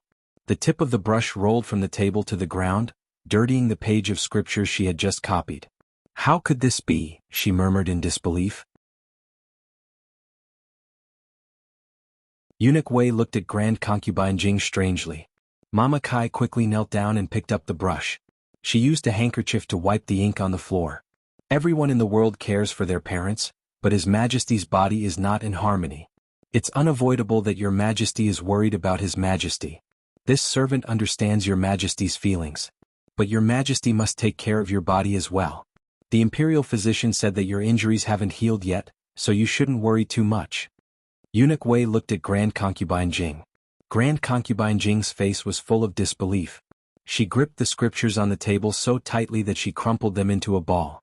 Eunuch Wei was stunned. Mama Kai grabbed Grand Concubine Jing's wrist and stared at her. "Grand Concubine, you must hold on. His Majesty is already working hard for the country. You can't be anxious and harm your body." So she was too worried about His Majesty? Eunuch Wei sighed inwardly. "I'll have the imperial physician come over later." Mama Kai said gratefully, "Thank you for your trouble, Eunuch Wei." Eunuch Wei replied politely, "It's my duty." Mama Kai smiled. "I'll see you out, Eunuch Wei." Eunuch Wei declined. "No need. Mama Kai, you should take good care of the Grand Concubine." Mama Kai insisted on seeing him to the door. She smiled as she watched Eunuch Wei disappear at the end of the corridor before returning to the Autumn Splendor Pavilion. She looked at Grand Concubine Jing worriedly. "Your Majesty." Grand Concubine Jing calmly rolled up her sleeves. "All right, I'm fine now." The imperial physician went to the imperial study to take the emperor's pulse. He said that the emperor was overly worried, overworked, and had a weak liver fire. He prescribed a prescription that would strengthen the vitality and calm the mind. The emperor said disdainfully, "This prescription again. How many times have I taken it? When has it ever worked?" Eunuch Wei's eyes rolled. "Why don't we go find the little divine doctor?" The emperor snorted. "Didn't you hear her say that she won't come to Pure Hua Palace for treatment anymore?" Eunuch Wei smiled. "If she doesn't come to us, we can go find her. You can't go on like this. Even the Grand Concubine is scared out of her wits." The emperor frowned. In the end he was persuaded. He and Eunuch Wei changed into their outfits and took a carriage to Miracle Hand Hall. However, they were told that Gu Jiao wasn't there. Dr. Song had seen Eunuch Wei before and knew that his master was Qin Shiyu's father, an official of the imperial court. He cupped his hands and politely said, "Miss Gu went to see a patient. When will she be back?" Eunuch Wei asked. Dr. Song said, "She didn't say, but I don't think she'll return to the clinic today. She'll be picking up students from Jingkong after school. Don't you know where her house is? Why don't you go directly to her house to find her?" The master and servant went to Jade Water Alley. Gu Jiao hadn't returned yet, so Madame Yao invited the two into the room. Today, Granny Zhou's two daughters-in-law, Auntie Lu, and her younger sister came to ask Madame Yao for advice on acupuncture. The room was full of women, but Auntie Lu's eyes were always on the emperor. The emperor's scalp was numb. Madame Yao pursed her lips and smiled. She invited the emperor to her great-aunt's room and said, "Your Majesty. Master, why don't you sit in the room for a while? Jiao Jiao will be back soon." "Thank you, Madame Gu." The emperor thanked her politely. Auntie Lu ran over sneakily. The emperor was so scared that he bolted the door. The emperor sat in the small and cramped room. Because the doors and windows were closed, the light was dim. However, the dimmer it was, the more it magnified his other senses. He smelled a faint, warm aura. There was once this scent in his distant memory. When Gu Jiao came back from picking up little Jing Kong, she heard Eunuch Wei mention that the emperor couldn't sleep at night. She went to knock on her great aunt's door, but there was no response. Eunuch Wei was scared. Did something happen to his majesty? Gu Jiao pulled out a dagger and pried open the door. Eunuch Wei quickly pushed the door open and rushed in. Your Majesty! Your Majesty! He was dumbfounded. The emperor, who said that he couldn't sleep, was lying on his back on the bed. He was drooling and snoring. He was snoring and farting in his sleep.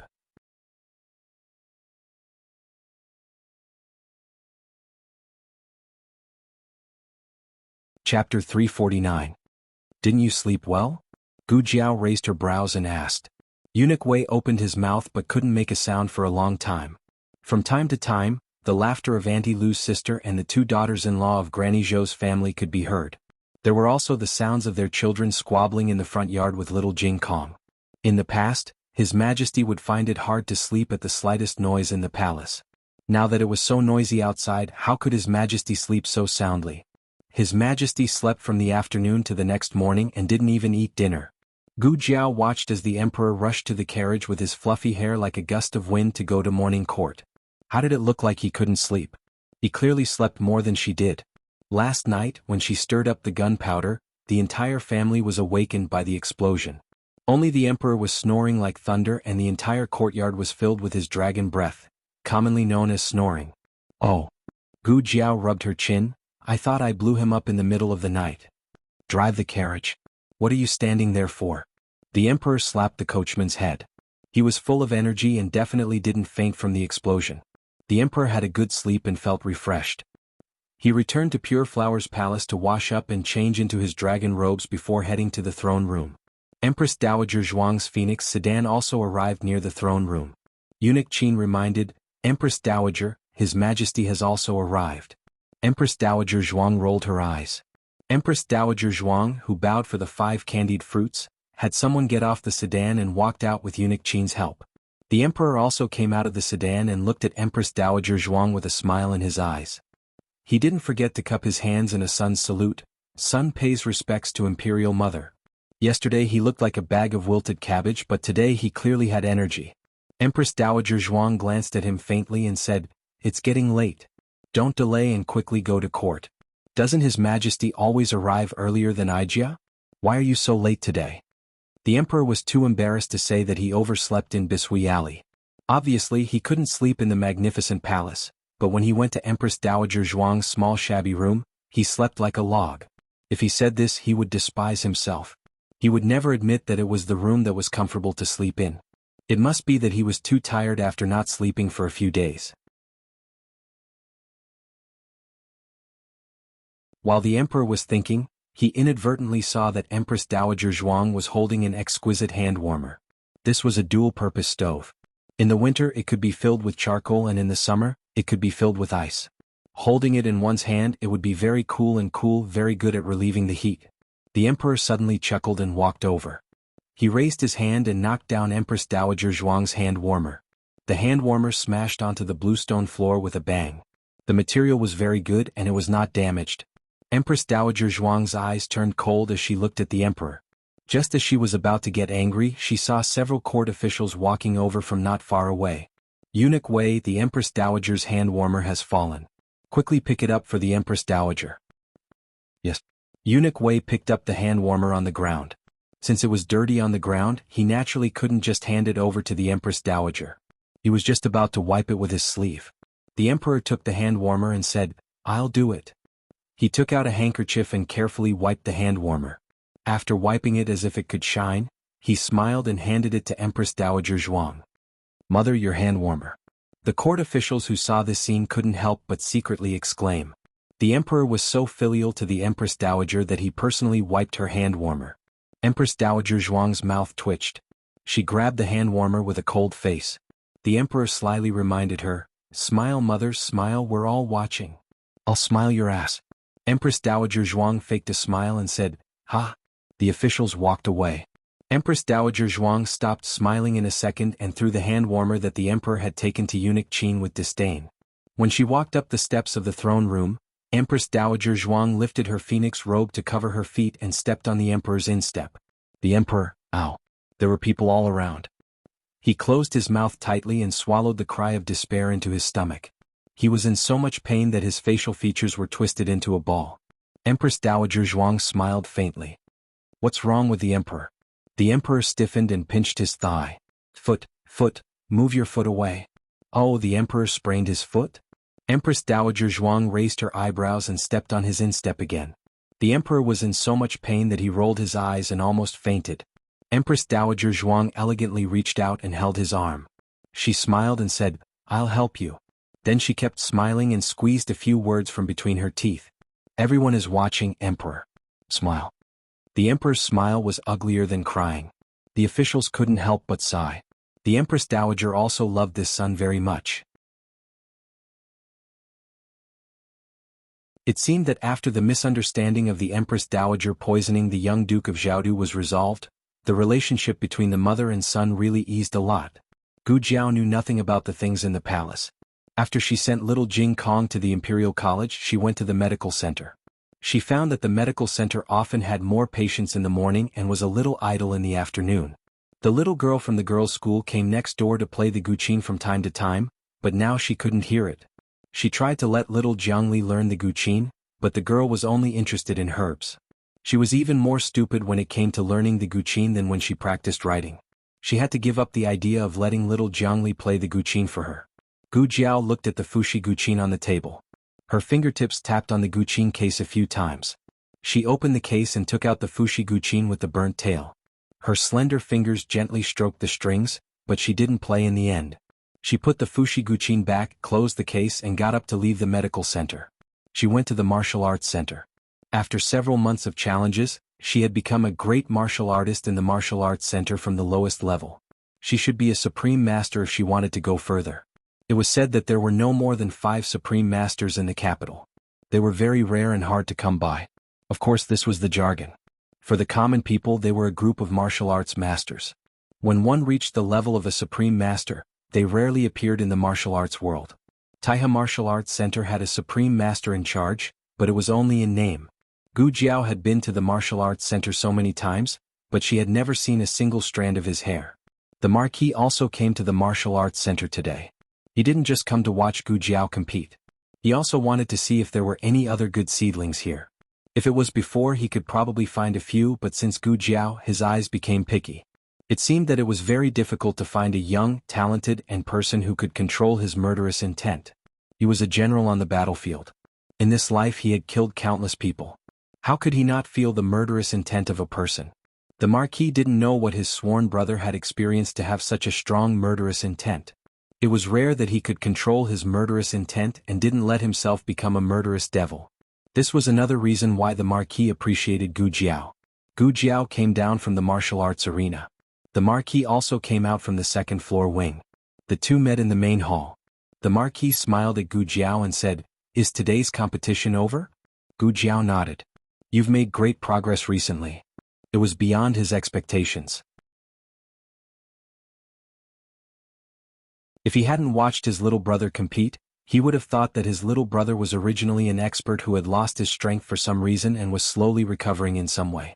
The Marquis asked again, "That's right, have you been practicing your spear recently?" At the mention of this, Gu Jiao blinked. The Marquis was slightly surprised. "Did you bring your red-tasseled spear?" Gu Jiao shook her head.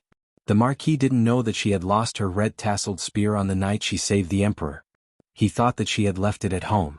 He smiled and said, "It's okay. I just happened to bring you a new red-tasseled spear." Gu Jiao followed him to the backyard of the martial arts center. The Marquis carriage stopped outside the back door. He went to the carriage and took a red-tasseled spear wrapped in red cloth. He handed it to Gu Jiao. "Try it." Gu Jiao took it and opened the red cloth to take a look. Wow!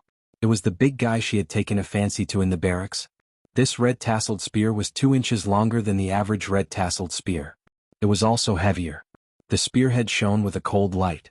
Gu Jiao held it in her hand and tried it out. It was like a flying dragon, extremely domineering. The Marquis's eyes unconsciously revealed a bit of satisfaction. Sure enough, his vision was very unique. This red-tasseled spear of the Yen kingdom was very suitable for his little brother. "Don't you think it's heavy?" he asked. Gu Jiao shook her head. She liked the weight of the spear. It had the power to destroy everything. It also had the ability to break 1,000 pounds. She tried it out a few more times. The more she tried, the more satisfied she was. She didn't like cold weapons before, but this red-tasseled spear suited her very well. The Marquis had been observing her moves. It was the set of spear skills he had taught her. But that set of spear skills was more suitable for the ordinary red-tasseled spear. It couldn't display the full power of the red-tasseled spear. "Little brother Gu, wait a moment." He walked over. "Give me the red-tasseled spear." Gu Jiao was playing happily. She smacked her lips and gave him the red-tasseled spear. The Marquis took it. He didn't do any fancy moves. He only used one move. He bent his legs slightly. His right hand held the base of the red-tasseled spear, close to his right waist. His left hand held the middle of the red-tasseled spear. He pointed the spearhead forward and fiercely stabbed out. It seemed like a simple move, but at that moment, it was filled with endless killing intent. Even the wind and sand were stirred up and the leaves rustled. Gu Jiao's mask was almost blown off. She blinked, her eyes sparkling. She took out a small notebook and scribbled. "What move is this?" The Marquis patiently explained. "This is called the middle four. It is a middle-level spear skill. It is the master of the 6 harmonies spear. It is the first of the 24 forms of the spear." It seems simple, but in fact, it is full of wonderful changes. You don't need to practice anything else. Just practice this move. Come give it a try. Gu Jiao took the red-tasseled spear and tried it out. Naturally, it wasn't very good. The Marquis said, "Don't worry. Take your time." Thinking back, his master had made him practice this move for a full 5 years. He didn't understand his master's deep meaning. Many years later, he finally understood that the essence of the spear skill was in this move. Gu Jiao practiced for a while. She was sweating profusely. The Marquis felt that today's practice was enough. He said to Gu Jiao, "Let's practice another day. It's getting late. Little brother Gu, are you hungry? I'll treat you to donkey meat. There's a donkey barbecue restaurant next door. Little brother Gu should like it." Gu Jiao held the red-tasseled spear upright in her arms. She took out a small notebook and wrote, "I have something to do tonight. I'll eat donkey barbecue with you another day." "I see." A trace of disappointment flashed through the Marquis' eyes. Gu Jiao looked at him and wrote, "You seem to have something on your mind?" No. He just wanted to find someone to drink to drown his sorrows. Gu Jiao continued to write, "We're sworn brothers. There's nothing we don't talk about." Little brother Gu was a trustworthy person. In addition, the Marquis had been troubled by something for a long time. He couldn't make up his mind. He hesitated for a while, then cleared his throat and said to Gu Jiao, "Little brother Gu, if you have a friend." Coming. "I have a friend." Gu Jiao understood immediately. The Marquis opened his mouth and continued, "If he wants to do something unorthodox, will you support him or not?" Gu Jiao wrote, "That depends on what kind of unorthodox thing it is." The Marquis cleared his throat. "For example, taking someone and running away?" The old man is going to elope with someone." Gu Jiao wrote without hesitation, "Yes." The Marquis' face was full of astonishment. "No, you don't even hesitate? So careless?" Gu Jiao wrote down what she had read in her godfather's diary in her previous life. "Love is a matter between two people. As long as you like each other, you can find freedom together. In the organization you can't find freedom and you can't like anyone. Otherwise you'll be punished by your godfather." Gu Jiao couldn't understand why there was such a sentence in her godfather's diary. Forget it, she's dead anyway. She won't be able to see her godfather again. Gu Jiao continued to write, "If you're happy, go chase and beg boldly. Don't be afraid of vulgar eyes." The Marquis gasped, "What if I'm rejected?" Gu Jiao wrote, "If she rejects you, it means she doesn't like you. You can just give up." Why does she have the same tone as Gu Yan? Are all the young people nowadays so telepathic? The Marquis' face didn't change. "It's not me." Gu Jiao, "Oh." When only one person affirms an idea, perhaps his heart isn't firm enough. But when more people affirm it, it can take root and germinate in the bottom of his heart. Not to mention that he just asked 2 random people and got the same answer. It was obvious that he worried too much before. This matter was originally very simple. He wanted to take her away from the palace.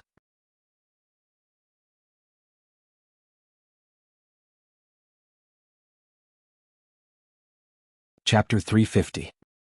The old Marquis did as he said and immediately started his plan. Gu Jiao still didn't know that she and Gu Yan had stirred up some trouble. After saying goodbye to the old duke, she went back to the medical center, took off her mask, changed her clothes, and went to the Imperial College to pick up little Jing Kong.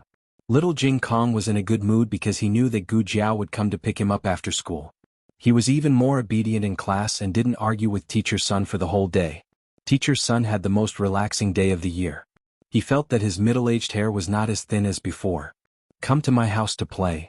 Su Kanji, who came out of the classroom, said to little Jing Kong. Little Jing Kong shook his head coldly. "I'm not going today. I want to go home with Jiao Jiao." Su Kanji thought for a while. "Okay, then tomorrow?" Little Jing Kong continued to shake his head. "I'm not going tomorrow either. I want to go home with Jiao Jiao tomorrow too." Jiao Jiao would come to pick him up when his bad brother-in-law was away. He was very happy just thinking about it. Little Jing Kong shook his head and walked away proudly. Su Kanji was left alone in the same place with hidden bitterness. "Brother, I'm really used as a spare tire." Little Jing Kong walked out of the Imperial College. Gu Jiao picked him up and walked back hand in hand. Little Jing Kong tilted his head and said cutely, "Jiao Jiao, I miss you so much. You're even more beautiful today than yesterday." Gu Jiao curved her lips in amusement. "Really?" Little Jing Kong nodded quickly. "Yes, yes. Monks don't lie." "So you're still a monk?" Gu Jiao looked at the little buzz cut that someone had grown for the umpteenth time. She thought to herself, nothing will go wrong this time, right? She should be able to grow a head of thick black hair and tie it into a beautiful little bun, right? Little Jing Kong skipped back to Pushui Alley excitedly. Gu Jiao went to fetch water and chop firewood while little Jing Kong went back to his room to do his homework. Since Xiao Lulang wasn't around, his homework was checked by the old chancellor. The old chancellor hadn't finished his duty yet. Little Jing Kong finished his homework very quickly. He came out of the house and walked to Gu Jiao, who was chopping firewood. With his hands behind his back, he rolled his eyes and said, "Jiao Jiao, I'm going next door to play with Xiaobao." Xiaobao was Master Zhao's biological grandson. He was 1 year younger than little Jing Kong and was the closest playmate to little Jing Kong. Gu Jiao didn't refuse. "Okay, I'll call you when dinner is ready." The little guy rolled his eyes again. "Then, can I bring something over?" "Sure." Gu Jiao didn't have any objection. She was chopping firewood and didn't see his sneaky expression. Little Jing Kong went back to his room, the East Room. That's right. Although his brother-in-law also lived in the East Room, little Jing Kong firmly believed that he was the master of the East Room. He had been taking in his bad brother-in-law who might be laid off at any time. What kind of little cutie was he? Little Jing Kong's junk half stayed at home and the other half moved to the small courtyard of the medical center. He opened the wardrobe, pulled out his small box and poured out the books in the bag. Then he picked up some interesting things from the small box and put them in. "Jiao Jiao, I'm leaving." He carried the bag on his back and ran out of the courtyard. When Gu Jiao turned to look at him, the little guy had already run away. She couldn't help laughing. Naughty. Little Jing Kong was a child with great self-control. He didn't run around, so Gu Jiao didn't expect that the little guy didn't go next door. Instead, he carried his junk to a pawn shop on Xuanwu Street. When the boss of the pawn shop saw that it was a child, he thought that he was here to play. He hurriedly waved his hand and asked him to leave. "Go play somewhere else."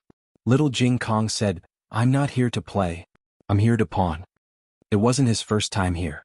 He had done some research with Su Tangtang and Brother Chuyu before, so he knew that there was a pawn shop here. The boss was amused when he heard that. It was always funny when a child talked like an adult. The boss wasn't in a hurry to ask him to leave. He smiled and asked him, "What do you want to pawn?" "Well, these. See if there's anything you like. I'll pawn whatever you like." Little Jing Kong stood on his tiptoes but still couldn't reach the counter. He was anxious. "Hey you, come out and see for yourself."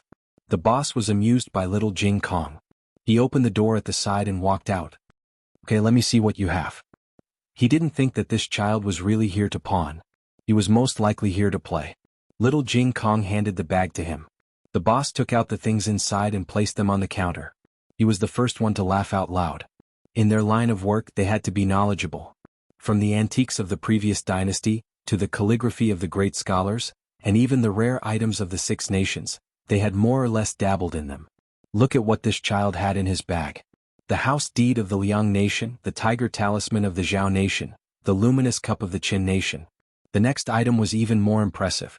He even had the imperial jade seal of the Jin nation. The boss laughed until his stomach hurt. Were there so many different kinds of toys for children these days? Not to mention the impersonation was quite realistic. The boss didn't think that these things were real at all. The boss put the things back and handed him a piece of malt candy with a smile. He only gave it to him because he was cute. So many good things. You're amazing. Okay, go back. Little Jing Kong held back his saliva. I don't want candy. I want to pawn it. The boss said, you can't pawn it. Little Jing Kong widened his eyes and said, why? Is there nothing here that catches your eye? You haven't finished looking at it. There's more inside. If you like it, I can pawn it for you at a cheaper price. Little Jing Kong was in urgent need of money. Although he was a small landlord and received 2 payments of rent every month, his money had been handed over to the Jiao for safekeeping. If he needed it, he had to get it from the Jiao. But he didn't want the Jiao to know. That was why he thought of pawning it. Looking at his cute little face, the boss couldn't bear to tell him that his things were fake and that he couldn't pawn it.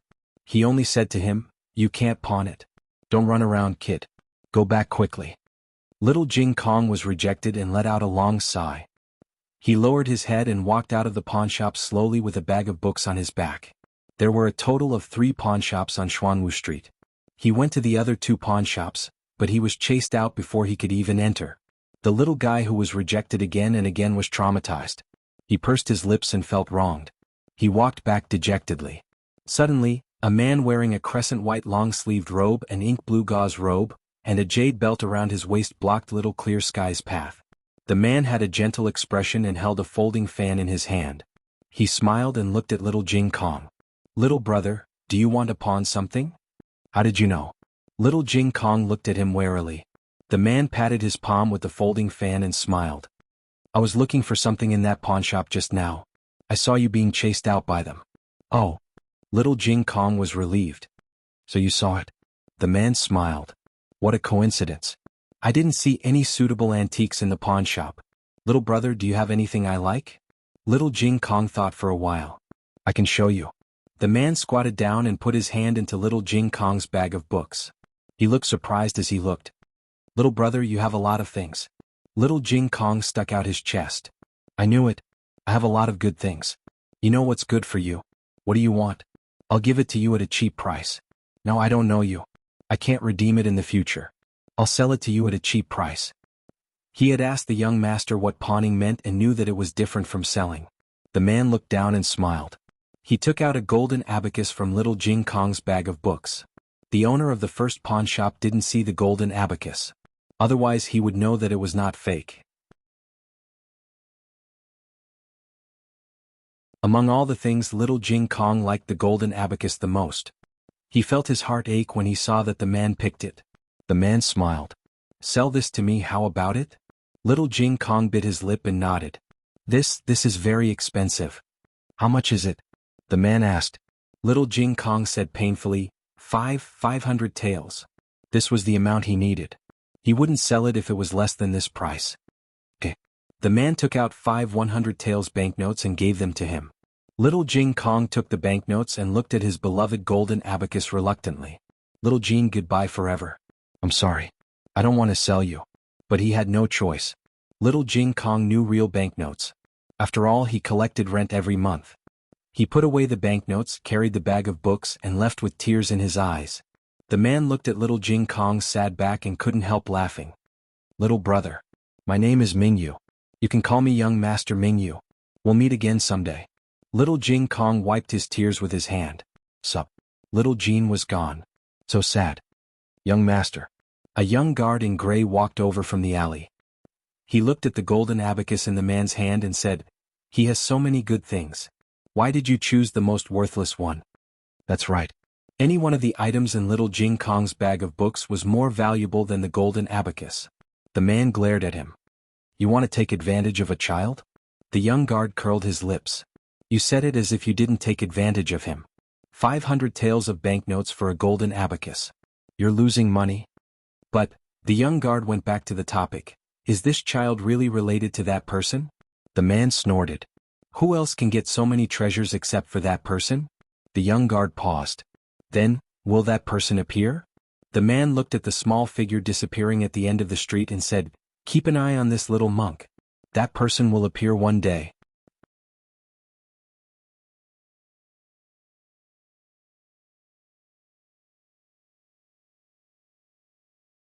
Chapter 351. The novel will be updated more quickly. There are all kinds of novels that can't be found on the internet. Little Jing Kong didn't return home until it was almost dark. When he entered the door, he took a deep breath and calmed himself down. He couldn't let Jiao Jiao see him sad for little Jean.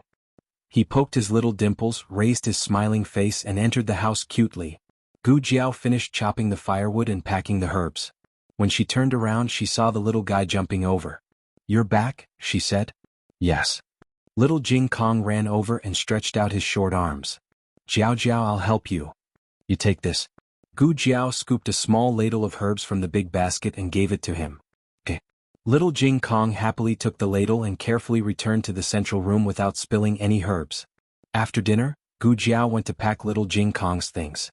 The little guy always messed things up and didn't know how to put them back properly. This time, when Gu Jiao was packing, she realized that something was missing. Most of little Jing Kong's things were packed in different boxes. Gu Jiao usually didn't open those boxes privately, not because they looked shabby, but because she respected the child's privacy. However, some things were directly exposed, such as little Jin's abacus. "Jing Kong," Gu Jiao called. Little Jing Kong, who was arranging little chicks' array in the central room, came in and asked with his head tilted, "What's wrong, Jiao Jiao?" "Where's your abacus?" Gu Jiao asked doubtfully. Little Jing Kong rolled his eyes. "I put it in the clinic." "Really?" Gu Jiao thought for a while. "But I just cleaned up the small box you put in the clinic today. I didn't see your abacus." Little Jing Kong blinked and said, "Oh, I forgot. I lent it to Brother Chuyu. He said he would return it to me later." Little Jing Kong rarely lied. He had a good reputation, so Gu Jiao did not suspect him. After leaving the east room, Little Jing Kong covered his chest and heaved a long sigh of relief. That scared him to death. He was almost discovered by Jiao Jiao. Luckily, he was a clever little devil. It rained in the evening. Gu Yan's secret guard came back to report that the road was difficult to travel. Gu Yan and Gu Shaoshun stayed at Nanxiang and Master Lu's house. Tomorrow they would go directly to Qinghe Academy from there. Nanxiang and Master Lu liked Gu Shaoshun and Gu Yan very much. Gu Jiao had nothing to worry about. She asked the secret guard to bring 2 sets of clean clothes for them. On the other hand, the old duke, who was encouraged by Gu Yan and Gu Jiao, felt that he had received unprecedented support. He had lived for the Zhao country and the duke's manor all his life. Except for fighting desperately on the battlefield, he had done almost nothing bold in private. He had been cautious and conscientious all his life. But perhaps because he was old and did not have many years left to live, he did not want to have regrets in this life. He had let her down as long as he lived for others. In the few days left, he did not want to let her down again. Fortunately, the army that he had cultivated for His Majesty had been trained. Gu Changqing had also grown up. The duke's manor had a successor, so he could rest assured. "Go and call the crown prince here," the old duke ordered. "Yes." The manservant went to Gu Changqing's courtyard and called Gu Changqing over. Gu Changqing looked at the old duke who was sitting on the main seat. His expression was clearly different from before. He said lightly, "It's so late. Grandfather is looking for me?" The old duke looked at him deeply. This was the grandson that he had brought up. He had poured all his heart and soul into him, more than he had poured into his son Gu Chong. And he had lived up to his expectations. He had grown up to be his ideal son. The old duke handed him 2 tokens of different quality. One was the Gu family army's token. The other was the secret army's token. "Grandfather, what is the meaning of this?" Gu Changqing asked strangely. The old marquis looked at him and sternly said, "You've grown up, and some burdens should be handed over to you. I may not be able to see the day when the Gu family army reinvigorates, but I hope that you can see that day." "Why won't I be able to see it?" Gu Changqing asked lightly. The old duke wanted to say something but hesitated. He pinched the corner of the table and said, "I have my own arrangements. You don't need to ask." Gu Changqing laughed coldly and said mockingly, "Grandfather always has his own arrangements. Just like that matter back then." Finished speaking, he didn't wait for the old duke to ask him what it was and turned to leave. He accepted the token. He was a son of the Gu family. Whether it was his authority or his burden, he would spare no effort to bear it. The old duke looked at his grandson's resolute figure and sighed helplessly. Afterward, he had the manservant call for Gu Qingfeng and Gu Qinglin. They were all his grandsons, so he naturally doted on them. However, he didn't regard them as highly as he did Gu Changqing, nor did he cherish them as much as he did Gu Yan. This was probably the sorrow of not being able to occupy both sides. He wasn't as capable as Gu Changqing, nor was he as delicate as Gu Yan.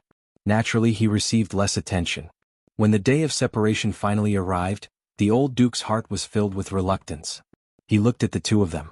He originally wanted to say some emotional words between grandfather and grandson, but when he saw Gu Qinglin's newly grown bald head, the corner of his mouth twitched. He couldn't say anything. He also gave the two of them a token and some family assets. The family assets were first sent to Gu Changqing for safekeeping and would be handed over to them on the day the two of them set up their own families. He also left something for Gu Yan. He had already sent someone to send it to the hidden guards. When the time was right, he would hand it over to Gu Yan. Gu Jiao was married. A married lady was like spilled water. He didn't leave a token for her, but seeing that she was wholeheartedly devoted to Gu Yan, he still gave her a sum of money. It was also in the hands of the hidden guards. Marquis Gu went to repair the roads and wasn't in the residence. However, the old duke didn't even think about this invisible son of his. After handing everything over, the old duke left the manor in the middle of the night. Gu Qinglin looked at the token in his hand. He didn't know what it was used for and asked in confusion, "Second brother, don't you think grandfather is acting a little strange today?" Gu Chengfeng looked at the token, then at the boundless night sky and said thoughtfully, "Quite strange indeed." It was a dark and windy night. The bustle and liveliness of the day faded from the capital, turning it into a quiet, isolated city. In the hazy night, a dark shadow leaped onto the walls and snuck into the palace like a ghost. A group of patrolling imperial guards walked past. Ever since the assassination attempt on Grand Concubine Jing, the palace's defenses had been strengthened and the number of imperial guards had doubled. Did you hear anything just now?" one of the imperial guards asked. His companion replied, "No, did you hear anything?"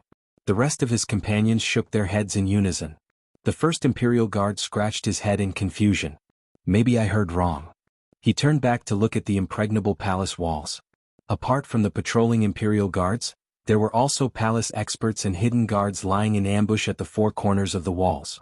If someone had really snuck in, they wouldn't have gone so far as to deceive everyone, right? Let's go, let's go. Go ahead and patrol."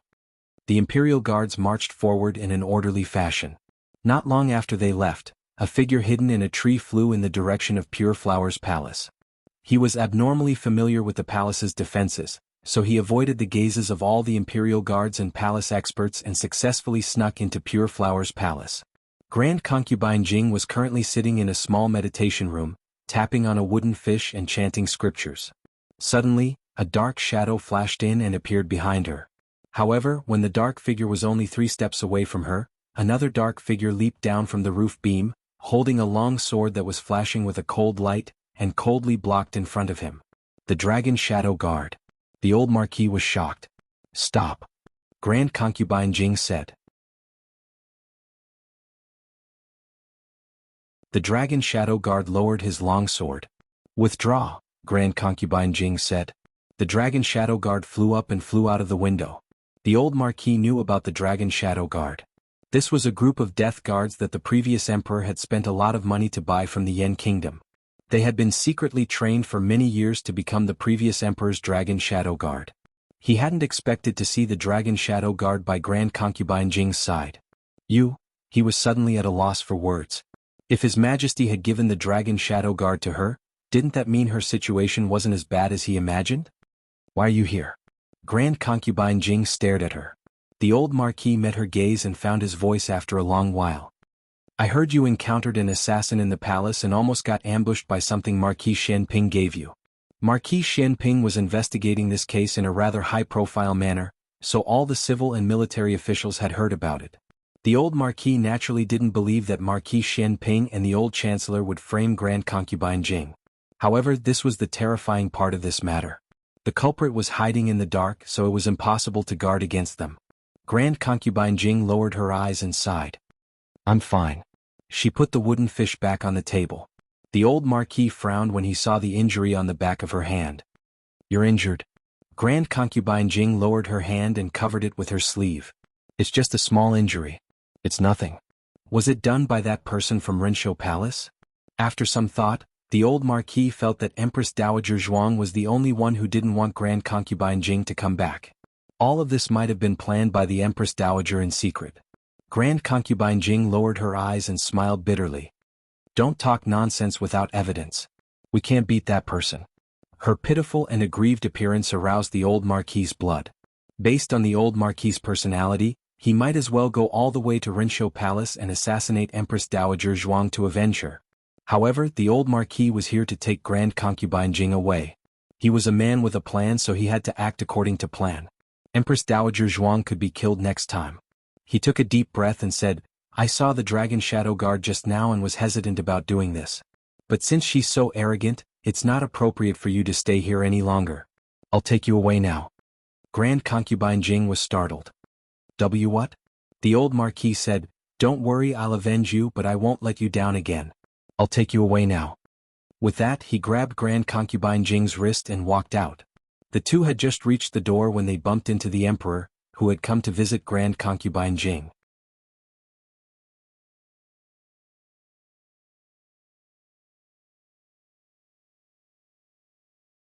Chapter 352. The Marquis moved so quickly that Grand Concubine Jing didn't even have time to react before she was brought to the door. Of course, the main reason was that she hadn't expected the Marquis to do this all of a sudden. Even she herself was outside of the situation. The only person who was even more outside of the situation was the Emperor. The Emperor looked at the Marquis in his night-traveling clothes, then at the hand that was holding Grand Concubine Jing's wrist. His brain exploded on the spot. All he heard was a buzzing sound, and then his mind went blank. The scene in front of him was so stimulating that he lost his voice. The Marquis paused in his steps. He clearly hadn't expected to run into the Emperor either. He had clearly seen that the lights were still on when he passed by the Imperial study, so he thought that the Emperor would take a long time to read through the memorials. Grand Concubine Jing was the first to react, and she quickly pulled her hand back. The Marquis, on the other hand, subconsciously grabbed her hand back. Only then did he realize that something was wrong, but the disaster was already done. The Emperor flew into a rage and roared, Gu Chao. The Marquis trembled and let go of Grand Concubine Jing's hand. The one who was startled by the Emperor's shout was Granny Kai, who had gone to the bedchamber. Granny Kai saw Grand Concubine Jing and the Marquis at the door, and then saw the furious Emperor outside. What else could she not understand? She cursed inwardly. She had only been gone for a short while, so how did she get into such a big mess? If she had known this would happen, she would have held it in just now. The Emperor clenched his fists tightly and used all his strength to suppress the urge to behead the Marquis. He squeezed out one word after another through gritted teeth. Gu Chao. What is going on here? You'd better make yourself clear. If the old Chancellor were here, he would have countless flowery words to smooth things over. Whether the Emperor would believe him or not was another matter. In any case, the Marquis would refuse to admit it and insist that the relationship between this official and the Grand Concubine was pure. Unfortunately, the old Marquis's temperament was not like this. On the battlefield he used troops like a god.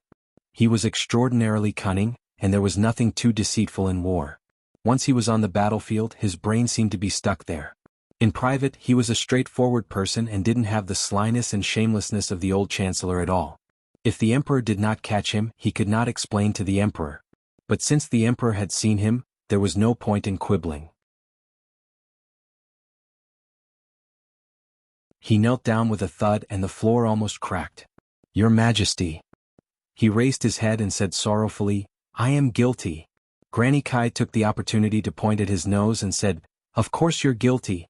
As a subject of His Majesty trusts you so much, but you sneaked into the palace in the middle of the night to kidnap Imperial Concubine Dowager.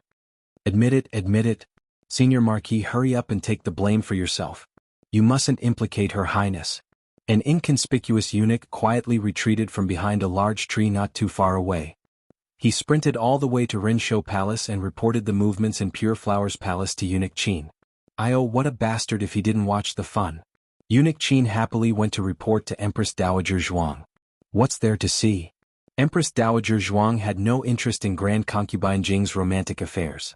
But Eunuch Qin wanted to see it. It was so heart-wrenching.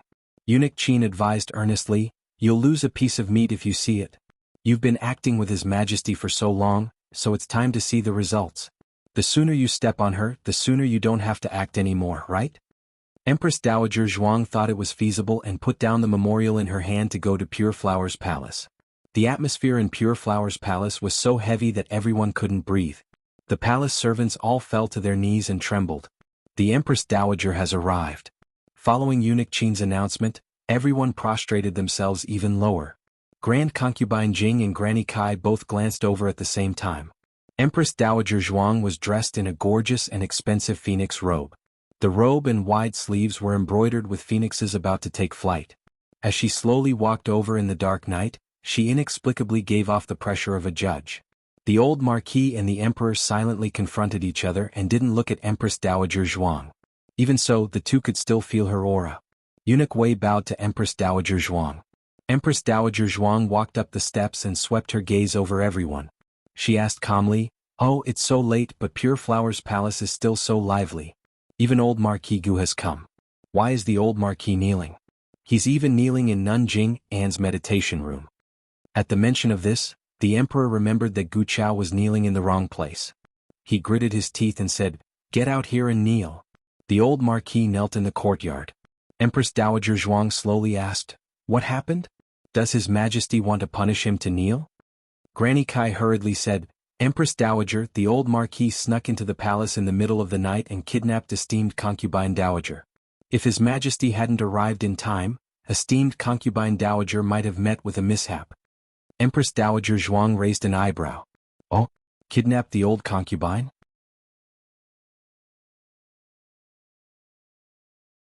Ijia remembers that Pure Flower's palace had the dragon shadow guards left behind by the previous emperor. Are they all dead? Are they waiting for His Majesty to rescue the old concubine? The emperor's expression changed when he heard this. He'd been so angry that he'd forgotten that he'd sent the dragon shadow guards to Grand Concubine Jing's side. That's right, with the dragon shadow guards there, how did Gu Chao get close to Grand Concubine Jing? It couldn't be that the dragon shadow guards were lured away again. Even if they were lured away for a while, he'd been here for so long that the dragon shadow guards should have returned by now. The dragon shadow guards hadn't appeared from beginning to end, so there was only one possibility. Grand Concubine Jing had them withdraw. Therefore, it wasn't Gu Chao who'd kidnapped Grand Concubine Jing. It was the two of them. The two of them. The emperor forced himself not to think about those two words, but Eunuch Qin said them out loud. "Ah, it's the middle of the night. Is Nanjing in thinking of escaping the palace with the old Marquis?" Eunuch Wei said, That's right, that's right. You two aren't really thinking of escaping the palace, are you?" Granny Kai was about to go crazy. She glared at Eunuch Wei. "Whose side are you on?" Eunuch Wei covered his mouth. His mouth was loose. "Eunuch Qin, be careful with your words," Granny Kai shouted. But what was the use of being loud? It was just a bluff. The truth was right in front of them. No amount of sophistry could cover up the fact that the dragon shadow guards hadn't made a move. Grand Concubine Jing looked at Empress Dowager Zhuang through the dark night. Empress Dowager Zhuang didn't even have a child, but she was still able to stand tall in the harem for so many years. How could it be just luck? It wasn't that she didn't know how to use those tricks, but there were some things that she disdained to fight for. And this seemed to give some people the wrong impression that she was just SOSO. She couldn't do anything other than take the blame and be bitterly disappointed. Zhuang Jins was proud. The proud Zhuang Jins wouldn't come to watch Grand Concubine Jing's drama, nor would she hit her when she was down. She was disdainful. Zhuang Jins had changed. She was still proud, but there was something more than that. Grand Concubine Jing clenched the string of Buddhist beads in her hand. Empress Dowager Zhuang smiled coldly. "I've asked you several times over the years if you wanted to come back, but you said no. You were doing well in the nunnery. I thought you were just being polite." As she spoke, she looked at the old duke meaningfully. "So it's true." Empress Dowager Zhuang stopped there and left with Eunuch Qin. Granny Kai was anxious. "Empress Dowager, you can't say that. When did you ask Grand Concubine if she wanted to come back to the palace? Did Empress Dowager Zhuang ask?" "Of course not. But were they the only ones allowed to accuse her? In this situation, at the right time, at the right place, I'm going to kill you." Empress Dowager Zhuang, who bowed down for 5 candied fruits, was so domineering. Men always cared about this kind of thing, and because they cared, they were suspicious. Empress Dowager Zhuang's words were the straw that broke the camel's back. Granny Kai knelt down and begged, "Your Majesty, don't listen to Empress Dowager's nonsense. Grand Concubine and old Duke Gu are innocent." Grand Concubine never said that to Empress Dowager. Empress Dowager never sent anyone to the nunnery to ask Grand Concubine to come back. Grand Concubine is your mother. You have to believe her. Your Majesty. You have to believe Grand Concubine. The Emperor's heart ached. It hurt more than when he found out that the old Chancellor was his father. Maybe it was because he subconsciously knew that the old Chancellor and Empress Dowager Zhuang couldn't be real. A woman like Empress Dowager Zhuang didn't need any man. She was too strong and powerful. However, his concubine Jing was weak and helpless, and Gu Chao had saved her life. When he was hesitating whether to agree to Gu Chao's request for marriage, it was she who spoke for Gu Chao. Could it be that she really had Gu Chao in her heart? He looked at concubine Jing sadly and said with red eyes, "If I didn't happen to meet you, would you have left with him?" At this moment he finally understood why he was so upset. Even if Empress Dowager Zhuang really had a man, she wouldn't give up the country and power. She was still the high and mighty Empress Dowager Zhuang and his mother. No matter how much he disliked her, despised her, and hated her, he could never get rid of her. But concubine Jing just wanted to abandon him. She didn't want him, she didn't want her son anymore. The Emperor's throat swelled with pain. He turned around and held back the tears in his eyes. "You can go."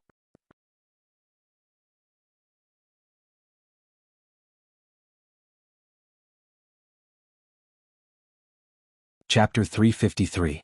If he didn't leave now, he was afraid that he wouldn't be able to stop himself from chopping off Gu Chao's head. Even though he deserved to die. "Your Highness, Grand Imperial Concubine." Granny Kai cried out miserably. The Emperor turned around abruptly and saw the old concubine's pale face. She looked like a withered autumn leaf that was about to fall. She took one last look at the Emperor with tears in her eyes before she closed her eyes and fainted. The Emperor stepped forward to catch her. Holding her bony body, he yelled anxiously, "Mother! Mother! Summon the imperial physician." By the time the old concubine woke up, it was already past midnight. The Emperor was reviewing memorials in his study with the old Marquis kneeling in front of him.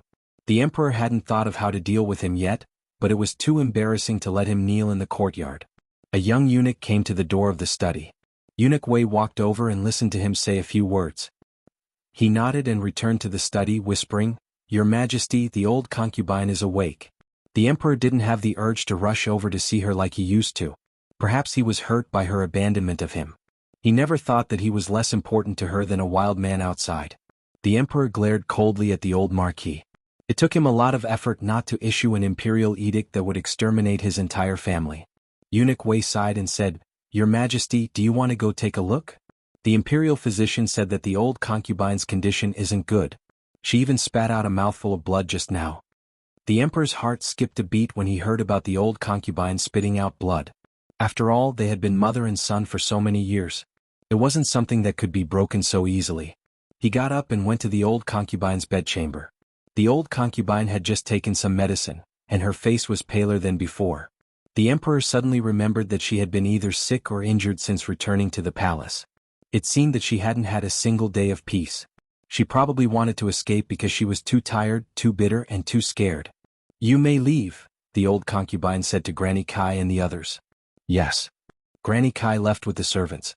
The Emperor stood not far from the bed and did not immediately walk over.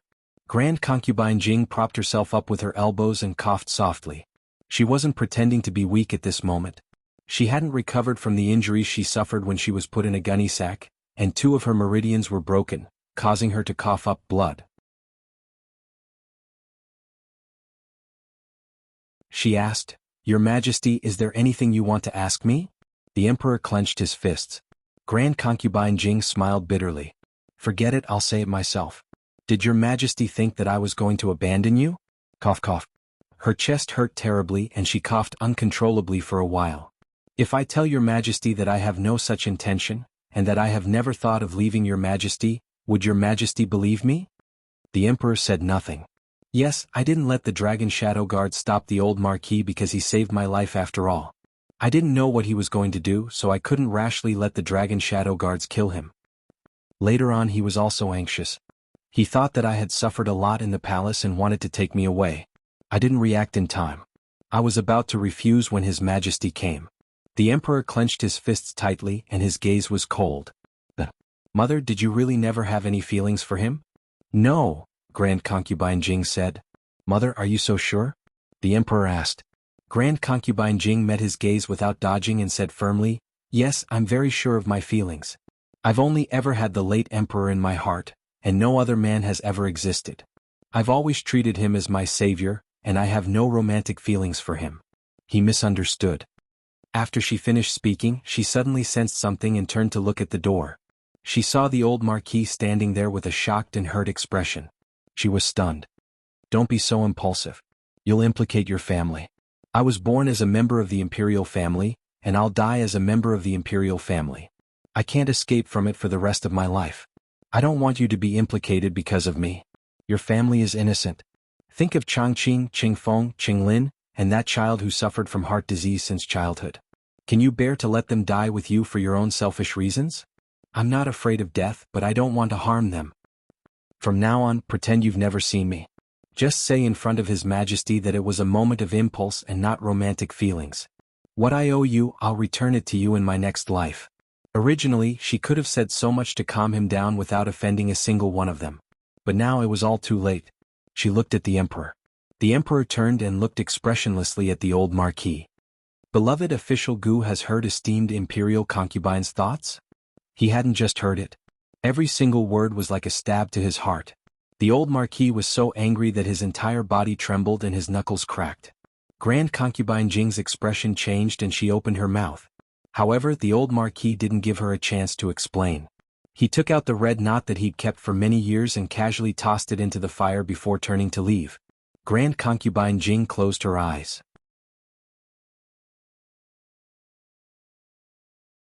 Her knuckles under her wide sleeves were white from clenching them so hard. News of what happened in Pure Flower's palace didn't spread. Everyone in Pure Flower's palace had been ordered to keep their mouths shut. Even Empress Xiao didn't hear anything when she came over. Empress Dowager Zhuang didn't leak anything either. The emperor was very grateful for this. He called out to Empress Dowager Zhuang on his way to court and awkwardly thanked her. What are you thanking me for? Empress Dowager Zhuang asked indifferently. No one was watching, so what was the point of pretending? It's nothing. The emperor left without looking back. Empress Dowager Zhuang rolled her eyes. How shameless. The nunnery in the palace had been renovated and Grand Concubine Jing had moved there. It was said that the emperor had been tied up with official business that day and hadn't personally brought Grand Concubine Jing to the nunnery. She couldn't have fallen out of favor, right? A palace maid whispered as she swept the floor in the imperial garden. The eunuch beside her said, How could that be? Esteemed imperial concubine is His Majesty's mother. It was His Majesty who personally brought her back from the nunnery. But haven't you heard that His Majesty and the Empress Dowager have reconciled? And His Majesty is in such a hurry to have esteemed imperial concubine move out of Pure Flower's palace. The palace maid was halfway through her sentence when she felt someone pinch her arm. I didn't say anything wrong. She turned around and saw Grand Concubine Jing's sedan stop behind her. She dropped to her knees in fright. Grand Imperial Concubine. Grand Concubine Jing didn't say anything, but Granny Kai glared at her with resentment.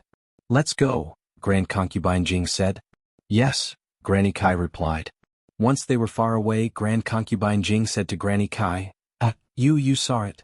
Everyone in the palace is dependent on His Majesty, except for the one in Rinshou Palace. Granny Kai looked at her with heartache. Your Highness. Grand Concubine Jing casually plucked a leaf and rubbed it as she murmured, Without His Majesty's love, one would choke to death just from drinking water in the palace. She doesn't need it, she doesn't need it. Gu Jiao hadn't been to the palace for a few days. Xiao Lulang didn't seem to do much when he was at home. But when he left, everyone realized that he was the one who worked the hardest at home. Not to mention other things, just tutoring 3 little boys was enough to torture them to death. Little Jing Kong always had 100,000 whys, Gu Yan always had 100,000 reasons why he didn't want to learn, and Gu Shaoshan always had 100,000 reasons why he didn't understand. The old chancellor was old after all. He could handle it for a day or two, but he was on the verge of schizophrenia after working so hard every day. Moreover, he wasn't free every day. Once he was held up by the directorate's official business, the task of tutoring fell on Gu Jiao. Therefore, Gu Jiao was very busy recently. Little Jing Kong had an abacus homework today.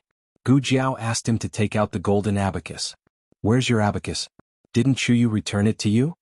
Little Jing Kong rolled his eyes. I returned it, but I lent it to brother Kanji again. We're all good friends, we should treat each other equally. Yes, treat each other equally. He was really a clever little boy. Gu Jiao looked at him suspiciously. Really? Little Jing Kong nodded repeatedly. Really? I didn't sell it. Gu Jiao narrowed her eyes. After finishing her homework, dinner wasn't ready yet. Gu Jiao went to the backyard to collect the dried herbs. Little Jing Kong poked his head out from the central room. Jiao, I'm going to play with Zhao Xiaobao. After saying that, he ran away like a wisp of smoke. Zhao Xiaobao again. The little guy always went to find Zhao Xiaobao recently. When did he become so fond of playing with kids younger than him?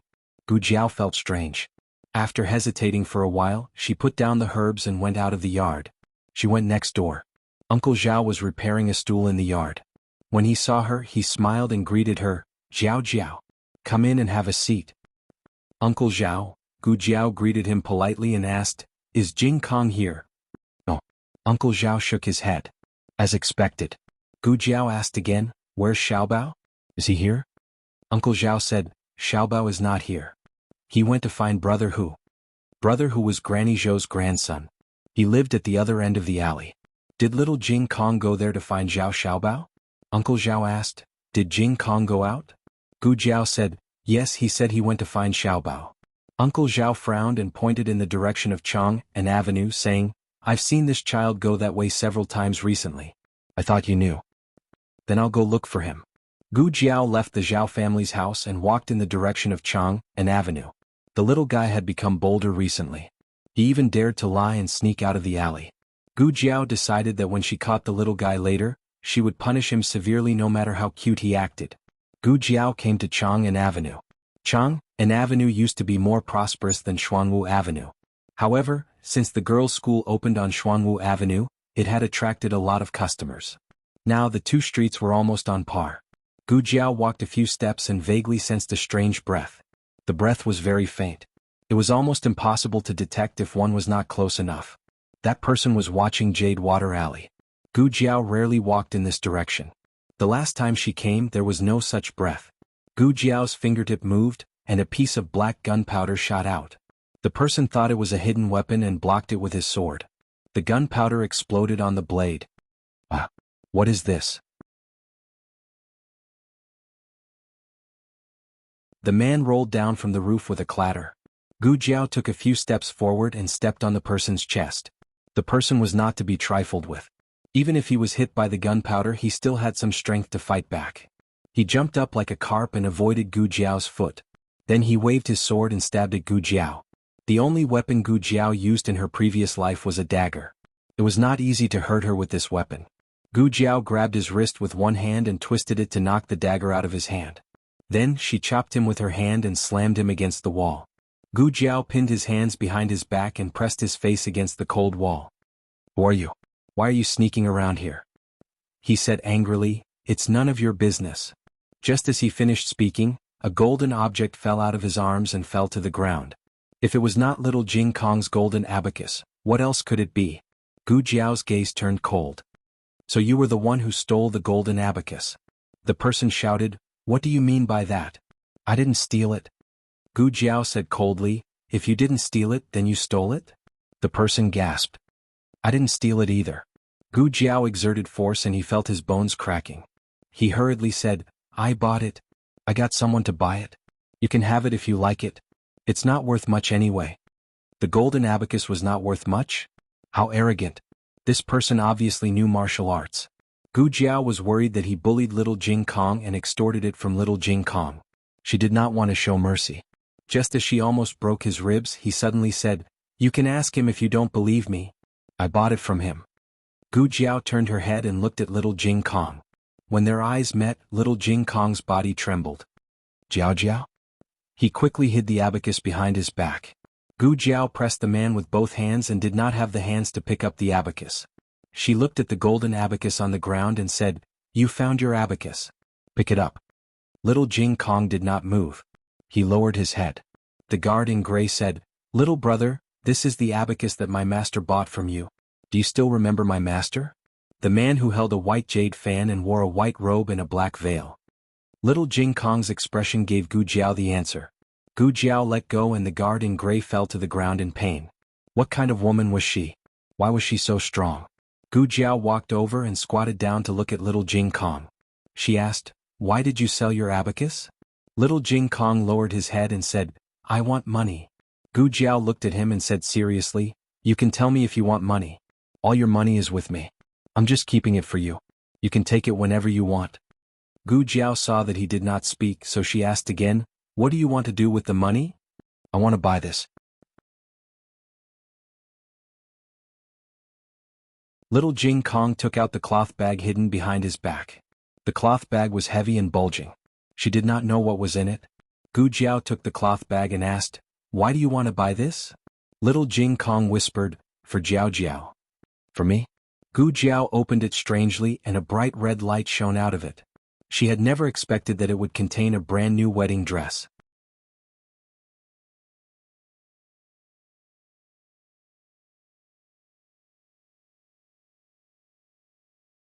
Chapter 354. A strange emotion filled Gu Jiao's chest. She felt that her heart was slightly swollen, as if someone had placed a sun in it. Even the tip of her heart was hot and painful. She had never dealt with such strong and complicated emotions before, so she didn't know what it was. What a beautiful dress. Who did you make it for? It's for Sister Jinyu. Why did you make such a beautiful dress for her? Jiao Jiao doesn't even have it. The conversation between the little guy and Yao flashed across Gu Jiao's mind. It wasn't that she didn't hear it, but she didn't take it to heart. Did the little guy take it to heart? Did he feel bad that someone else had a wedding dress but she didn't? Actually, she didn't think about the wedding dress. She was already married and didn't need a wedding dress anymore, although she had never worn one before. In this world, no one would think that she still needed a wedding dress. Except for this little guy who didn't know anything. This little guy who wanted to give her the best things in the world. In order to buy her a beautiful wedding dress, he sold his most beloved Xiao Jin. She always asked very little from others. Perhaps it was because she had been in deep despair when she was young, so when she grew up, she avoided all expectations in order to avoid disappointment. This had always been her principle of doing things. She realized that living like this would make her feel peaceful. But Jing Kong, you'll spoil me like this. Gu Jiao stared at him almost speechless. Little Jing Kong thought that she was angry. He lowered his head, grabbed his little fingers and said nervously, "Jiao Jiao, don't be angry. I'll buy Xiao Jin back when I earn money in the future." He just wanted to give Jiao Jiao a surprise, so he didn't ask Jiao Jiao for money. But he didn't expect that Jiao Jiao would catch him selling Xiao Jin. So sad. More sad than losing Xiao Jin. He did not want Jiao Jiao to dislike him. The gray-clothed guard also didn't expect that the little monk he was tailing would end up in such a situation. Both he and the young master were puzzled as to why the little monk needed so much money at such a young age. Who would have thought that he wanted to buy a wedding dress for this little girl? After keeping an eye on the little monk for so long, the guard in gray finally got some information about him. The little monk was called Jing Kong and came from a remote temple in Yuzhou province. About 1 year ago he was adopted by someone and returned to the secular world. This little girl should be the little monk's current family. She couldn't tell that the little monk knew how to dote on people. It was really strange. That person didn't raise such a good disciple, but instead gave her to someone else to raise. What? Was he not afraid that others would mistreat this little fellow?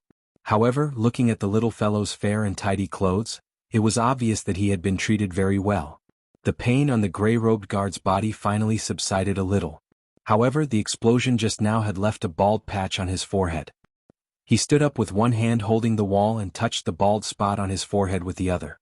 He gritted his teeth and asked Gu Jiao, "Hey, what kind of hidden weapon did you use just now?" Gu Jiao looked back at him and asked lightly, "What does it have to do with you?" The guard in gray was speechless. Did this little girl return his words to him? The guard in gray said, "I didn't steal or rob. I was beaten up by you for no reason. Don't you feel sorry for that?"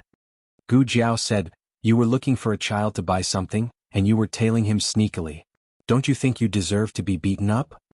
It seemed to make sense. The guard in gray was speechless. Gu Jiao had never been polite to such people. Not to mention a fair deal, from the moment they approached little Jing Kong, their motives were already impure. It was just that she didn't want to fight in front of little Jing Kong. Gu Jiao took back the golden abacus and said, "Why are you still here? Are you waiting to be beaten up?" The guard in gray weighed the pros and cons, and after confirming that he really couldn't beat her, he left resentfully. Little Jing Kong lowered his head and tugged at the corner of his little clothes. "Jiao Jiao, if you don't like it, I can—" What he got in response was a warm hug. He was stunned and blinked his big eyes. His eyelashes flickered. "Jiao Jiao? I like it." Gu Jiao hugged the little guy in her arms tightly and breathed in his warm breath and milky fragrance. "I like it very much. Thank you, Jing Kong." Little Jing Kong finally felt relieved. He buried his little head in Gu Jiao's neck. Jiao Jiao liked his present. It was so nice. Gu Jiao patted his little head and put the golden abacus in his hand. "Don't sell it in the future. It's so beautiful that I'll be reluctant to part with it." "Okay." He nodded. Xiaojin also came back. It was so nice. The two of them went home happily. The gray-clothed guards also returned to their temporary residence. They were originally staying in an inn, but later on their young master felt that there were too many people in the inn, so he found a guarantor to rent a residence near Jadewater Alley. It was in a small alley at the end of Chang'an Avenue. Firstly, it was quiet. Secondly, it was close enough to monitor the little monk. But it seemed that he had a bad start today. What happened? The man who called himself Master Mingyu in front of little Jing Kong looked at the guard in gray with disheveled hair and a dirty face. He frowned and said, "How did you get yourself like this? And why is your head bald?" The guard in gray quickly covered the bald spot on his forehead and said gloomily, "Master also said that if you didn't ask me to keep an eye on the little monk, I wouldn't have gotten into trouble." The man put down half of the incense and snorted coldly. "Don't be so pretentious. I indulged you too much in the past. As a guard, you're not good enough and you're not as good as others. How dare you put the blame on me?" The guard in gray was embarrassed. The man continued to mix the incense. "What happened? Were you discovered?" "Yes. The little girl beside the little monk is so powerful. I don't know what kind of hidden weapon she used, but it actually—" The guard in gray gestured and said, "It actually exploded. Like a firecracker." The man's handsome brows furrowed. "Exploded? Firecracker?" The guard in gray shook his head. "It's not a firecracker. Firecrackers were bamboo. When it was burned in a fire, it would make a crackling sound like an explosion. That was why it was called a firecracker." "Oh, I don't know what it was. I didn't see it clearly. I thought it was a dart, so I pulled out my knife to block it. In the end." He touched his bald forehead. "I became like this." The man stopped mixing the incense again. He pondered for a moment and said thoughtfully, "Could it be the black fire pearl?" The guard in gray was puzzled. "What black fire pearl, master?" The man said slowly, "It's a hidden weapon from the Yen Kingdom. It's similar to what you described just now. It's said that this hidden weapon is made of sulfur and is more powerful than ordinary darts. If you encounter it, you can't take it head-on. You can only avoid it. Otherwise you'll be blasted into a bloody mess." "Sulfur?" The guard in gray was suddenly enlightened. Yes, that's the smell of sulfur." Then the man shook his head. "It shouldn't be just sulfur. I also used sulfur to make it, but it didn't work." The guard in gray was surprised. "So, that girl is from the Yen Kingdom?" The man smiled faintly. "Do you know that only the royal family of the Yen Kingdom has that kind of hidden weapon?" "What?" The guard in gray was shocked. The man said again, "But it could be that person who gave it to her. After all, she even took away the letter of credence of the Yen Kingdom. What's the big deal if she took away a few black fire pearls?" The guard in gray nodded. "That's right." The man smiled. "Otherwise, do you think she made it herself? Or she has something to do with the royal family of the Yen Kingdom?" The guard in gray didn't think it was possible. Even his master couldn't make it. How could a little girl make it? As for having something to do with the royal family of the Yen Kingdom, forget it. A small country like the Zhao Kingdom couldn't even walk on the official road of the Yen Kingdom. How could she have something to do with the royal family? The guard in gray asked, "Then should I continue to keep an eye on the Clearwater Alley, master?" The man glanced at him and said angrily, "You've been exposed. Don't go there for a few days." The guard in gray said, "Oh." But he really wanted to go there. He wanted to see the black fire pearl. It didn't matter if he was blasted. After returning home, little Jing Kong couldn't wait to let Gu Jiao try on the new clothes he bought for her. Gu Jiao thought for a while and asked him if he knew what she bought. "Beautiful clothes. Little Jing Kong said. It seemed that he didn't know it was a wedding dress. Gu Jiao explained to him, it's a wedding dress. You can only wear it when you get married. Little Jing Kong was stunned. He raised his two small hands and scratched his small buzz cut. Jiao Jiao and brother-in-law are married. So I can't wear Jiao Jiao? It seemed that it could be said that way. It's okay. Little Jing Kong suddenly straightened his back and patted his small chest. Jiao Jiao, you can marry me again. Gu Jiao was amused. Children can't get married. He thought for a while. Then wait for me to grow up. When I grow up, I'll marry Jiao Jiao. When Jiao Jiao gets married again, I'll be able to wear the wedding dress. That's right, that's the reason. He's really a clever little boy. He was so proud of himself that he shook his little head. Little Jing Kong still didn't know that his words had come true. Later, Gu Jiao did get married again and wore the wedding dress he gave her.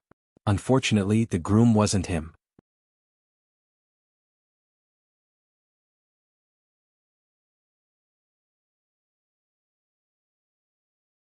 Chapter 355. Today's dinner was made by senior servant Fong. Yuya accidentally added too much firewood, causing the dishes for Little Jing Kong to be a bit burnt. Little Jing Kong was not picky about his food, and he finished it without leaving anything behind. He wanted to grow up quickly so that he could marry Jiao Jiao.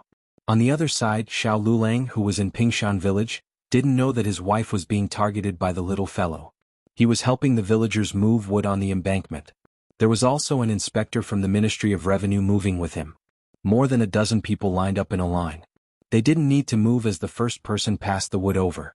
In a shed not far away, Royal Princeton was helping the Minister of Revenue organize the accounts for this trip to the countryside. The Ministry of Revenue of the current dynasty was in charge of the country's territory, farmland, household registration, taxes, salaries and all financial matters including farming. They were going to the countryside this time to provide relief and also to help the villagers dig canals to draw water and rebuild the fertile fields after the disaster. They didn't have enough manpower, so some things had to be done by the officials themselves. Royal Princeton suddenly appeared in the group on the day of departure. Before that, no one knew that he would go to the countryside with them.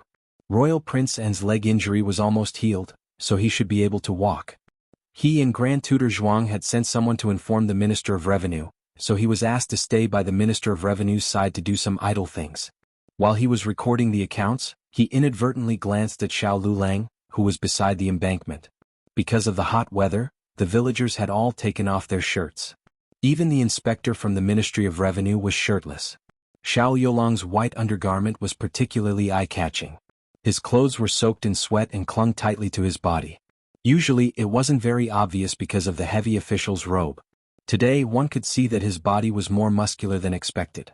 His sleeves were rolled up high, revealing his well-defined forearms. Royal Princeton subconsciously pinched his forearms. He didn't seem to be as muscular as him. Moreover, Royal Princeton vaguely remembered that a year ago in the countryside, Xiao Lulang was not as tall as him. Why did he look so much taller now? Editor Zhuang, are you done with this? The Minister of Revenue reminded him. Just a little bit more. Royal Princeton came back to his senses and handed the last page to the Minister of Revenue. Alright, please take a look. Xiao Lulang and the villagers were busy until the sun set in the west. The villagers baked pancakes, steamed cornbread, and mixed pickled vegetables for everyone to eat. Originally, he wanted to kill the chicken, but was rejected by the Minister of Revenue. The imperial court does not extort the wealth of the people, does not take a single cent from the people, does not covet a single grain of rice from the people. The rice and flour were also paid for by the villagers. Princeton was not used to it. Even during the most difficult days in the state of Qin, he had never eaten this kind of food. He saw that Xiao Lulang was enjoying it. Xiao Lulang and the villagers sat on the ridge of the field, not burdened by the image of an imperial Hanlin official. An uncle from the village walked over and sat down next to Xiao Lulang. He asked with a smile, Lord Xiao, are you used to it? Pretty good. Xiao Lulang said. Xiao Lulang treated people coldly, not like Royal Princeton who was always as gentle as jade and had the appearance of a modest young master. However, he worked the hardest and did not put on airs. The villagers were more willing to get close to him. Uncle took advantage of the fact that no one was paying attention and took out a boiled egg for him. It's hot, eat it quickly. I see that you've been working the whole day. You're working even harder than us. Your aunt cooked it for you? Xiao Lulang refused. No need, I'm full. Uncle Jean can eat it himself. Eldest uncle forced the egg into his hand. Hey, just eat it. Last time when Gooden had a stomachache, if you didn't give him medicine, he wouldn't have recovered so quickly. Also, last time when Li Zheng was bitten by a poisonous insect, it was also you who treated him. This has nothing to do with the court, it's all your medicine. Gooden was the youngest son of uncle and aunt. Uncle knew that medicine was very expensive no matter how ignorant he was. In order to treat the villagers, Lord Xiao had emptied his own medicine bag. He didn't know how much money that was, but it definitely wasn't something that an egg could pay for. Uncle sighed, if you don't eat it, your aunt will nag me again when we get back. It's not like you don't know how naggy that woman is. In the end, Xiao Lulang accepted the egg. Uncle was very happy and told him many things about the village with relish. Only when Gooden came to call him did he reluctantly leave. He said that he would come find Xiao Lulang the next day. Xiao Lulang also returned to the temporary hut. The hut was built temporarily. There was only a table, a cabinet, and 2 wooden beds piled up with wooden stools. One was his and the other was Royal Prince Anne's. Royal Prince Anne was more particular about the finer things than him. He even put in a mosquito net. He didn't use a mosquito net. He had the mosquito coils made by Gu Jiao, so he didn't need a mosquito net. It wasn't too late now.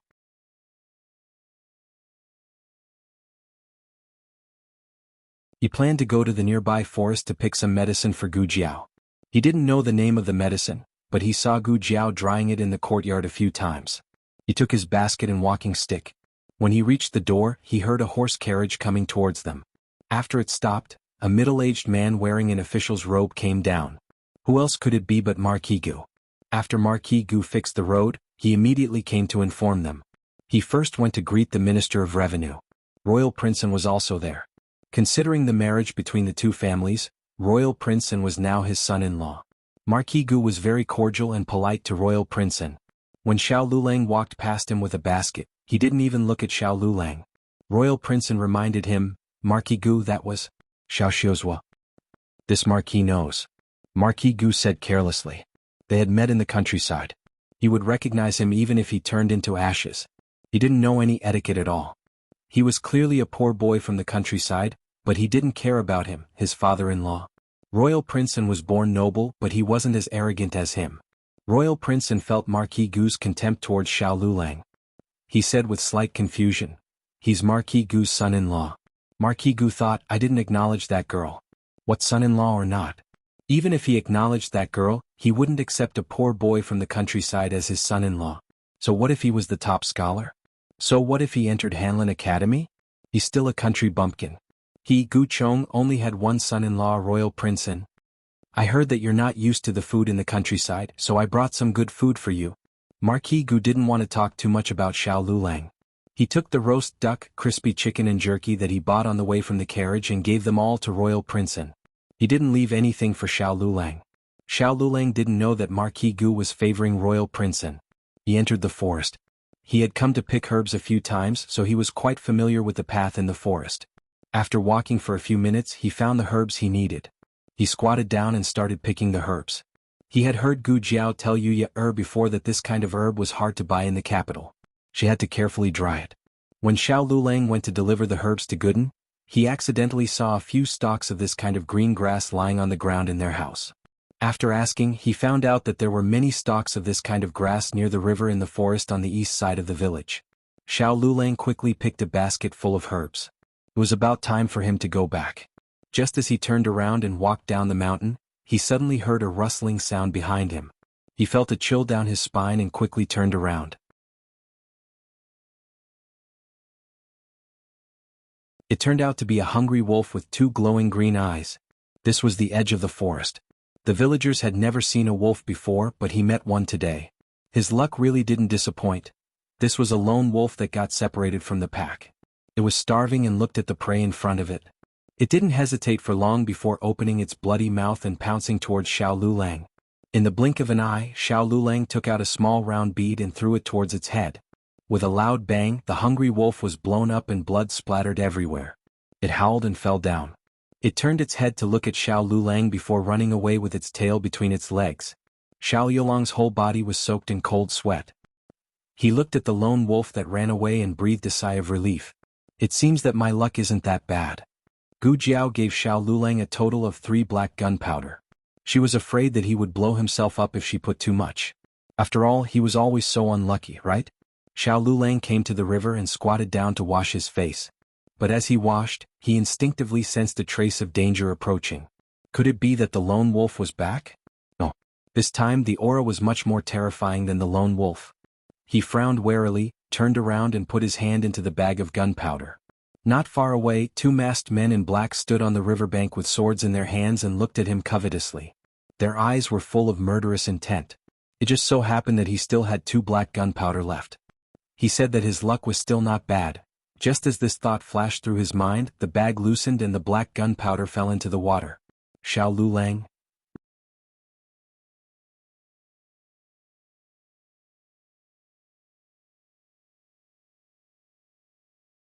Chapter 356. Is the gunpowder that fell into the water still useful? This was not the main point. The main point was that he didn't have a chance to get it. The 2 black-clothed men raised their swords and slashed at him. The powerful killing intent was wrapped in sharp sword energy. It almost created wind blades in the air, and even the air was cut open. Even a normal expert could not escape from this killing move, not to mention a little cripple like Xiao Lulang. He could only watch as the other party's swords slashed at him. He closed his eyes. The 2 swords slashed at his head at the same time. However, in the end they did not fall. When they were only an inch away from him, the 2 people stopped at the same time. Xiao Lulang opened his eyes. The 2 people fell straight to the ground. They did not even have time to close their eyes. Behind the 2 people, Chang Jing nimbly put away his sword. Then Chang Jing went to find the black bead in the water. He picked up the black bead as if it was very fun. He squeezed it hard. Bang! He was blown up. Marquis Xianping walked over from the back of the hill. He was wearing a heavy purple brocade robe. He strolled leisurely with a lazy expression. He was like this.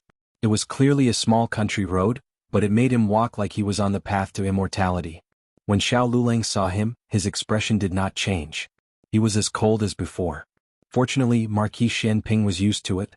He came in front of Xiao Lulang and looked him up and down as if to see if he was injured.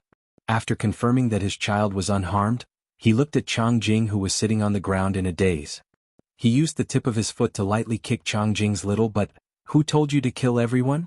How many times have I said, leave them alive, leave them alive? Chang Jing ignored him. He stood up with a dark face and used his qinggong to leave. Yes, he was angry. Marquis Xianping looked in the direction Chang Jing left and said to Xiao Lulang, Chang Jing is still young. Don't be angry with him. Xiao Lulang looked at Marquis Xianping expressionlessly. Who was angry with him? Marquis Xianping was still unaware of Xiao Lulang's disdain. Magnanimously and confidently, he flicked his wide sleeves. Who did you offend? Why would someone come to kill you? Xiao Lulang ignored him.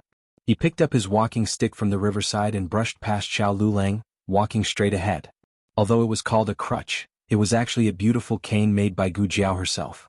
After the piercing pain in his foot disappeared, he was no longer as difficult as before. Marquis Xianping was continuously ignored, but he was not angry. He was magnanimous and did not bicker with a child. He followed her shamelessly. He was handsome, and he looked especially good when he was thick-skinned. The green mountains, the clear waters, and the sunset glow were all inferior to his good looks. Unfortunately, it was useless no matter how handsome he was. A certain someone didn't even look at him.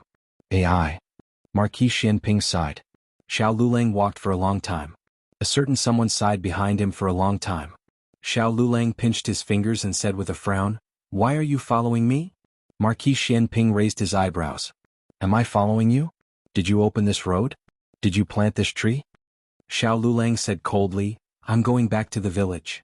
Marquis Xianping said, What a coincidence, me too. Xiao Lulang turned and walked down another road. Marquis Xianping quickly followed. Xiao Lulang stopped in his tracks and pointed at the path from before. The village is over there. Marquis Xianping, who was tricked. As long as he didn't feel awkward, others would feel awkward. Marquis Xianping raised his eyebrows. I want to go this way. All roads lead to the village. Xiao Lulang took a deep breath and decided to ignore him and treat him as air. He turned back to the original path. After walking a few steps, the sky turned dark and the forest was quiet. From time to time, there would be the sounds of insects and strange birds. When the sounds entered one's ears, it would make one's hair stand on end. The trees in this forest were tall and shady. Even the moonlight couldn't shine down. Marquis Xianping was a martial artist and had good eyesight. Even with the thin light he could see his feet clearly. Xiao Lulang might not be able to. He was originally a cripple and couldn't see clearly. He staggered a few steps. Marquis Xianping strode over and stood in front of him. He squatted down slightly and said, "Come up." Xiao Lulang looked at the broad back in front of him and didn't move. "I can walk by myself." Marquis Xianping straightened his body and turned to look at him. "Are you sure? The night is so dark. Can you walk?" Xiao Lulang raised his walking stick. "I have a walking stick." Pah! The walking stick broke. Xiao Lulang stared coldly at Marquis Xianping. Marquis Xianping sighed helplessly and spread out his hands innocently. "It's not me. It broke by itself."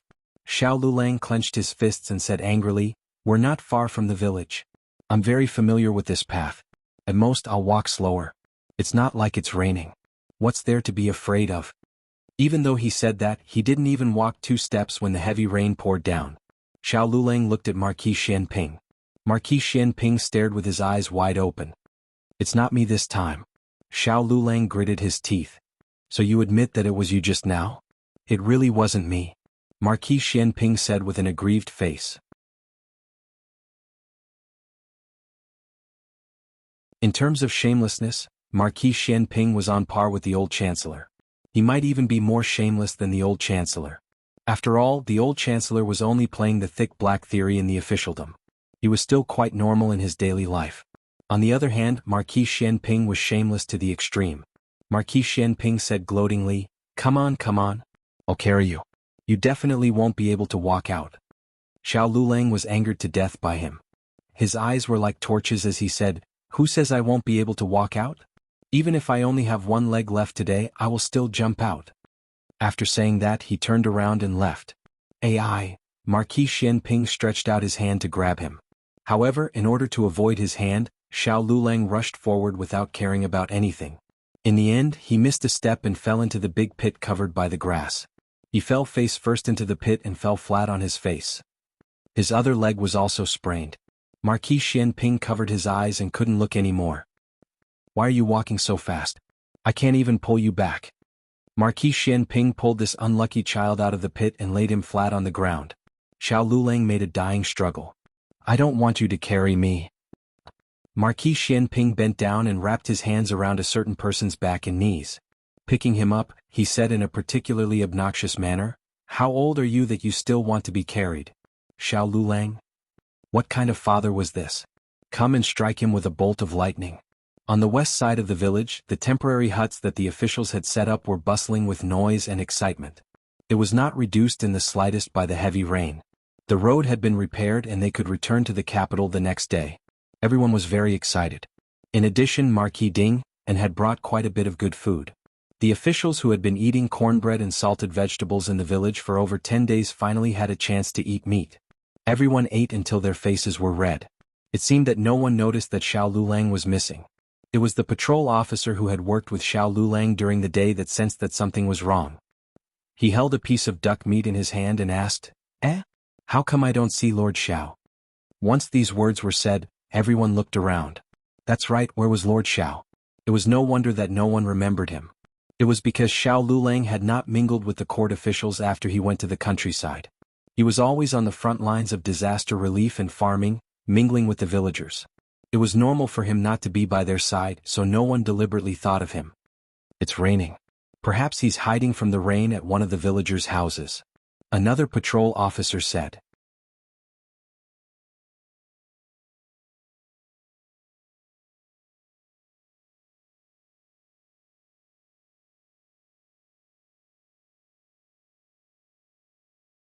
Chapter 357. Regardless of rank or status, Marquis Xianping was above everyone else. After he was recognized, no one dared to hide in the hut to hide from the rain. They all rushed out with umbrellas. Everyone fought to hold umbrellas for Marquis Xianping. Marquis Xianping looked at everyone impatiently. The rain was already so heavy that it was hard to see the road, but this group of people still blocked it. "Out of the way!" Marquis Xianping shouted. Everyone was scared by the murderous aura that he inadvertently emitted. They all retreated to the sides. There were huts one after another. Marquis Xianping didn't know which one was Xiao Yulong's residence. But in the end it wasn't the one that this group of people had rushed out of. He walked to the side. It's the other way around. Xiao Lulang, who was lying on his back, said weakly. Marquis Xianping paused in his steps and ran to the other side. When he reached the third hut, Xiao Lulang said, "We're here." The hut was simple and crude. There wasn't even a decent table. The bed was made of a wooden bench and a wooden plank. If Grand Tutor Zhuang was here, he would feel sorry for his grandson's living environment. When Marquis Xianping was fighting, he had spent 10 days to half a month in the trenches. He had chewed on tree bark and grass roots. He had slept in a cowshed and squatted in a horse stable. His son shouldn't have been pampered. He should have been thrown into a mud pit for him to crawl and roll in. In the beginning he couldn't bear to see Princess Xinyang raise Xiaoheng so delicately. He raised him like a porcelain doll. He was beautiful, but he couldn't stand up to one of his fingers. If he touched him he was afraid that he would crush the little guy to death. There were 2 beds in the hut. One had a mosquito net, the other didn't. "Where's your bed?" Marquis Xianping asked. Xiao Lulang pointed to the one without a mosquito net. Marquis Xianping carried him to the side of the bed. After thinking, he called over an official outside. "Bring a chair over." "Yes, yes." An assistant minister from the Ministry of Revenue acknowledged the order and personally went to the shed that was used as the main office to bring over a bamboo chair. When Marquis Xianping carried the person into the room, everyone had a faint guess as to the identity of the person on his back. When Marquis Xianping placed him on a chair, that guess was confirmed. Xiao Lulang. It really was Xiao Lulang. It was already very strange for Marquis Xianping to appear here on a rainy night. What was even stranger was that he actually carried Xiao Lulang back. And from the looks of it, Xiao Lulang seemed to be injured. What exactly happened?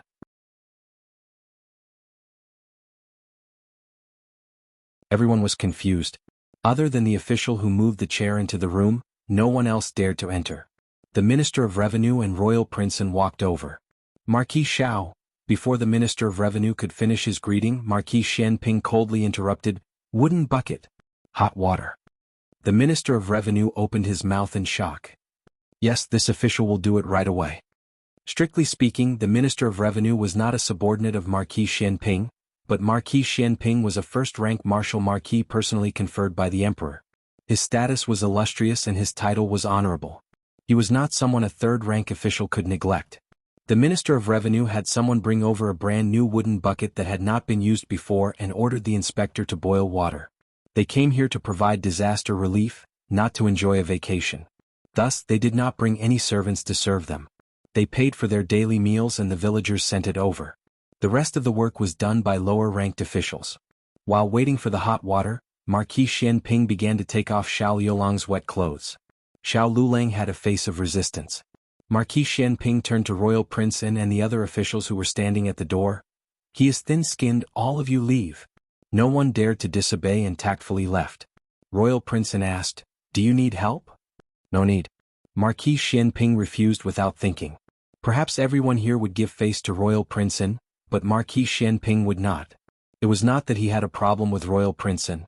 It was true that he and Grand Tutor Zhuang were at odds, but he was not narrow-minded enough to bicker with a junior. He only treated Royal Princeton the same as everyone else. However, in everyone's eyes, this kind of equal treatment was a kind of contempt towards Royal Princeton. The people who had not gone far all pricked up their ears, wanting to hear what was going on inside. However, Royal Princeton did not say anything and just silently left, not forgetting to close the door for them. "Royal Princeton, what is the relationship between Lord Xiao and Marquis Xianping? Why does Marquis Xianping seem to be very familiar with him?" On the way back, an official from the Ministry of Revenue asked Royal Princeton, "I am not sure either." Royal Princeton was not familiar with this official from the Ministry of Revenue, so he did not discuss the relationship between Xiao Lulang and Marquis Xianping. However, the assistant minister of the Ministry of Revenue who had just moved the chair for Marquis Xianping spoke. "A few months ago, there was a rumor in the capital that the new top scorer looked very similar to the deceased young Marquis of Jianghu. Because of this, Marquis Xianping even went to..." Halfway through his words, the assistant minister of the Ministry of Revenue realized that he had almost made a slip of the tongue.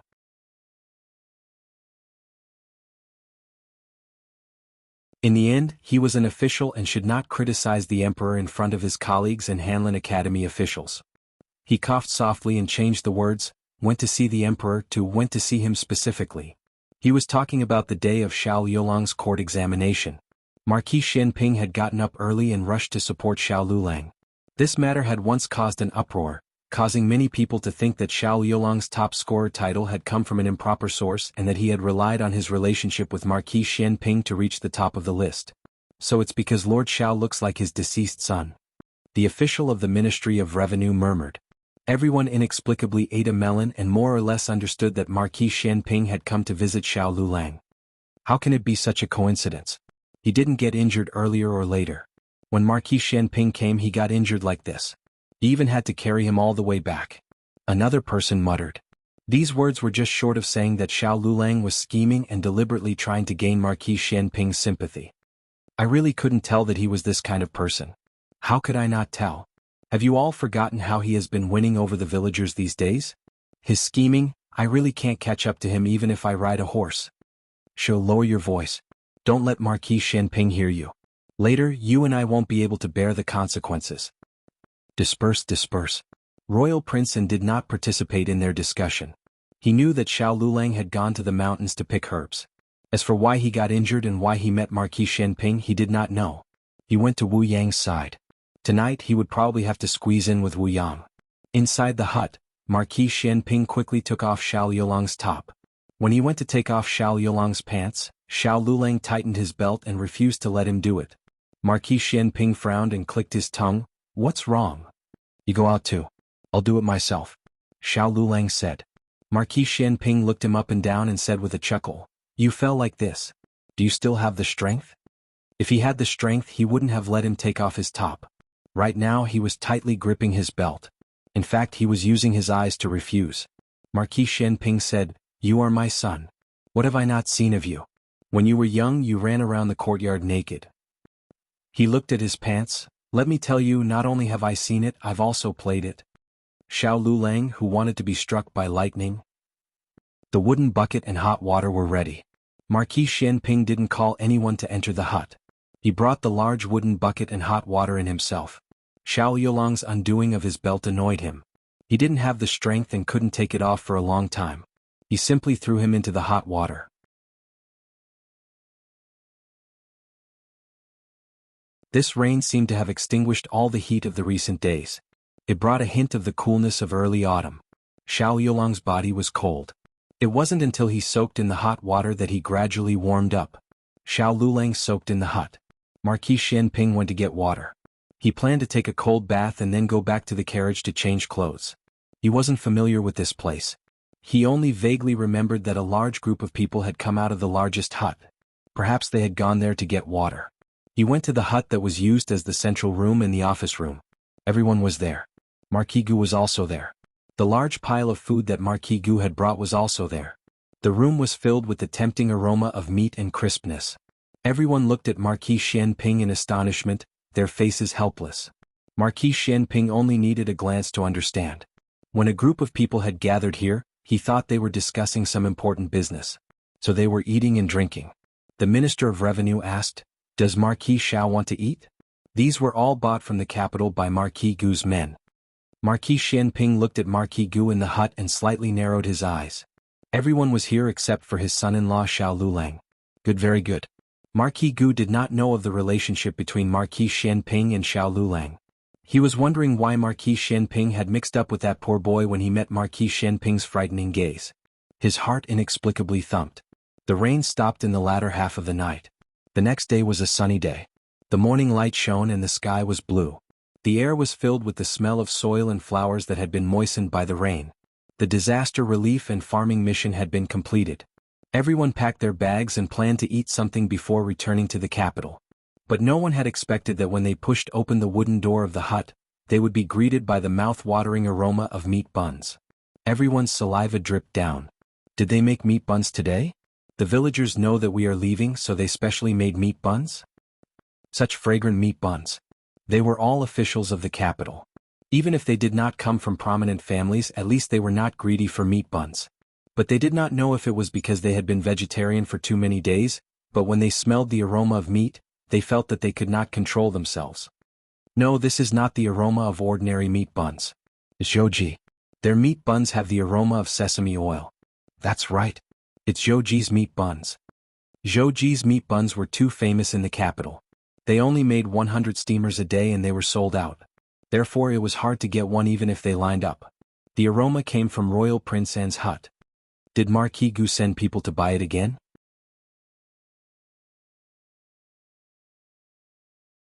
Marquis Gu is too considerate. He bought so many roast duck and crispy chicken last night. He bought it for Royal Prince An. We are basking in Royal Prince An's glory.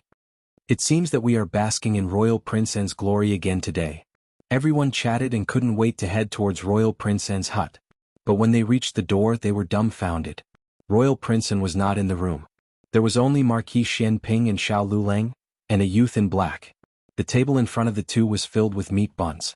Other than the meat buns, there were wine-fermented meatballs sprinkled with egg drops, scallion pancakes with donkey meat, and braised lamb scorpion that could make the dogs next door cry. These were all Zhouji's specialties. Everyone swallowed their saliva. Was it really good to eat so sumptuous so early in the morning? But the three of them could not finish it. He bought so much for them, right? As expected, Xiao Lulang spoke faintly. Did you beat the bun seller to death? Who could finish so many buns? Marquis Xianping raised his eyebrows and smiled. Then let's split it, Changjing. Changjing walked over and took the buns on the table, leaving one steamer for Marquis Xianping and Xiao Lulang. Everyone watched as Changjing walked towards them with the buns. They were so excited that they could not express themselves. Then they saw Changjing walk past them expressionlessly. Everyone, Changjing distributed the buns to the villagers. There was only one left. Changjing gave it to the village's big black dog. Thus, everyone who was eating salted vegetables and cornbread experienced what it meant to be worse than a dog. After breakfast, Marquis Xianping packed Xiao Lulang and stuffed him into his carriage. Although Xiao Lulang strongly protested, his protests were ineffective. Everyone also sat on the Yaman's carriages. Marquis Gu was surprised to find that the wheels of his carriage had been removed. Marquis Gu exploded on the spot. Where are the wheels of my carriage? Who did it? Everyone sat in the carriage and looked at each other in dismay. Wasn't it obvious who did it? Just ask who had a higher title than you. No one dared to say anything. It was Royal Prince An who spoke. Marquis Gu, if you don't mind, you can take my carriage back to the capital. That's the only way. Marquis Gu sighed and sat on Royal Prince An's carriage. This son-in-law was still the best. He knew how to help at the crucial moment. Before she could finish her sentence, she heard a loud bang. The wheels of Royal Prince An's carriage were removed as well. No one saw anyone do it. The two wheels seemed to have betrayed him and rolled out of the carriage. The carriage landed heavily on the ground. Marquis Gu's head hit the roof of the carriage and there was a big bruise on his head. The Minister of Revenue did not want to get involved in this mess. However, he was entrusted by someone to take good care of Royal Prince An. But after taking care of Royal Prince An, he could not leave his future father-in-law. He could only invite the two of them into his carriage. Marquis Xianping brought Changjing out of Xiao Yulang's hut. Changjing was holding Xiao Yulang's luggage and the herbs he picked these days. The Minister of Revenue thought for a while and cupped his hands towards Marquis Xianping. Marquis Xianping, for old lady Zhao's sake, please be merciful. Marquis Xianping's mother, old lady Xiao, and the Minister of Revenue's mother were cousins. Strictly speaking, they were cousins. All right. Marquis Xianping agreed. The Minister of Revenue secretly heaved a sigh of relief. It seemed that old lady Zhao's face was still useful. In the next second, Marquis Xianping kicked off the wheels of the Minister of Revenue's carriage. He only said to be merciful. He did not say to be merciful. When it came to bullying people, Marquis Xianping was a professional.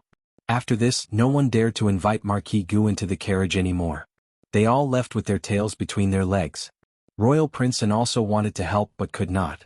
He cupped his hands towards Marquis Gu and asked Wu Yang to find the wheels and install them. Then he returned to the capital alone. Marquis Gu was left alone on the ridge of the field. Behind him was a carriage without wheels. Even the horse had run away. It was as if he was abandoned by the world. Marquis Gu was miserable and miserable. Wu. That you're tuning in to the Han Li's Wuxia Adventures YouTube channel. We're so grateful for your support and don't forget to subscribe to join us on this incredible journey through captivating stories.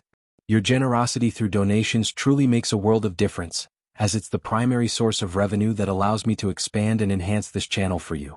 Thank you from the bottom of my heart for being a part of this adventure.